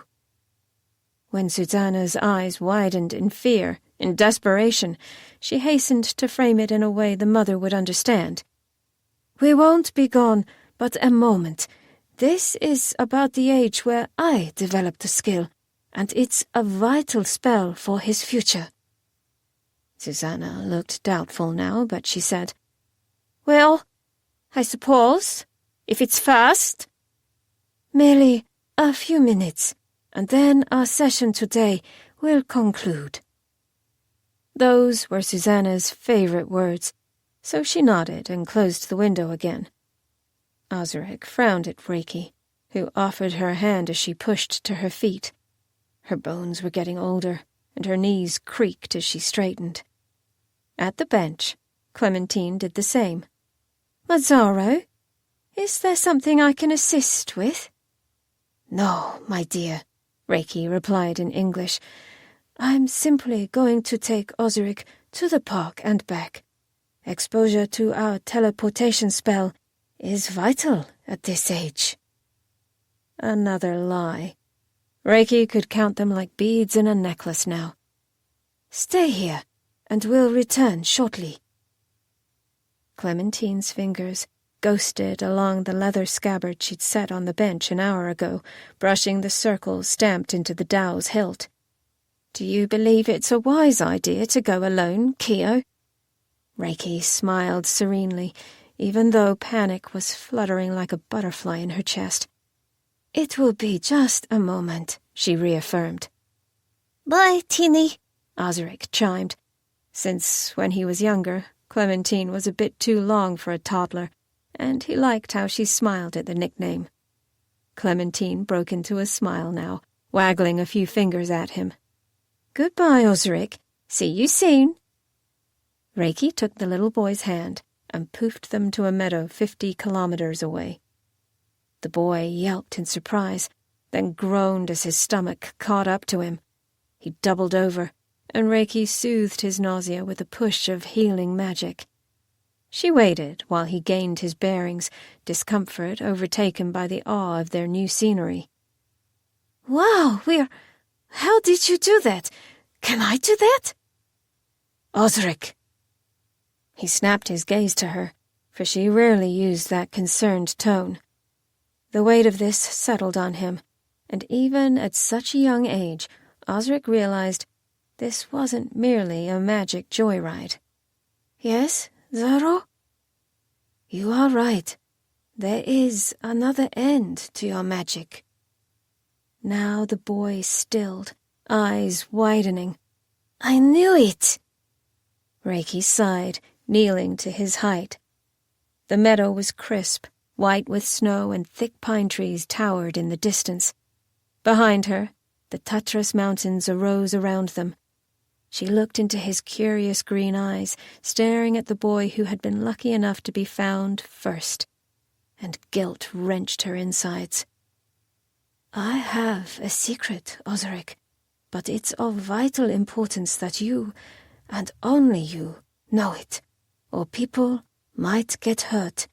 You cannot tell anyone, not your mother, not Clementine, not anyone. Okay?" Ozarik bobbed his head. "Okay, I won't tell." Reiki twisted their magic around that word, infusing it with meaning. "You cannot tell. Do you understand the difference?" He didn't. Reiki hated herself for doing this, but she simply could not trust a child to recognize the gravitas of this moment. So she said, "If you speak about this, it will fall on deaf ears. When you are older, I will lift this spell. All right?" "Oh, okay." Now Ozarik looked vaguely scared. Reiki smoothed his hair, pressed a kiss to his forehead. "There is another, a girl. Her name is Claire. When you pull magic through that bond, you're borrowing it from her, and she occasionally does the same to you. Claire." He tested the name, poking his magical connection at the same time. This time, Claire didn't poke back, and he seemed disappointed. "Oh, where'd she go?" "I couldn't say," Reiki replied. The reality was that, in America, Kyle had just forced Maxwell to skip breakfast, and Claire was a bit preoccupied puzzling through that. Reiki, crouched in that Slovakian meadow, realized none of it, far too focused on the task at hand. "Ozarik, there is only supposed to be one. You are the future Zaro. Claire was born with your magic, but like the seed, she will grow into something dangerous if you allow it to happen." Ozarik frowned, and a pulse of fear made its way through the air. He rubbed his fingers where that vine had wrapped too tight. "Really? She's a good person, Ozarik, but you have to be better. Your magic is a wonderful thing, but in the wrong hands, it can breed chaos and fear. It is my hope that as you age, you'll be able to siphon this magic into yourself, and Claire will go from what she is to a normal human. Ozarik's brow furrowed. This went against everything Reiki had taught him up to this point. That witches were to be protected. That he wasn't to decide anyone's fate. But apparently, that only lasted as far as Claire, the opposite swing of his pendulum. "Does this make sense to you?" Reiki asked quietly. Even the Zaro could act out of fear. Ozarik swallowed hard and slowly nodded. Reiki pushed upright again and took his hand. "You're going to be wonderful, dear. The greatest Zaro our universe has ever seen." It made him uneasy, but he slowly accepted the words. He would be great. And Claire, his other half, his partner, his future. Well, she would be happy. Ozarik didn't question this again until the day he locked eyes with Claire in New York City, and it became apparent all at once that Reiki hadn't been telling him the full truth. Of course, by then, the die had been cast and it was too late. Chapter 17. 16 days before death stopped. Rather than track Ozarik down after the Kyoto fiasco, Claire poofed back home. When that proved maddening, she poofed again to the one place where she loved to relax, Henry Ballard's living room. There was something about Henry's apartment that calmed her nerves. Perhaps it was his modest energy, something even his decorating sense exuded. Unlike her own place, nothing here was pretentious or fake. His walls were mostly bare, but the pictures that hung were milestone moments in his life. Here, a graduation photo. There, a date with Jennifer. His furniture was second-hand, worn to perfection and decorated in earthen tones. It was messy in a way Claire had never quite managed, yet clean enough to feel cozy. But what was better, Henry proudly displayed his witchy culture. What the living room lacked in style, it found in earnest tributes to magic. Drying herbs hung off a shelf nailed to his wall. Vibrantly green plants she couldn't even name filled every windowsill. Claire's eyes traced the books on his coffee table. The Magic of the Universe, a Study, and 1,000 Spells for the Curiously Adept, then admired the chemistry set and apothecary supplies stacked on a desk by the window. A pendulum, quartz on a simple cord, was perched over a diagram he'd scribbled with yes and no. Henry's pendulum had nothing to do with the invisible pendulum that swung between Claire and Ozarik and was used for making decisions like, should he give Jennifer flowers, and should he get a mullet? One answer was yes, the other a resounding no. Considering Claire was perhaps the greatest witch alive, at least at the moment, she knew perilously little about her own culture. To be fair, witch culture was an ever-growing, ever-changing thing, with so many influences around the world and so many different abilities from witch to witch. Everyone had a different definition of it. Henry delighted in consuming them all. Henry had become something of a consultant to her, and now that she'd kicked off Ozarik's pre-assumation world tour, she needed him more than ever. Henry, of course, knew none of this. He simply strolled into his living room hunting for his shoes and stopped short. "Oh!" A surprised smile overtook his lips. "Claire Bishop, to what do I owe the pleasure?" She wrinkled her nose. "You know perfectly well why I'm here, Henry." "I know Jennifer was immensely pleased our wedding had a celebrity appearance. Perhaps she finally sent you a dinner invite? She's been threatening one for days." Amusement played on his lips, and he plucked one sneaker from behind the couch. Claire arched one perfectly manicured eyebrow. "What happened to your shoes?" 3 words. 0 gravity room. Henry began hunting for the second one. "That was days ago." Henry smirked. "We had fun in the meantime." Claire wrinkled her nose and rolled her eyes simultaneously. Disgusting. Where is Jennifer, anyway? He shrugged. Normal people work, Claire. She's at the office, elbow deep in tax law. Now he dropped to the ground, peering under the coffee table. Between her and me, I'm obviously the adventurous one. Considering how he and Jennifer met, him bumping into her at jury duty, then realizing they had a common friend in one of Jennifer's sisters, his statement wasn't as true as he probably hoped. Claire rolled her eyes and meandered to the bookshelf. He had a few spellbooks on various witchy topics, tarot, reading tea leaves, banking, but most of these were fiction.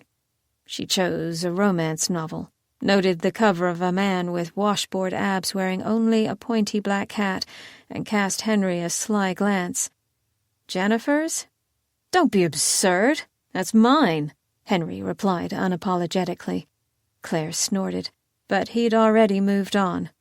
The market's open in Henderson. You coming? He fished out his other shoe, laced them up, then tugged a set of keys from his pocket. Why not? Claire replied, keeping her tone casual. It was a feat, considering her thoughts were anything but. Every nerve was screaming to get back to Ozarik, even as her mind reverberated with the ramifications of what she'd done. She'd only impersonated Ozarik one other time, when she'd fought the wildfire to save Henry's aunt's home, and it resulted in their breakup. Who knew what today's actions might prompt? But even though she should be poofing back to Giavarini, she just couldn't. Not yet. So she followed Henry outside and piled in his tiny car. They drove for a few minutes before Henry remarked, I saw the news feed. Ozarik's first public appearance since Reiki's death. Claire didn't stiffen, didn't flinch, didn't give any indication of what she'd done. She just shrugged. He did well. Henry cast her a quick glance. Claire frowned, daring him to protest. Unluckily for her, accepting Claire Bishop's dares was a favored pastime. Henry returned his eyes to the road. I was surprised at his composure, considering that horrible announcement earlier, but in Kyoto, he really seemed to understand what the world's witches need to hear. A weighted pause. It was uncanny how different the two speeches were. The second seemed almost theatrical. Are you enjoying this? Henry smirked. Maybe a little. Claire rubbed her forehead, staring out the window as he slowed for a stoplight. Off the strip, Vegas lost its luster, dissolving into dull concrete and asphalt. The suburbs were slightly nicer, golf communities wedged between dusty neighborhoods, but it still wasn't anywhere as scenic as Giavarini, or even Spokane. And yet, sitting here with Henry, Claire was more comfortable than at any home she'd known. Oz isn't handling it well, she finally admitted. And I'm losing patience for it. You've helped a lot already, Claire. Considering how Reiki banned you from participating in that lifestyle, I'm surprised you're putting your life on hold. Claire frowned. I'm not putting my life on hold, I'm just taking a vacation. Most vacations aren't 3 weeks. When Claire arched an eyebrow at him, Henry shrugged. Come on. You're the biggest act on the strip. Everyone noticed when the shows were cancelled. Claire subtly hoped no one put 2 and 2 together. How her show was cancelled after Reiki died and was scheduled to resume right after the assumation ceremony, when Ozarik finally claimed the title of Zaro. Of course, by Las Vegas's standards, she wasn't a witch, so most visitors simply wrote this off as an uncanny coincidence. I can't just leave him, Henry, she said quietly. Henry merged into another lane. I know. He's lucky to have you." She shifted, suddenly uncomfortable. "Well, he doesn't have me. Not anymore. Have you as a friend, Claire." Henry paused. "You've been alone for most of your life, and that's hard. Ozarik is your one constant, but—" He trailed off, mustered his courage, and added, "But that doesn't mean you owe him more than you're willing to give. You're still allowed to walk away. It doesn't make you a bad person." Claire felt like a bad person just thinking about it. "If I walk away, he's going to run the world into the ground." "You have that little faith in him?" Claire was beginning to regret visiting Henry. "No, he's been training for this. I guess I'm just surprised at how reluctant he is to take control of his life." Henry pulled into a strip mall's parking lot, killed the engine with a twist of the key. "Sometimes we forego what's important for what's easy." "You sound like a fortune cookie." "I get that a lot." He slid from the car, leading the way to a cavernous building adorned with a hand-painted sign that proudly boasted, "Witches' Market, today only." People were streaming through the double doors dressed in all manner of odd outfits. Her eyes trailed the banner. "I thought this place was open every Friday." Henry looked at her like she'd just declared the Queen of England was attending Thunder from Down Under. "Ah, you must be thinking of the farmer's market. The witches' market is only open on the 3rd Friday of every month, provided it's also a full moon." "Amazing they stay in business," Claire said dryly. "Amazing or magic?" Henry winked, holding open one of the double doors. A woman in a sleek black dress and an ornate, lace-adorned hat huffed at them as she muscled through at the same time. With a nasty glare, she adjusted the plastic crow glued to the brim and strolled into the market. "Ah, the official dress of our people," Claire said. Henry rolled his eyes. That woman was human. You can tell by her sloppy spell work. Claire hadn't realized she'd applied a spell, but another quick glance revealed what he meant. The woman had obviously applied a spell to smooth her makeup, but the magic sat heavy on her skin, refusing to absorb like it would for a witch. The result probably looked good to humans, but her makeup was clown-like to magical folk.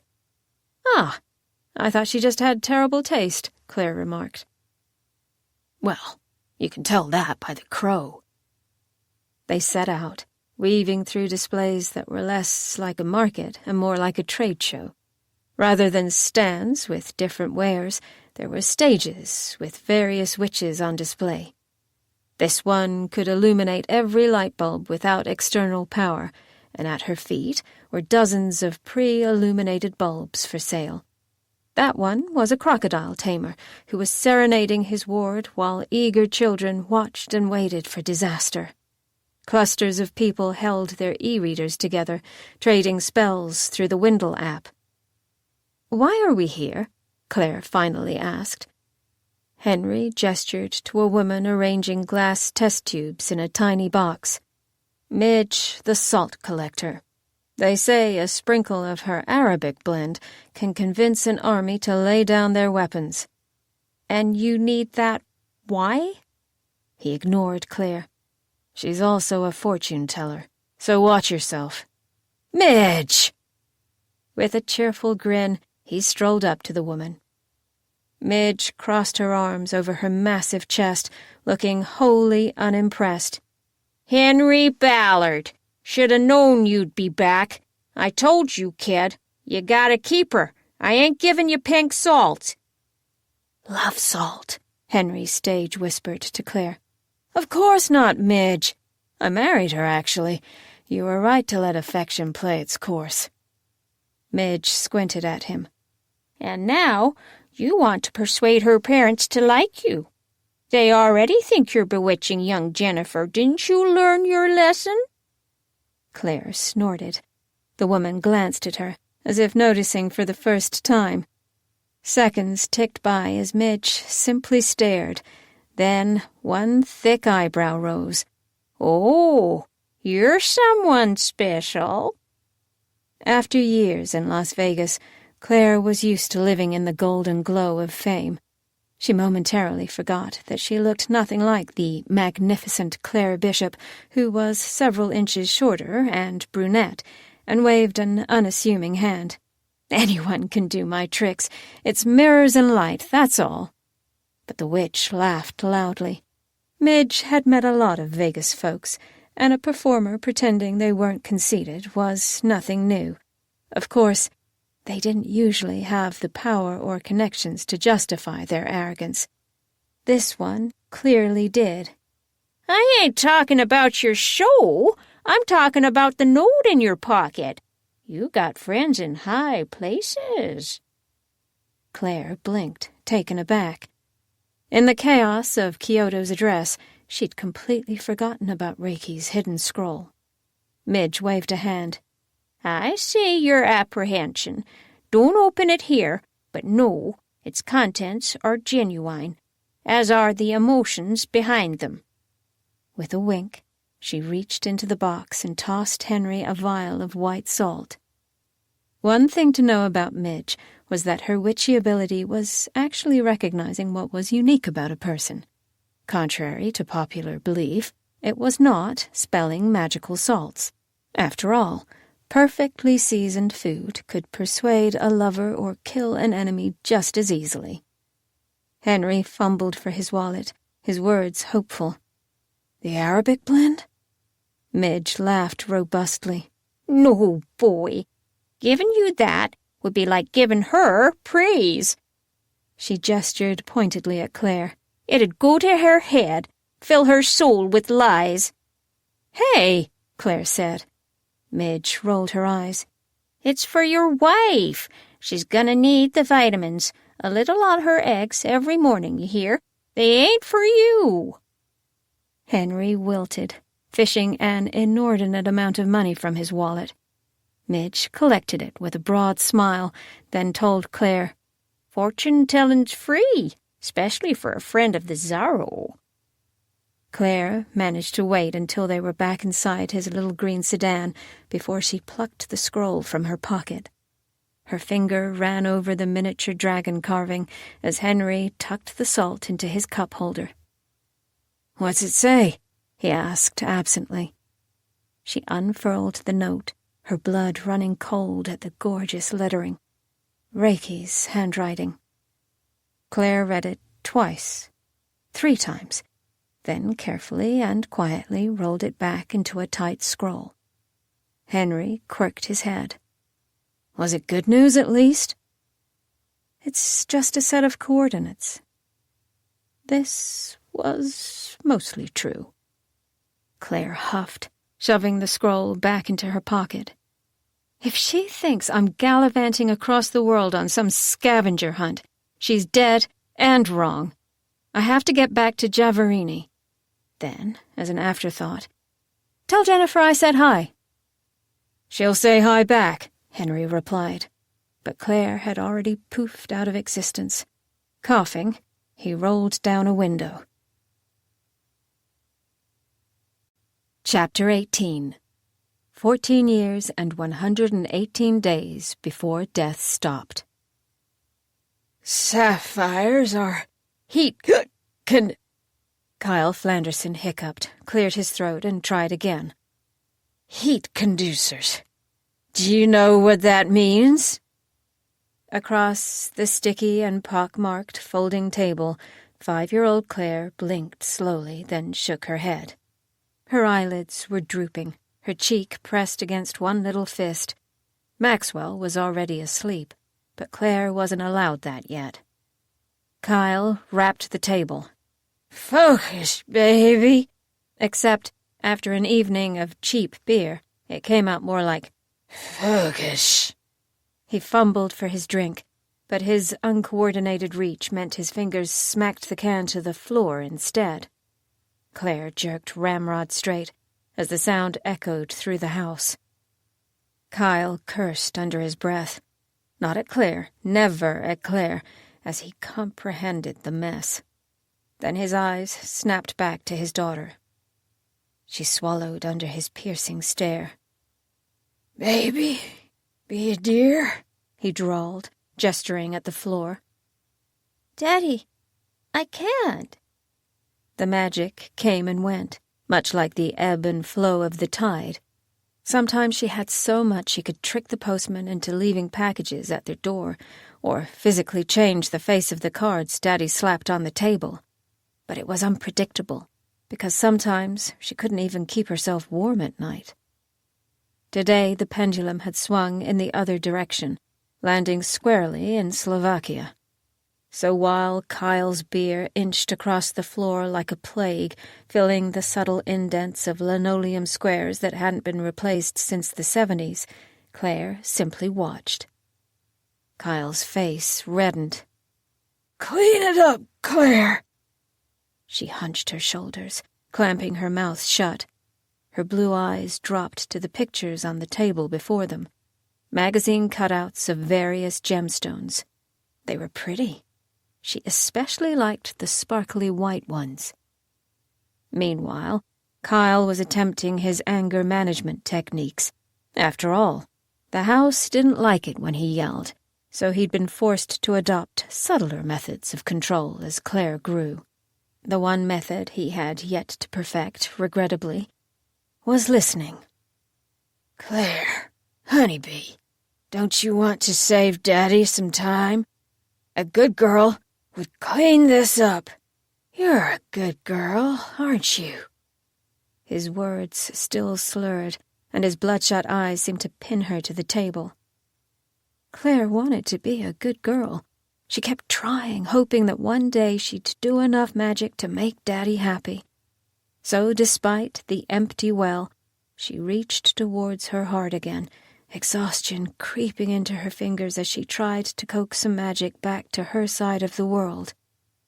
It was 5 a.m. in Slovakia, and Ozarik was, how to phrase it? Otherwise occupied. Their not inconsiderable magic was clamped tightly in his grasp, forming a sloppy barrier as flames licked under his bedroom door. Ozarik coughed, a harsh, rattling sound, and fought past tears that weren't the result of the thick smoke. Back in Spokane, Claire slumped to the table, swallowing a yawn. "There's no magic. Can I go to bed, Daddy?" "No, you can't," Kyle snarled.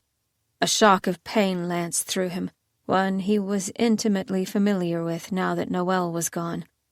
Been a few months since it had happened, but then again, it had been a few months since he drank this heavily. Fury twisted like a dark, angry poison, but he forced a smile to his face. "You can't, baby, because in 1 week you'll be walking into that jewelry store and I need to know you understand what to do." Claire squirmed, fighting sudden, frustrated tears. "I know!" When his intense stare didn't lessen, she fumbled for more. I take the rocks." Now she pulled one of the magazine cutouts towards her, a bright red stone she'd already forgotten the name of. It was pretty, too, but not as nice as the white ones. "And how are you going to take the rocks if you can't use magic reliably?" he snapped, much more to himself than her. Another flinch of pain, and he drew a shaking breath, forcing his voice back to sickly sweet territory. "Baby, you want Daddy to be happy, don't you? So show me. Show me how you'll get the, rocks." Now he gestured at a glass box near his left arm, and at the single, actual rock inside it. He'd heard somewhere that kids were tactile learners, so this should be simple enough for her. If Kyle Flanderson had ever truly paid attention to his daughter, he'd have realized that, even at 5 years old, she understood far more than he ever did. "Figure it out, Claire. Use your goddamn—" A pause. A correction. Your precious magic." Hot tears sprung to Claire's eyes. No, I don't wanna. I wanna go to bed. Daddy? Aren't you done yet? Another tiny voice asked, and Kyle spun to see Maxwell standing in the doorway.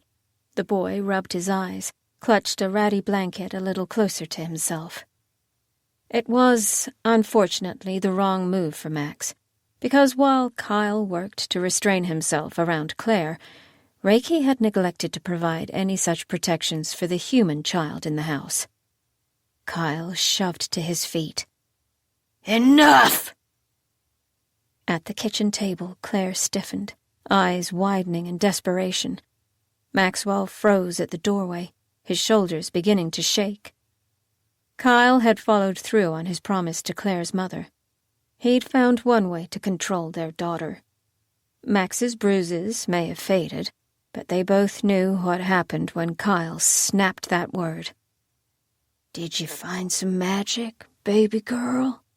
Kyle's voice was soft as he approached Maxwell, whose eyes were darting between Claire and the safety of his bedroom. Better show.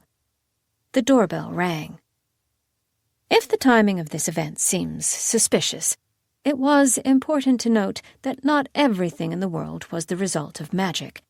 Sometimes a series of very normal events took a very normal, unreasonable but regrettably normal amount of time and culminated in a moment just like this. Tonight, for example, was the pinnacle of 5 years of work on behalf of Spokane's Child Protective Services. Years of documenting Maxwell Flanderson, of performing sudden and invasive home visits, of forcing Kyle to maintain a certain standard of cleanliness and care for his children, all in one particular caseworker's hope that his caring father facade would slip. Granted, this moment only culminated because Zaro Reiki filed a magical tip to CPS that fateful day she met baby Claire, but that's a fact easily ignored. On this night, it didn't matter what ruse Kyle Flanderson acted out, because Mary Alvarez rang the doorbell with a trump card. She'd spent so much time imagining this moment that when Kyle wrenched open the door, her voice didn't tremble at all. In fact, her tone might have been a little smug. "Kyle Flanderson, we're here to collect your son Maxwell." But a proud moment for Mary meant a world-shattering night for Max. Claire had slipped off the kitchen chair when Kyle stomped to the front door, and now she pressed against Max's side, examining the people on their porch with curiosity. Meanwhile, dread slipped up Max's spine. His trembling hand snaked into Claire's. At the door, Kyle examined Mary and the 2 police officers flanking her, and came to an immediate decision. A perplexed and moderately concerned smile flitted across his lips, and his drunken slur vanished under years of perfected grifting. "I'm sorry. You want to take my son?" Of all the CPS caseworkers, Mary was the bane of his existence, mostly because, unlike the rest of them, she refused to let this go, and she didn't buy his bullshit. Mary made a show of sniffing the air. "Enjoying a late-night drink, Mr. Flanderson?" While the officers narrowed their eyes, she peered past Kyle, noting the 2 children. A kind smile crossed her lips, and she muscled Kyle aside to approach them. Claire stepped behind her brother, who puffed up his chest at this new threat. But Mary just knelt to their level, her voice gentle. "Maxwell, we found your grandparents. They're at the police station right now, ready to take you back to Scottsdale, Arizona. Do you know where Arizona is?" Claire glanced at him sharply, finally realizing what was happening. "Yeah," Max said slowly.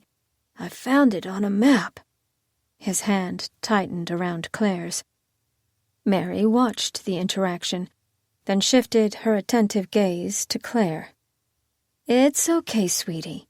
They're Max's grandparents, but they want to meet you, too." And that was the moment it clicked for Kyle.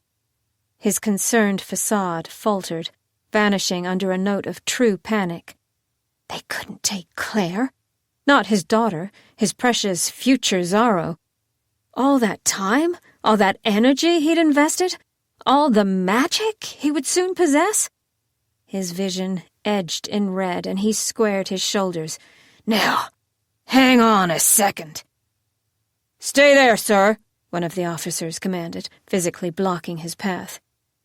Kyle pinched his lips together, fear cutting straight through the alcohol. You can't just waltz in here and take my children. Look at them. They're cared for, fed, clothed. Mary, we've done this over and over. You have nothing. Actually, now that I've tracked down your old in-laws, I have more than enough. They found your wife's last will and testament. Mary pushed to her feet. She wanted Maxwell with her parents. Last will and testament. Fancy words for an 8-year-old, but neither of Kyle's children were slow. Max's eyes widened in horror. His mother's death was completely new information, and something he probably shouldn't have discovered in this particular moment, but, regrettably, Mary assumed he knew, and Kyle was too distracted to think about his son's emotional state, so this monumental discovery passed without a thought. Regardless of her will, I have custodial rights, Kyle snapped.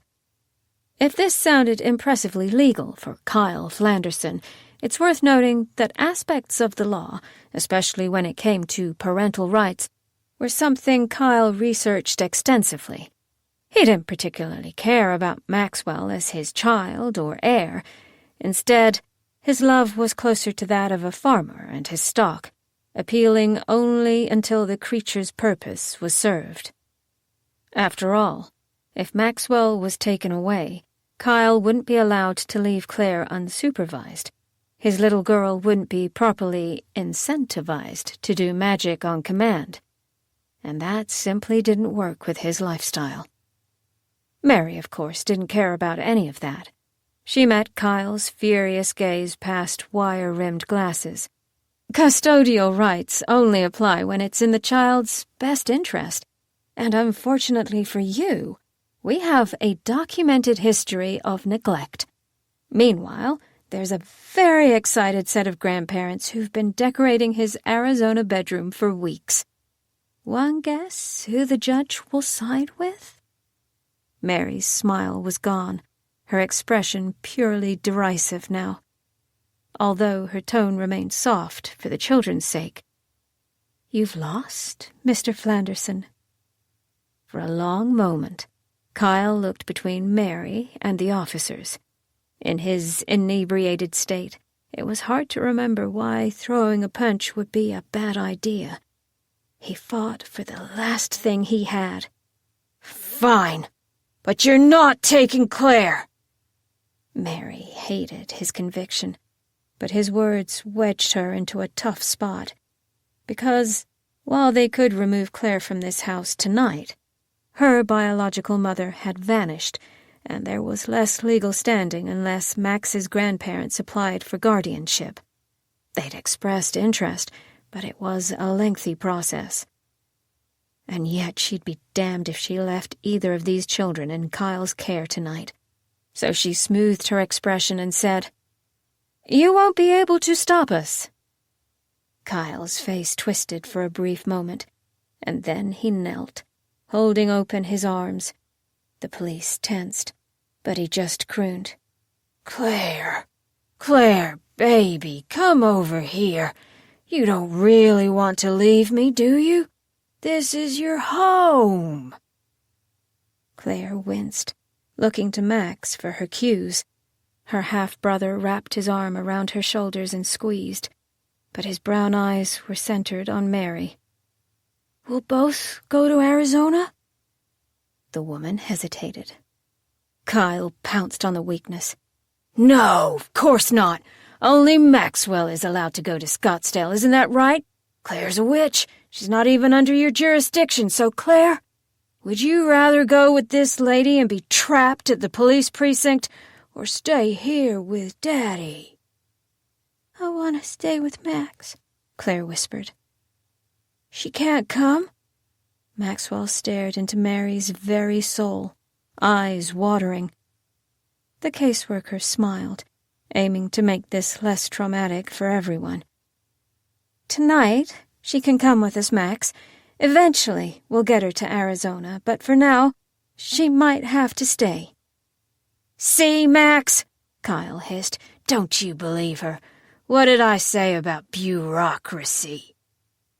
Maxwell still didn't understand what bureaucracy was, but he knew it meant bad. He began to shake, fat tears streaming down his cheeks. "I don't want to go. I can't leave Claire. I won't go." When Mary looked like she might object, Max turned desperately to his little sister. "Claire! Claire! Make me a witch so I have to stay too!" Claire stared at him in shock, her own fear compounding into something uncontrollable. "I don't—" "Max, that isn't going to change," Mary tried to say, but he wasn't listening. "You can do it, can't you?" Max bent to Claire's level, holding her gaze desperately. "Please!" His heartbroken plea snapped something inside the 5-year-old's heart. She'd never wanted anything more, and that desire spread through every vein in her body. A power, some witchy power for Maxwell. If she managed it, he wouldn't have to leave. She scrambled for her heartbeat, grabbed the depleted magic with more desperation than she had for anything in her life.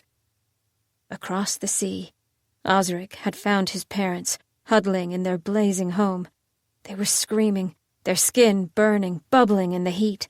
He desperately tried to wrap his magic in a protective bubble around them, and Claire yanked it away, shoving it with little decorum into her brother. Maxwell gasped, collapsing to his knees. His olive skin went pale, his eyes rolled back into his skull, and he seemed to glow. Mary lunged for the boy, but he regained his senses just as fast. A beat of silence. Then Max blinked, dazed, and stammered, Did it work?" Claire scrubbed at her chest, which had begun to ache with such a force of magic. "He's a witch! You can't take him!" But only the Zaro had the power to bestow magic onto humans, and they used it so sparingly that the ability had been lost to general knowledge.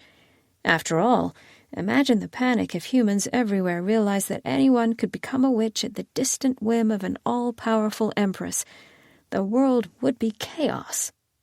So while Kyle stared in wonderment at his daughter, feeling the electricity of magic in the air, Mary Alvarez, human, took it as a sign that Maxwell had low blood sugar, or was entering shock at this encounter. Things like this scarred children. There was a procedure to retrieving a child from their home, and this wasn't it. Once again, she blamed Kyle Flanderson for ruining everything. "It's okay, Max. We're going. We'll get you a cookie and some juice and figure out Claire's situation at the precinct." Mary took Max's hand, carefully leading him away. But the second she started towards the door, he began to scream, "You can't! No! Claire!" Mary desperately tried to regain his attention, but Maxwell had become utterly hysterical. And Claire Flanderson, 5 years old, decided something truly horrifying. If giving Max magical powers hadn't helped, the next best thing was to make him forget. After all, she'd done it before. Mommy had forgotten all about them. And Daddy wasn't dangerous to Claire specifically. The house ensured that any pain he caused her, he felt too. At that young age, Claire didn't think about verbal abuse, about manipulation. All she knew was that sometimes Daddy hit Maxwell because of her, and now that wouldn't happen anymore. But she didn't want her brother to be sad about leaving, either. So even though Mary stopped short, gestured desperately for one of the police officers to scoop Claire up. The cop hadn't taken 3 steps in her direction before another wave of magic pulsed through the house, a far more devastating wave. Instantly, every memory of Claire faded from the minds of the 2 police officers, from Mary Alvarez, and from Maxwell Flanderson.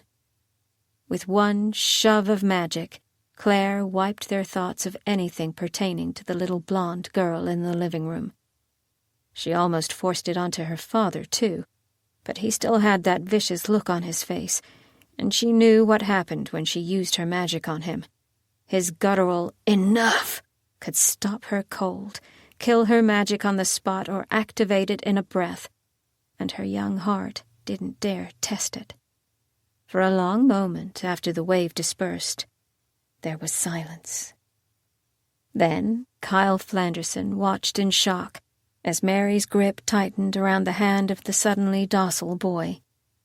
Her eyes glazed over Claire's head as she said distantly, "Thank you for your cooperation, Mr. Flanderson." Without another word, she strolled from the house, taking Maxwell with her. The officers scanned the living room one final time, but Claire might as well have been a ghost to them. They filed onto the porch, through the front yard, into their squad cars. Silence filled the house while father and daughter listened for slamming car doors, engines revving, tires on gravel. Then they were gone. Kyle turned an incredulous gaze on Claire. She scrubbed tear-stained cheeks and refused to look at him. Satisfaction bubbled in his chest. "Well, I think that was an excellent demonstration of magic. How about some ice cream, baby?" Chapter 19. 13 days before death stopped. 5 days after the Kyoto consulate reconciliation, the future Zaro prepared to board a plane to Rome to meet the Pope. Historically, the Pope and the Zaro were on good terms. The Zaro had significantly more power in a magical sense, but 1 billion people worshipped the Pope, while only about 630 million witches existed, and considering the ongoing historical debate of whether witch was a religion or a race, many witches were also practicing Catholics. Naturally, the 2 leaders attempted to be amicable. At least, they would be if Ozarik actually deigned to visit. Instead, right before they left for the Vatican, Clementine intercepted both Ozarik and Claire. They stopped short 15 feet from the airstrip, and the Asiridon bowed, her voice stiff with barely contained hatred. "Apologies, future Zaro Ozarik, but the Vatican staff were specific.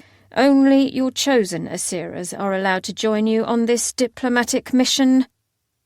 "Claire is my oldest friend," Ozarik said, and Claire heard his hint of desperation. Her chest tightened. They'd spent the last 4 days preparing for this. He kept insisting he was ready, but now his protests had her doubting. "Surely," Claire cut him off. "Oz, it's fine. I'll just wait for you here." His face paled, and his eyes darted from the Asiras to Claire. After a moment's silence, where she thought he'd shove his fears down and smile like he was meant to, Ozarik instead ventured, "Claire, can I speak with you? Privately?" "I'm not sure it's necessary." Now Claire was the one speaking through gritted teeth. "Oh, it is." Ozarik grabbed her arm and towed her back into the castle. Clementine pressed her lips together, exchanging a dark glance with Bao while Yorhe tugged their bags up the awaiting jet's staircase. But it wasn't the Asira's place to question the Zaro, so they busied themselves with their tasks until he returned. Inside the castle, the heavy wooden door slammed shut. Alone, Ozarik spun away from Claire, tilting his head towards the painted ceiling of the castle's foyer. It denoted a rather epic scene of a leviathan at sea, facing a Zaro of old. No one knew if it was myth or history. "See, the thing is," Ozarik began. "You're still procrastinating," Claire interrupted, deadpan. "Possibly." He drew a breath. "I'm researching the assumation ceremony. We're only a couple weeks away, but I think there's a chance we can permanently divvy our magic if we prepare properly." He was lying. His eye twitched like it did when she tried to teach him poker. Claire crossed her arms. "Oz. It's true. Reiki found a book on the subject. She was researching it too, but she didn't get to finish." A book? Claire knew exactly what book he was referencing. Did the ancient journal have a spell to separate magic like theirs? She thought it was something darker, something dangerous. But she hadn't seen all its contents. No one had. That was why a certain hunt was ongoing at that very moment, scouring the internet for clues of the journal's whereabouts. If the spell was to separate the persistent push-pull of their magic, if Ozarik could take most of it, leave Claire with just enough to make a living, well, obligation to the Zaro and Javarini would be a thing of the past. She could be Ozarik's friend from afar, making her name as a stage magician without any of the world-altering footnotes. Claire wanted that to be true. But she also knew Ozarik too well. He was fumbling with his words, lying about his actions, hiding behind the death of Reiki because he thought Claire wouldn't pry. Irritation prickled her skin. Ozarik noticed her aura souring. His voice turned soft, pleading. "Just a few more days. A little bit of time is all I need." And the unspoken words were there. This was an excuse, and he acknowledged it. But it didn't change the fact that he wasn't ready to meet the Pope, to stand in as the Zaro and rub elbows with the most powerful people in the world. The contents of the journal wouldn't change that. Claire sighed. "You really don't want to do this?" What she meant was, you really would rather be hunting for a spellbook than out there experiencing your destiny. Ozarik hesitated. Anything that happened after that moment was inevitable in Claire's mind. With a long, suffering sigh, she waved a hand and the illusion was once again in place, shielding Claire Bishop from the prying eyes of the world, replaced with a perfect veneer of Ozarik. He could see the magic shimmering around her, but to everyone else, the future Zaro looked as predictable as ever. "Thank you," he whispered. She rolled her eyes, his eyes, and boarded the plane with no one the wiser. It was immensely uncomfortable.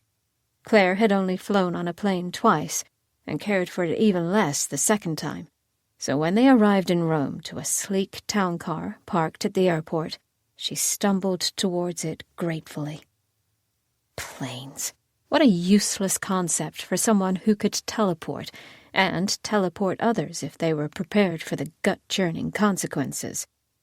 She was convinced grape soda would work just as well on common folk, witch or not. Henry, who didn't like grape soda one bit, had spent their spontaneous afternoon in Hawaii absolutely miserable, and would debate that until he died. But Reiki had never approved of fabulous displays of magic, and thus traveled by plane almost exclusively. She used to claim it was to discuss current affairs with her Asiras, undisturbed as they traveled from location to location. She claimed it was downtime, akin to meditation.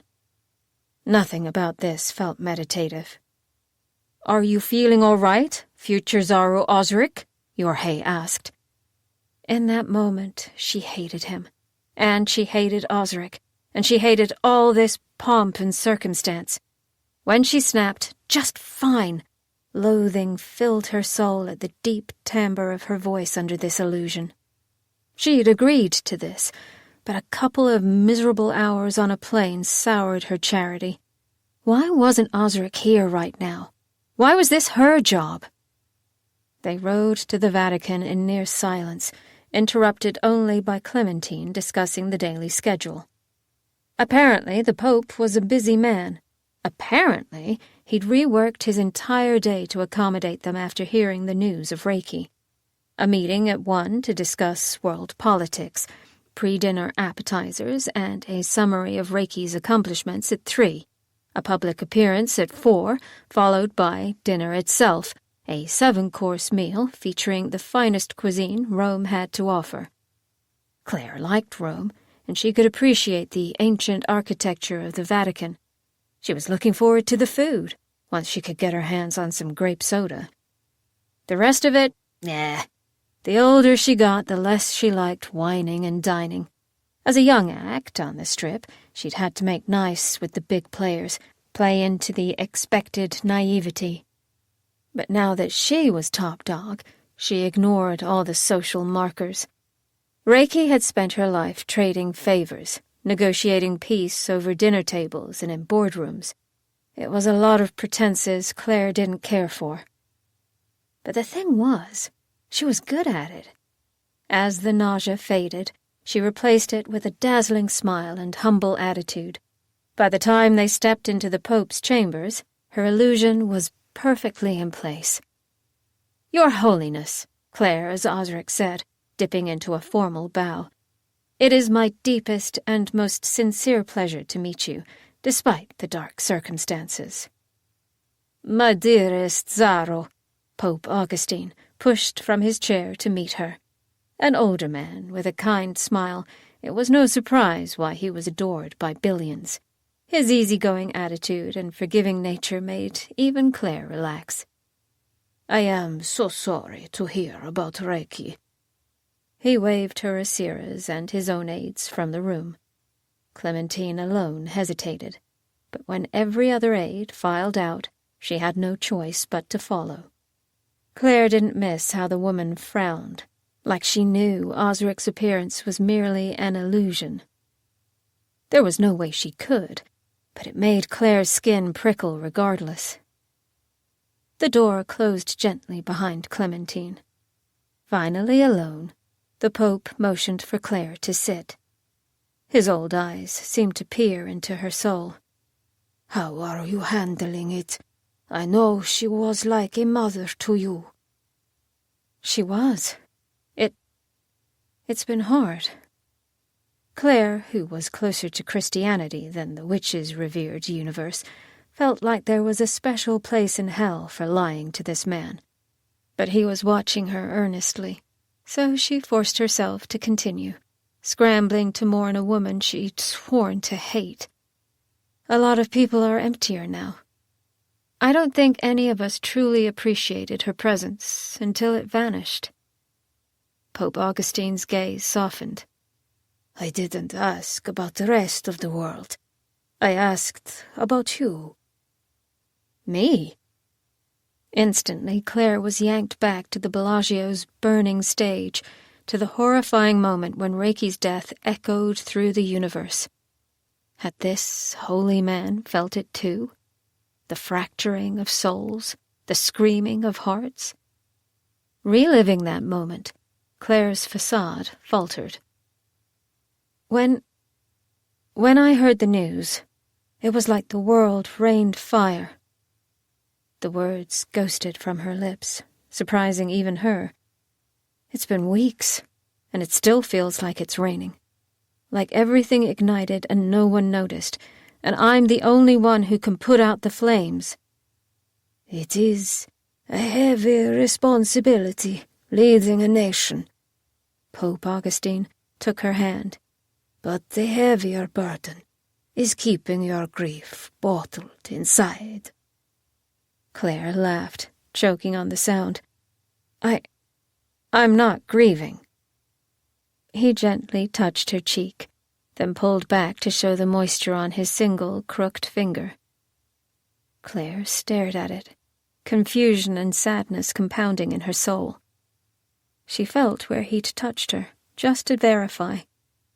Maybe something had broken in her mind because in 5 sentences this man had somehow managed to shatter walls she'd erected years ago. It took a moment to recenter the illusion now. I'm so sorry. This wasn't the point of today. To the contrary, this is exactly the point of today. Pope Augustine smiled, clasped his gnarled hands in his lap. My advisors want me to discuss world politics, but that removes the humanity that is so necessary in our line of work. May I tell you a secret, Ozarik? Claire nodded. The old man's eyes glistened. Reiki was one of my dearest friends, too. So when it feels like the world is raining fire, please remember, you are not alone. The two of them spent the afternoon chatting about Reiki, exchanging stories. For a rare moment, Claire placed herself in Ozarik's shoes, imagined what it was like to be raised by such an extraordinary woman. When the Pope shared stories about why he admired her, Claire admired her too. It didn't erase how Claire had been treated, but it was a fitting tribute. She ruminated all the way back to her suite, buried deep in the guest quarters of the Vatican, and stopped short on seeing a Celadon Clementine perched beside her door. The woman swept in to a practiced bow, more for appearances than anything. Claire nodded back, like she'd seen Ozarik do 1,000 times. Of course, the day's events had worn Claire raw, and her earlier unease manifested as a slightly cutting, "What do you need, Clementine?" The woman's green eyes were almost unnerving, and her hand settled on the Chinese dao ever present at her hip. "You seem anxious. I wanted to check on you." Claire saw right through that remark. The Pope was partially right about Reiki mothering Ozarik, but he didn't realize that the Asiridon had an even bigger hand in Oz's life. Clementine took her unofficial maternal figure status seriously, which meant that Claire had always been the other girl, the threat. Claire wasn't amused by it. "Everything is fine," she replied tightly. Clementine pushed away from the door, shoulders back. "I see." They were almost the same height, although with Claire's illusion in place, she would appear a few inches taller. The Tao's black hole magic seemed to pulse as the two women stared each other down. And then Clementine crumbled. "I thought maybe. I know what happened. It wasn't your fault, Ozarik," Clementine said brokenly, and Claire nearly recoiled to see actual tears in the woman's eyes. "Reiki, oh, universe, Reiki, I can't believe we're here right now without her. I shouldn't have left that room. I should have been there." Claire, who knew no details about Reiki's final moments and was starting to feel very awkward about it, forced her face into a semblance of sympathy. But anything she said here might disrupt their ruse, so she diverted. "She always appreciated you, Clementine." It felt hollow. Reiki had been perfectly friendly towards Clementine, but even as a teenager, Claire knew Clementine's feelings swayed into much deeper territory. She and Ozarik used to giggle about it in the secrecy of his bedroom, gossiping about the Asiras late into the night. It didn't seem so funny now, watching Clementine's shoulders tremble with grief. I know she did. She meant the world to me, Ozarik." Clementine pressed her palms into her eyes, hunching into herself. It pulled at Claire's soul, reviving an empathy she'd thought was long gone. It wasn't her place to comfort Clementine. She wasn't Ozarik, and she wasn't the Zaro, not really. But Claire couldn't ignore a witch in need. Her magic slipped into the Asiridon's soul, wrapping around her body like a warm hug. "It'll be okay," the motion assured. It was powerful healing magic, a spell she wasn't even sure Ozarik knew about, but it made Clementine sob in earnest. "Reiki," the Aceridon whispered, hugging her arms over her chest as the spell soothed her grief, lessened the ache in her chest. "I haven't felt this kind of magic since, well, it's been years." Now she turned watery eyes to Claire. "Thank you. If you ever need to talk, to mourn, please know." "I'm not alone," Claire murmured. It seemed to be a theme around Reiki's legacy. Clementine nodded, bid her a fast goodbye, and vanished down the hallway before Claire could follow. She stared after the woman for a long moment, ruminating, before stepping into the privacy of her lavish suite. Once the curtains were drawn and the door was locked, Claire let the illusion fade, tugging something out of her pocket, an intricate scroll, with a dragon carved into one side, a moon in the other. She unfurled it, reading it for the second time. The inky swirl of Reiki's perfect handwriting made her pause. At the witches' market, the woman's message had seemed contrite, mocking. Now they assumed a different inflection, one that almost let Claire believe Reiki really meant those two little words. "I'm sorry." "All right, Reiki," Claire said, turning her attention to the coordinates. "What do you want me to see?" Chapter 20. 2 years and 204 days before death stopped. 17-year-old Claire consulted the apartment building's letter, then scanned the doors until she landed on a second-floor unit. It should have been obvious. Its door was wide open, and pop music drifted into the common space. People were laughing and chatting, and a handwritten sign above the door said, "Witches and other folk welcome." Claire snorted, then climbed the stairs. The typical Las Vegas heat was non-existent today, which was a shame. 115-degree temperatures, which was 46.1 degrees Celsius for everyone else, would have provided an easy excuse for why sweat dripped down the back of her neck. Claire projected easy confidence most of the time, but today her chest tightened in fear. Stages and crowds she could handle. All eyes on her, just another Tuesday evening. But a housewarming party?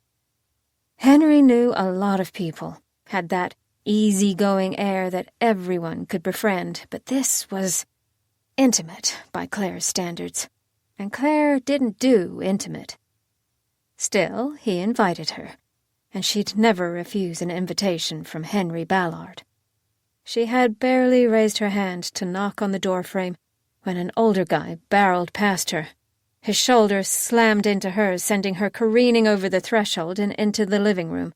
The guy skidded to a halt, a six-pack in his hands, and yelped, "Ha! Sorry, didn't see you." Claire caught her balance with the grace of a dancer, twisting to quirk an eyebrow at the guy. "You didn't see me?" She spoke with the exasperation of someone used to being seen. Before he could reply, Henry called, "Well, it's better than you hovering there like a vampire waiting for permission." Now Claire gasped in fake indignation, even as the guy with the beer roared in laughter. He tossed one to Henry, one to Claire, and dropped the rest on the coffee table, where they were snatched up by the other people in attendance. 3 guys, 2 girls, plus Henry and Claire. One of them, interestingly enough, was actually a human. Claire wouldn't know it yet, but this was one of Jennifer Shield's siblings, and in half a year the introduction would be made, and their resulting love would be one of ages.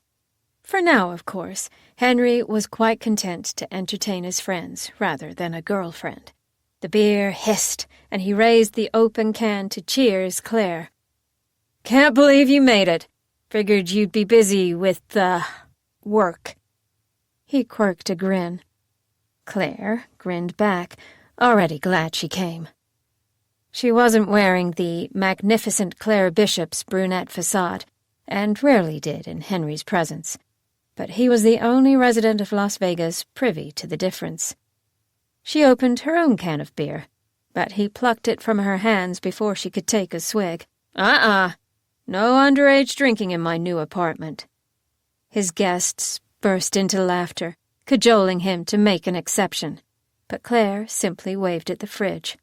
Lucky you. I prefer grape soda anyway. I don't have. She opened the fridge to reveal it absolutely packed with grape soda, to the point of sheer absurdity. Henry's shock, which almost instantly shifted to utter amusement, was priceless. Claire winked at him as she tugged out a bottle and popped the cap. The night wore on, and it didn't take Claire long to learn that the guy who'd run into her was the infamous Milo, Henry's best friend. She met Alicia and Noah and Valentine and finally Isabel Shields, who was a waitress at one of the casinos Henry worked at. They welcomed her with drunken happiness, broke out a witchy card game about crafting new spells on the fly, and in the ensuing creative chaos, Claire found herself forgetting, just for a moment, the reality of her life, her magic, her choices. Of course, it lasted exactly as long as it took Reiki to make a goddamn announcement into the brains of every witch in the world. Reiki didn't make announcements often, and when she did, she tried to keep them local, straight into the minds of the witches she needed to address. Claire knew it was coming when her magic ebbed into Ozarik, like pulling a suction cup off your arm. She braced, and a second later, the witches present were wincing as Reiki intoned, "To the witches of Los Angeles, violence is not the answer. Please, calm your anger. I will personally get to the bottom of this." "Los Angeles," Milo said, as the Zaro's voice faded. He always thought it was unnerving to hear Reiki speaking to them through that map, like a god slapping someone upside the head. "She missed the mark a bit, didn't she, geographically speaking?" "She probably just didn't want to miss any residents," Alicia replied. "What happened in L.A.? "Homicide, I think. Some human murdered a witch, a white Beverly Hills housewife human, so of course it's prompting a bigger discussion." They chattered on about the Zaro and the murder in L.A., but it was noise to Claire. She pushed to her feet, trembling, her drink forgotten, because it was strange that Reiki cast such a wide net for that announcement. Either she meant to encompass Claire, unlikely, since Reiki always knew where to find her, and Claire had nothing to do with the uproar in Los Angeles, or it was a genuine mistake to include Nevada in that announcement. And if it was the latter, it meant Zaro Reiki was starting to slip. "Turn on the news, Henry," Valentine called. Claire mumbled about needing something from her car, which was a lie since she hadn't driven a car in her life and didn't intend to. Still, she slipped out while they argued, stumbling down the exterior staircase onto a carefully manicured common space. She sunk into the grimy picnic bench at the center of it, drawing careful breaths. She prodded Ozarik's magic, but he sent a hasty reply. "Busy now. Chat later." Of course he was busy if there were riots in L.A. It left Claire feeling lonely, excluded. "Claire, you okay?" Henry's footsteps stopped behind her, and Claire didn't twist around to see him. She should have known he'd follow, because of course he did. Henry Ballard was nothing if not reliable, nothing if not attentive to emotion. "I'm fine," Claire said stonily. Henry stepped around her, leaning against the table's edge. It was coated in some blue rubber-like material, more durable in the desert heat, and one hand absently ran over the holes on the tabletop. "Are you concerned about the murder? Or is it something more?" Anyone else and Claire would fake a smile, breezily cover up her emotions. But her fingers trembled with the loss of magic, with the fact that Ozarik had stolen her magic tonight, and she couldn't get that bugging thought from her brain. So she sighed with the weight of the world and replied, "It's weird that Reiki made an announcement we could hear, too." Henry frowned, tilting his head. "It is strange, but maybe that's how the magic works." He cut himself off as she shook her head, turning his gaze to the metal ramada shading them. "Right, that's not how it works." Henry Ballard didn't quite know everything about Claire, but he knew that she had the magic of a Zaro, that she was dating future Zaro Ozarik, and that she'd lived on Javarini before coming to Nevada. When Claire told him how magic worked, he believed her, no questions asked. Claire pinched her brow. If she meant to do it, fine, but if she didn't, it means she's losing control. Scary thought. Not dangerous control, just losing her magic. It's seeping into Ozarik already. And into you. Claire pressed her lips together, watching him carefully. But Henry wasn't one to pry. He simply said, "So there will be an assumation ceremony sooner than later, is what I'm hearing." "It's possible." Will you both partake in that?" Claire chuckled humorously. "It's not my future." He pushed away from the table, taking a seat across from her instead. Whenever he stared at her like this, Claire was almost entirely certain he knew more than he let on. Hope flickered in her chest, but she kept quiet, waiting for him to piece things together. Always waiting.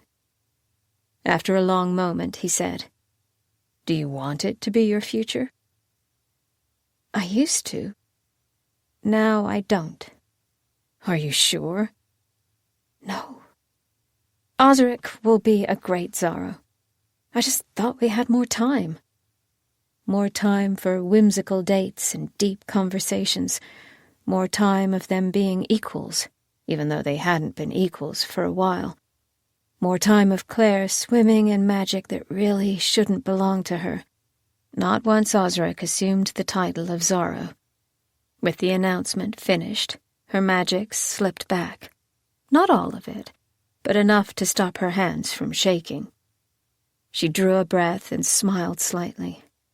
"Well, a problem for another day." She moved to stand. "Claire," Henry said. She paused. "Not every problem vanishes with time." Claire Bishop shook her head, and her voice was laced with exhaustion. "This one will."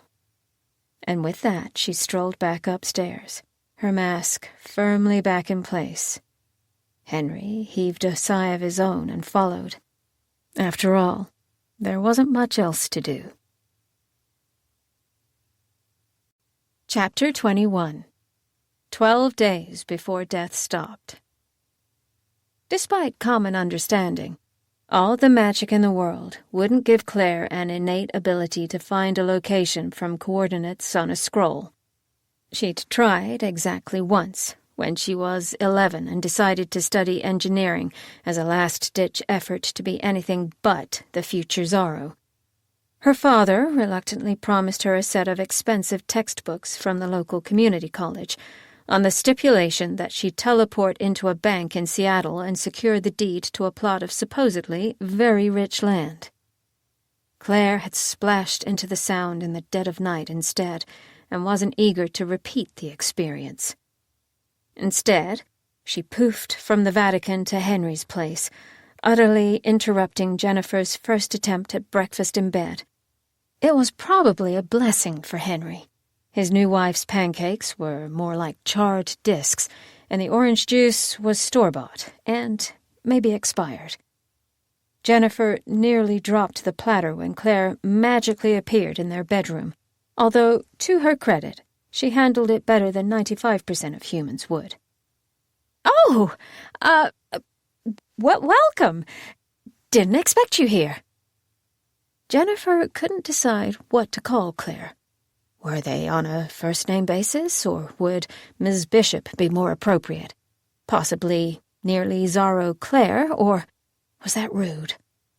The possibilities swirled as Jennifer's polite smile shifted into awkward panic as she clutched the breakfast platter tight enough to show the whites of her knuckles. Claire, meanwhile, couldn't care less. Her desire for formality had vanished the day Reiki kicked her off Javarini. "That bacon smells salty." Claire shot Henry a wry glance as she wrenched open his dresser drawer, rifling through his socks. "Claire!" Henry pulled his blanket up to his chest, although his tone was amicable and pleasant. "Remember when we talked about boundaries? It's Saturday morning. Who knows what we could have been doing?" Claire, who didn't like to think about sex on a good day, much less one possibly soon to be wrought with emotional trauma incurred by a dead woman's final message, wrinkled her nose. Jennifer flushed deep red, averting her gaze as she crossed the room, nearly slamming the tray onto Henry's lap. She shot him a look that very clearly said, "Stop embarrassing me," one that Henry took as, "You're so cute in the morning." He smiled wide while she spluttered, "He's exaggerating. We wouldn't." "I'm only here for a moment." Claire finally fished out Henry's GPS tracker. She had gifted it to him 2 years ago, enhanced to magically and automatically record all rare stones he found in the Las Vegas desert. She flashed the oval device at him, then waved at Jennifer. "Enjoy your breakfast. Jen, that salt was for you, not him. Maybe try some steak tonight." Then she vanished again, leaving a whiff of purple smoke that had both human and witch coughing. Should we expect that a lot?" Jennifer Shields Ballard asked, secretly pleased that not only were she and Claire on a first-name basis, they'd apparently graduated to nicknames at some undisclosed moment. Henry shrugged, sawing into his burnt pancake. "With her, impossible to know." Meanwhile, deep in the forests of Mount Fuji, Claire entered the coordinates into the digital screen and checked the direction on the little map. This all seemed very intensive for Reiki, although, arguably, Claire didn't know much about the woman before she hit her 60s. In reality, Reiki had been an avid hiker in her youth and possessed a particular reverence for the Japanese wilderness specifically, although Zaro's hiking reality was much, much different than that of a normal person, witch or otherwise. Branches tugged themselves out of her path, leaves parted like heavy drapes, and even the insects didn't dare enter a Zaro's aura or risk being crisped alive. Yes, Reiki had rather loved the wilderness. Claire, possessing only half her magic, was having exactly half the good time. She landed near the coordinates, not exactly on them, which was a mistake on her end. But her stomach churned unpleasantly, and there was a disturbing lack of grape soda way out here. So Claire drew a frustrated breath and continued on foot, batting at branches and leaves that extended only as much weary effort to move aside as a performer waiting for an ovation that would never come. Evening in the Vatican and early morning in Las Vegas meant that Mount Fuji was bathed in the late-night moon's glow. And it was cold as balls here. Even a bubble of magic didn't warm her soul, and Claire grumbled at Reiki's memory as she followed the GPS up the mountain's treacherous ledge. "This had better be worth it," she said in multiple instances. No one answered, obviously. 2 hours later, the sun peeked over the horizon and bathed the dense forest in golden light, one that would have most people in awe of the magnificence present in the Japanese wilderness. And yet, most people didn't awake to a luxury high-rise condo in Mandalay Bay, so Claire Bishop merely rolled her eyes and mumbled to the sun, "Finally, so glad you deigned to get up." 30 minutes after that, Claire found what had to be the destination. After all, the ancient temple was exactly Reiki's style. It was framed in stone lanterns, that must have once been bold and angular, but now weren't. A single, splintering torii gate loomed over an uneven, moss-covered platform.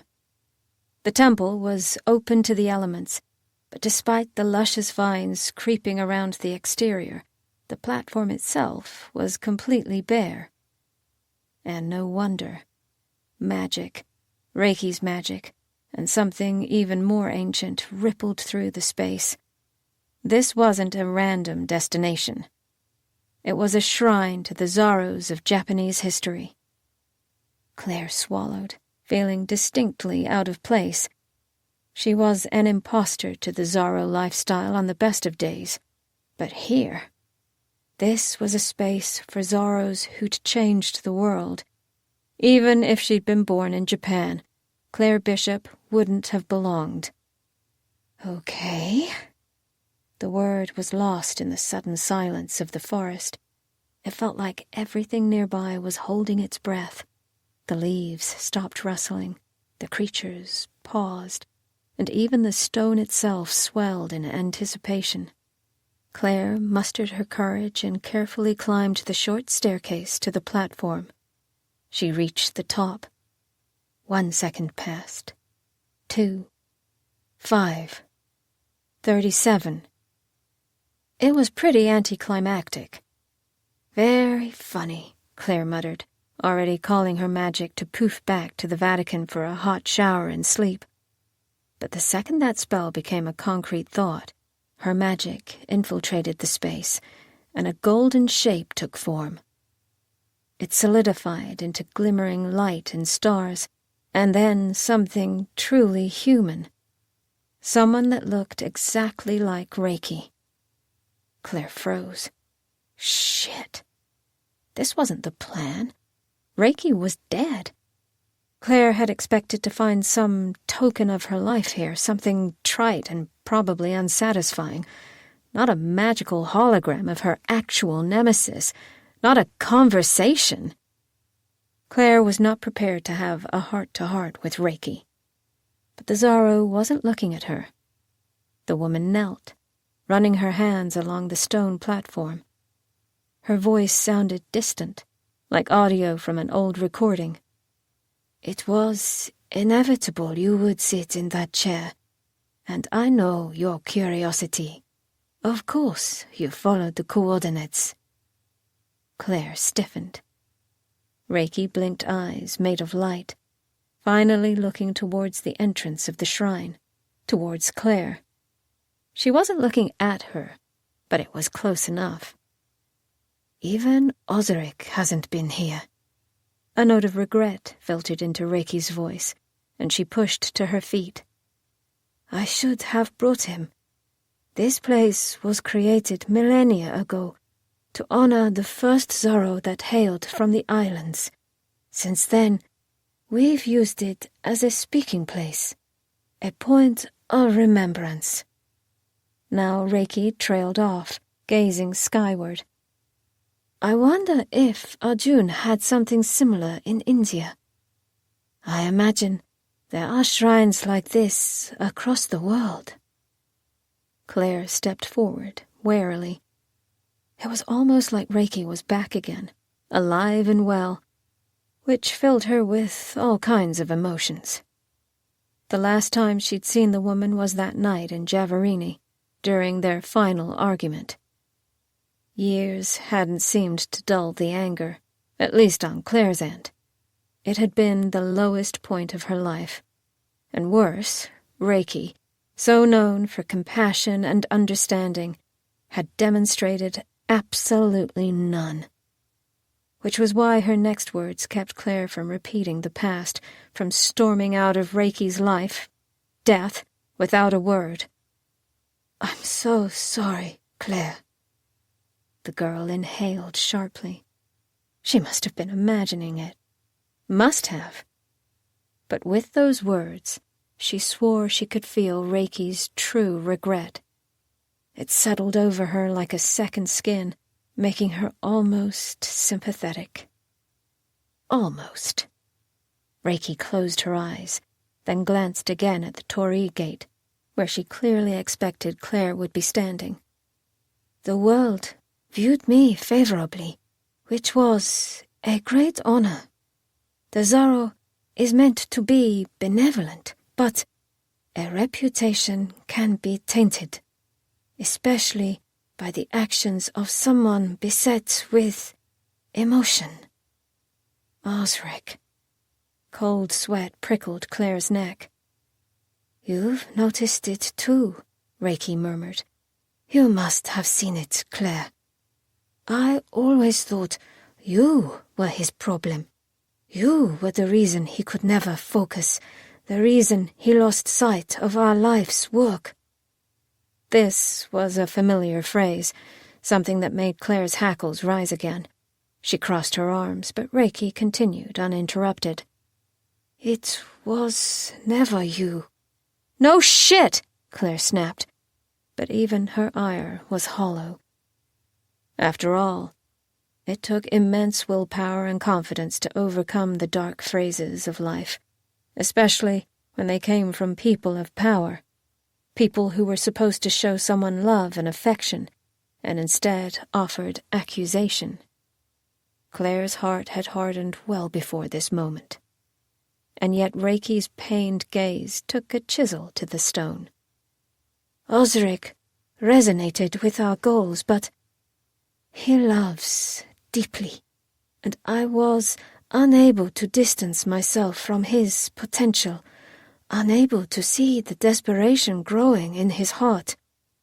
Reiki was wearing another traditional kimono, perfectly pressed despite the hike she'd probably taken to reach this place. Her hair was pinned in its usual bun, and her eyes glistened with sparkling tears. I fear Ozarik might do something terrible, Claire. And if you're hearing this, it means I won't be present to stop him. Claire set her jaw, thinking about a certain book. But admitting that to Reiki felt like a betrayal to the one person she loved most. Instead, Claire took the offensive. How is this my problem? You made it abundantly clear that I will never be the Zaro. I'm too selfish, too materialistic, too vain. She spit the words at the dead woman's feet, and fury curled in her chest. This was a waste of time. But in an eerie change, Reiki looked directly at her now. I can feel your future anger. It reverberates through time and space. Now she drew a shaking breath. I should have paid more attention when you were growing up. You wanted an explanation the night I exiled you, and ever since I've racked my brain for an excuse. At this point, Claire wasn't even sure what the woman could say to make things better. Still, the child inside wanted to hear her try. Only a fool makes excuses. Reiki paced across the temple platform. Here is the truth. I didn't believe your father's empty promises, but I believed in my own magic. I believed the spell I placed on that house would protect you. During my subsequent visits, his little performances told me everything. You weren't okay. Claire was torn between defending her childhood, claiming everything was fine, and snarling, "Obviously!" By that point, however, my Asiras knew Ozarik would be Zaro. The world knew, and by introducing you as his equal, I feared the chaos that would follow. It might not have been chaos, Claire muttered stubbornly. It was an empty statement. Her childhood couldn't be changed, and wasting anger on what-ifs only made her tired. Reiki paused in her walk, facing the vast wilderness. Her sparkling visage faded as beams of early morning sunlight speckled through the trees. I should have removed you from that house, but I was afraid. I didn't think you could live in my castle under the noses of my Asiras without someone realizing your magical potential. And when you showed the signs of abuse, arrogance to cover your fear, aloofness to protect your heart, it was easy to pretend that was your true personality. It wasn't enough. It was too late. Claire stepped into Reiki's line of sight for all that it mattered. So what I'm hearing is that you fucked up.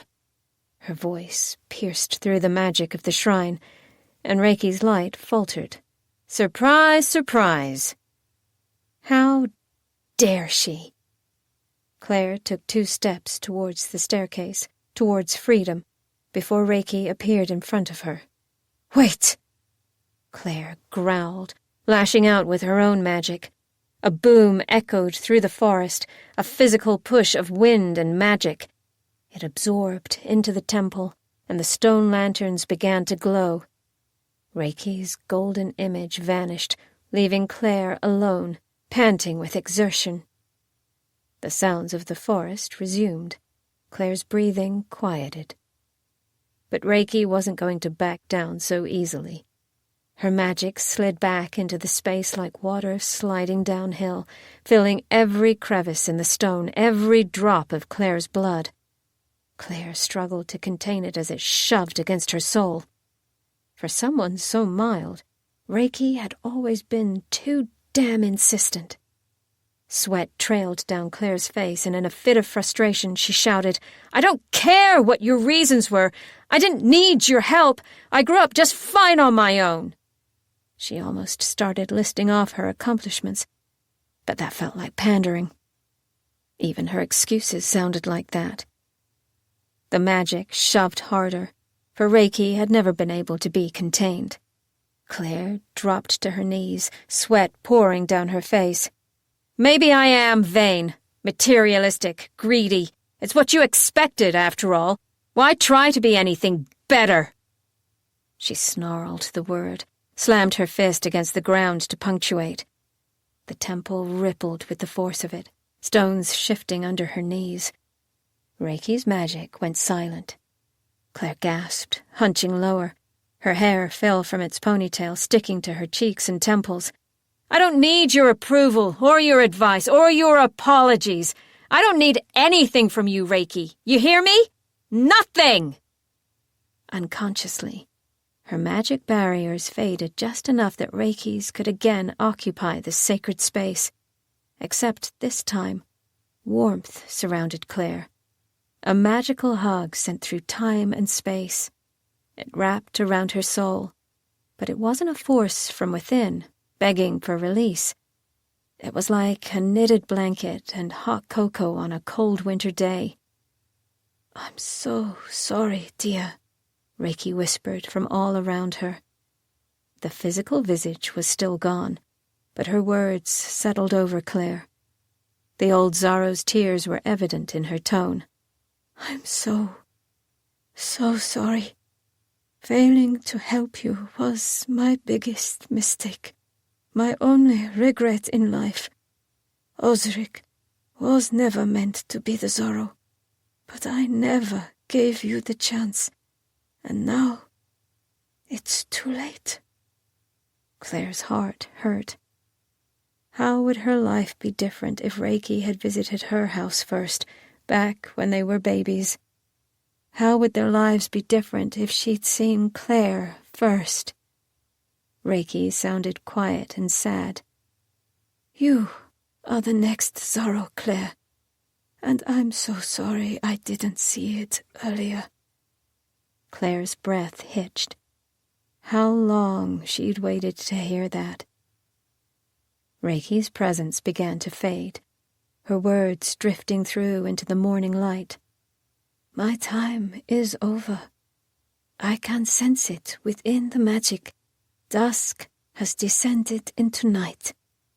If I survive tomorrow's encounter, I will destroy this message and tell you myself. If not, a pause, a deep breath.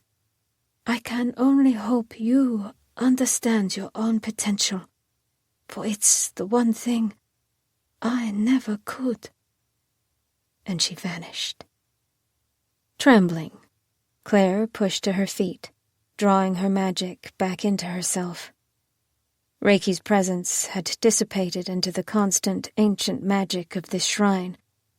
The world was still and silent in her wake. The old Zaro was gone forever.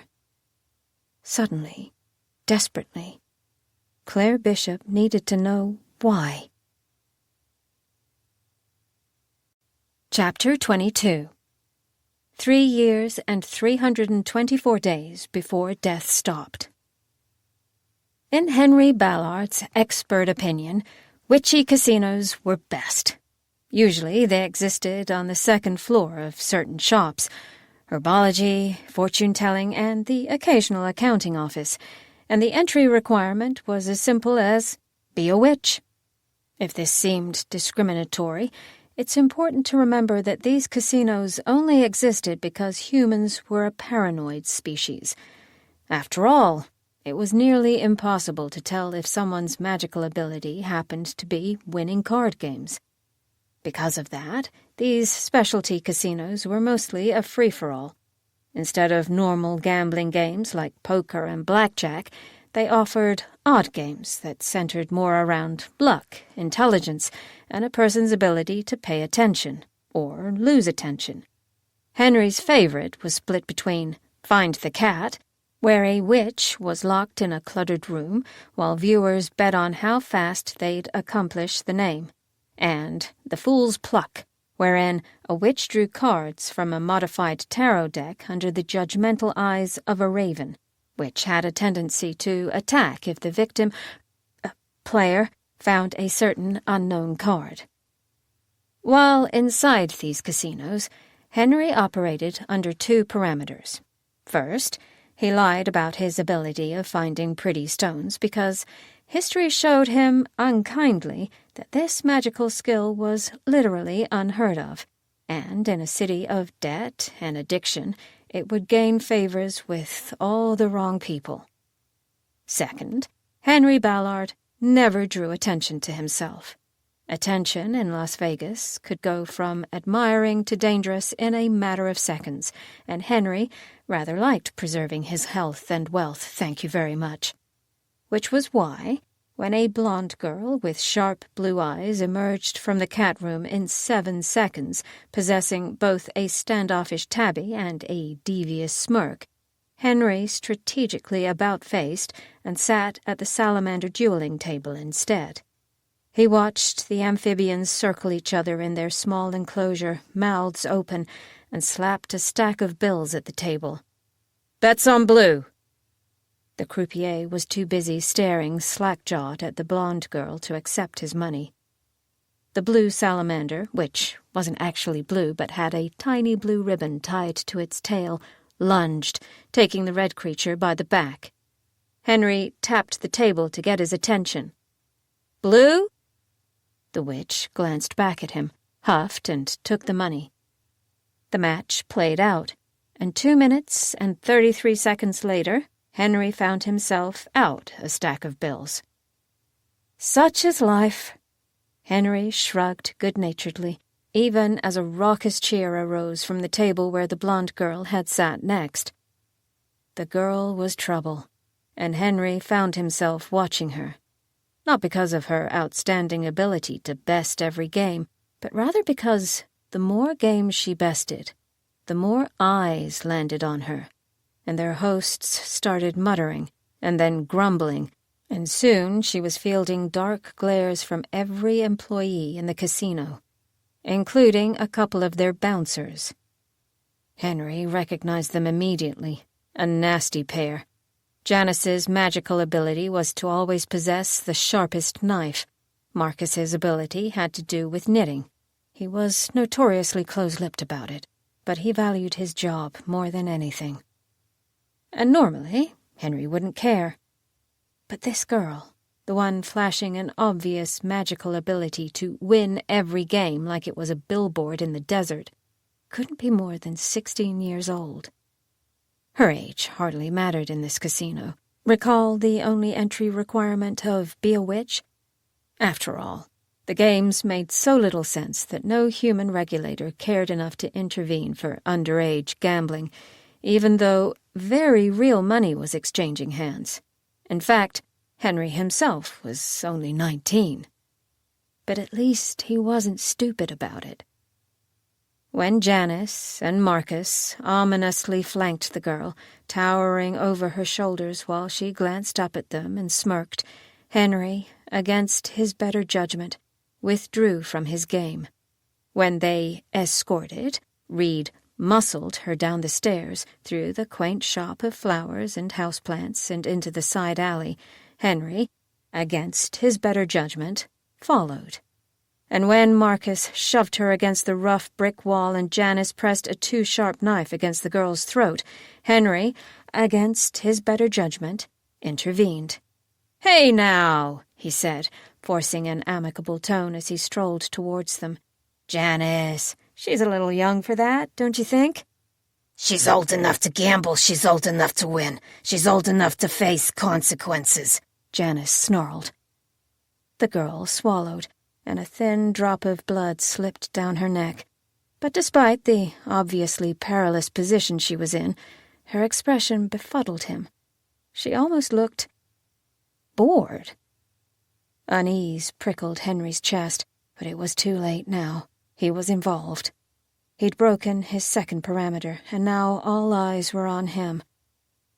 "Look, have you considered the fact that maybe, just maybe, she's that good?" "Being good doesn't matter in Vegas," Marcus said. He narrowed his eyes. "And we've lost a lot of money because of her." "She's not claiming that money." Henry paused just inches from them. Janice still hadn't removed the knife, which made his gut tighten with fear. "Obviously, she's just messing with you."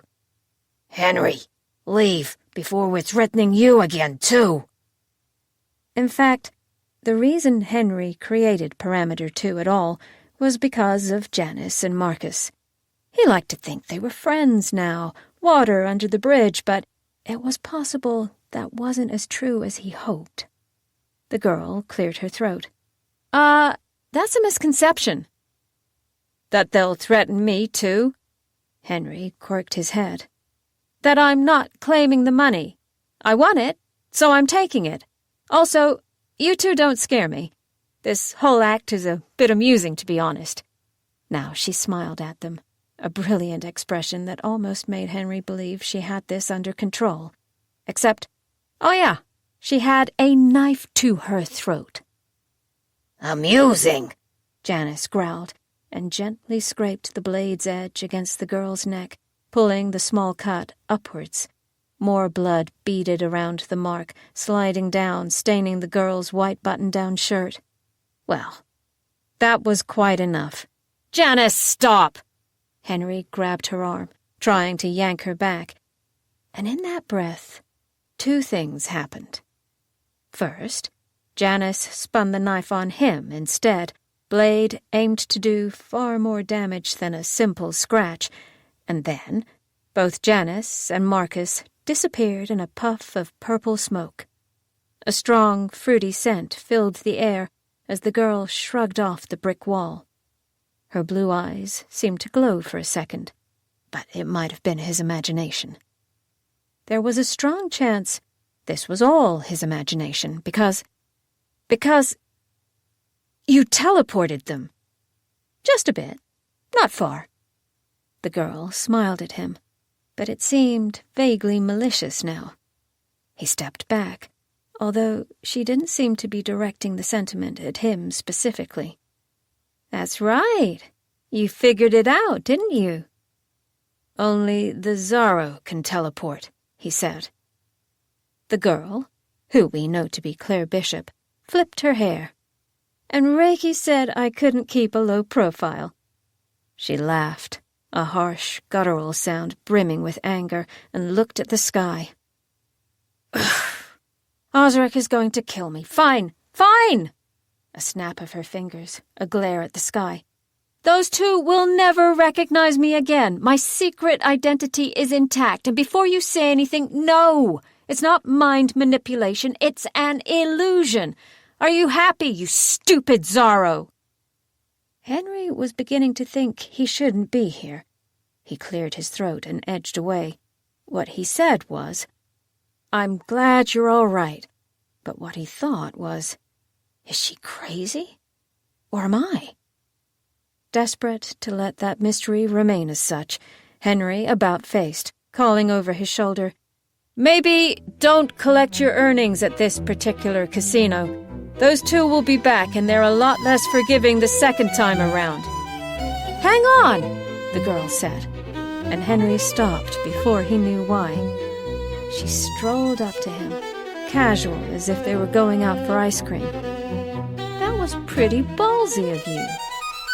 Ballsy or Ballard? Henry made the joke without thinking. It didn't even make sense. His surname was pronounced like the word ballerina, and he got a lot of shit for it growing up. Although, now that he thought about it, pronouncing it the other way probably wouldn't have helped in high school either. The girl didn't laugh. She just stared at him, intensely enough that he cleared his throat and tugged his collar. Sorry. Bad joke. My last name is Ballard, so... Never mind. Anyway, flaunting magic like that in a city like this isn't a good idea. Just a tip. But the girl's eyes had widened, and now she looked unnerved. She took a visible step backwards, like he was an angry ghost and she could ward him off with distance. "Are you okay?" Ballard. Has your last name always been Ballard? He said your name is Henry. "Well, Henry's my middle name." He tucked his hands in his pockets and rolled back on his heels. Your middle name. The girl scrubbed her face, and Henry realized her hands were shaking now. Blood stained the collar of her shirt, making her crisp appearance look like a Halloween costume. Probably an adrenaline crash. He distantly wondered if he should call someone, an adult with medical experience. The girl continued, "I didn't expect to see you in Las Vegas." Considering they'd never met before, Henry didn't expect to see her anywhere. He cleared his throat. "I moved here about a year ago." "From Scottsdale?" He stiffened. First the gambling wins, then the teleportation spell, now mind reading. This was unnatural. Except for Zaro. With a nervous laugh, he shifted away from her. Yes." "Henry." She rolled his name over her tongue.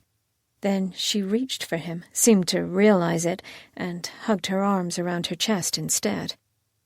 It was such a subtle motion, he should have missed it. But he didn't, and somehow that made it even more awkward. At some point, the blood had vanished from her shirt, the skin of her neck smooth as silk, like it never happened. Henry backed up a few steps. "Look, you seem clever. If you need cash that badly, I bet you can figure something out. Something that doesn't involve robbing the local witches." Claire squinted. "Is it robbing? If they're a casino?" "Well, the money has to come from some witch." She sighed, massaging her forehead. "Fine. I'll think of something else." Something else. Alarm bells went off, and Henry frowned at her.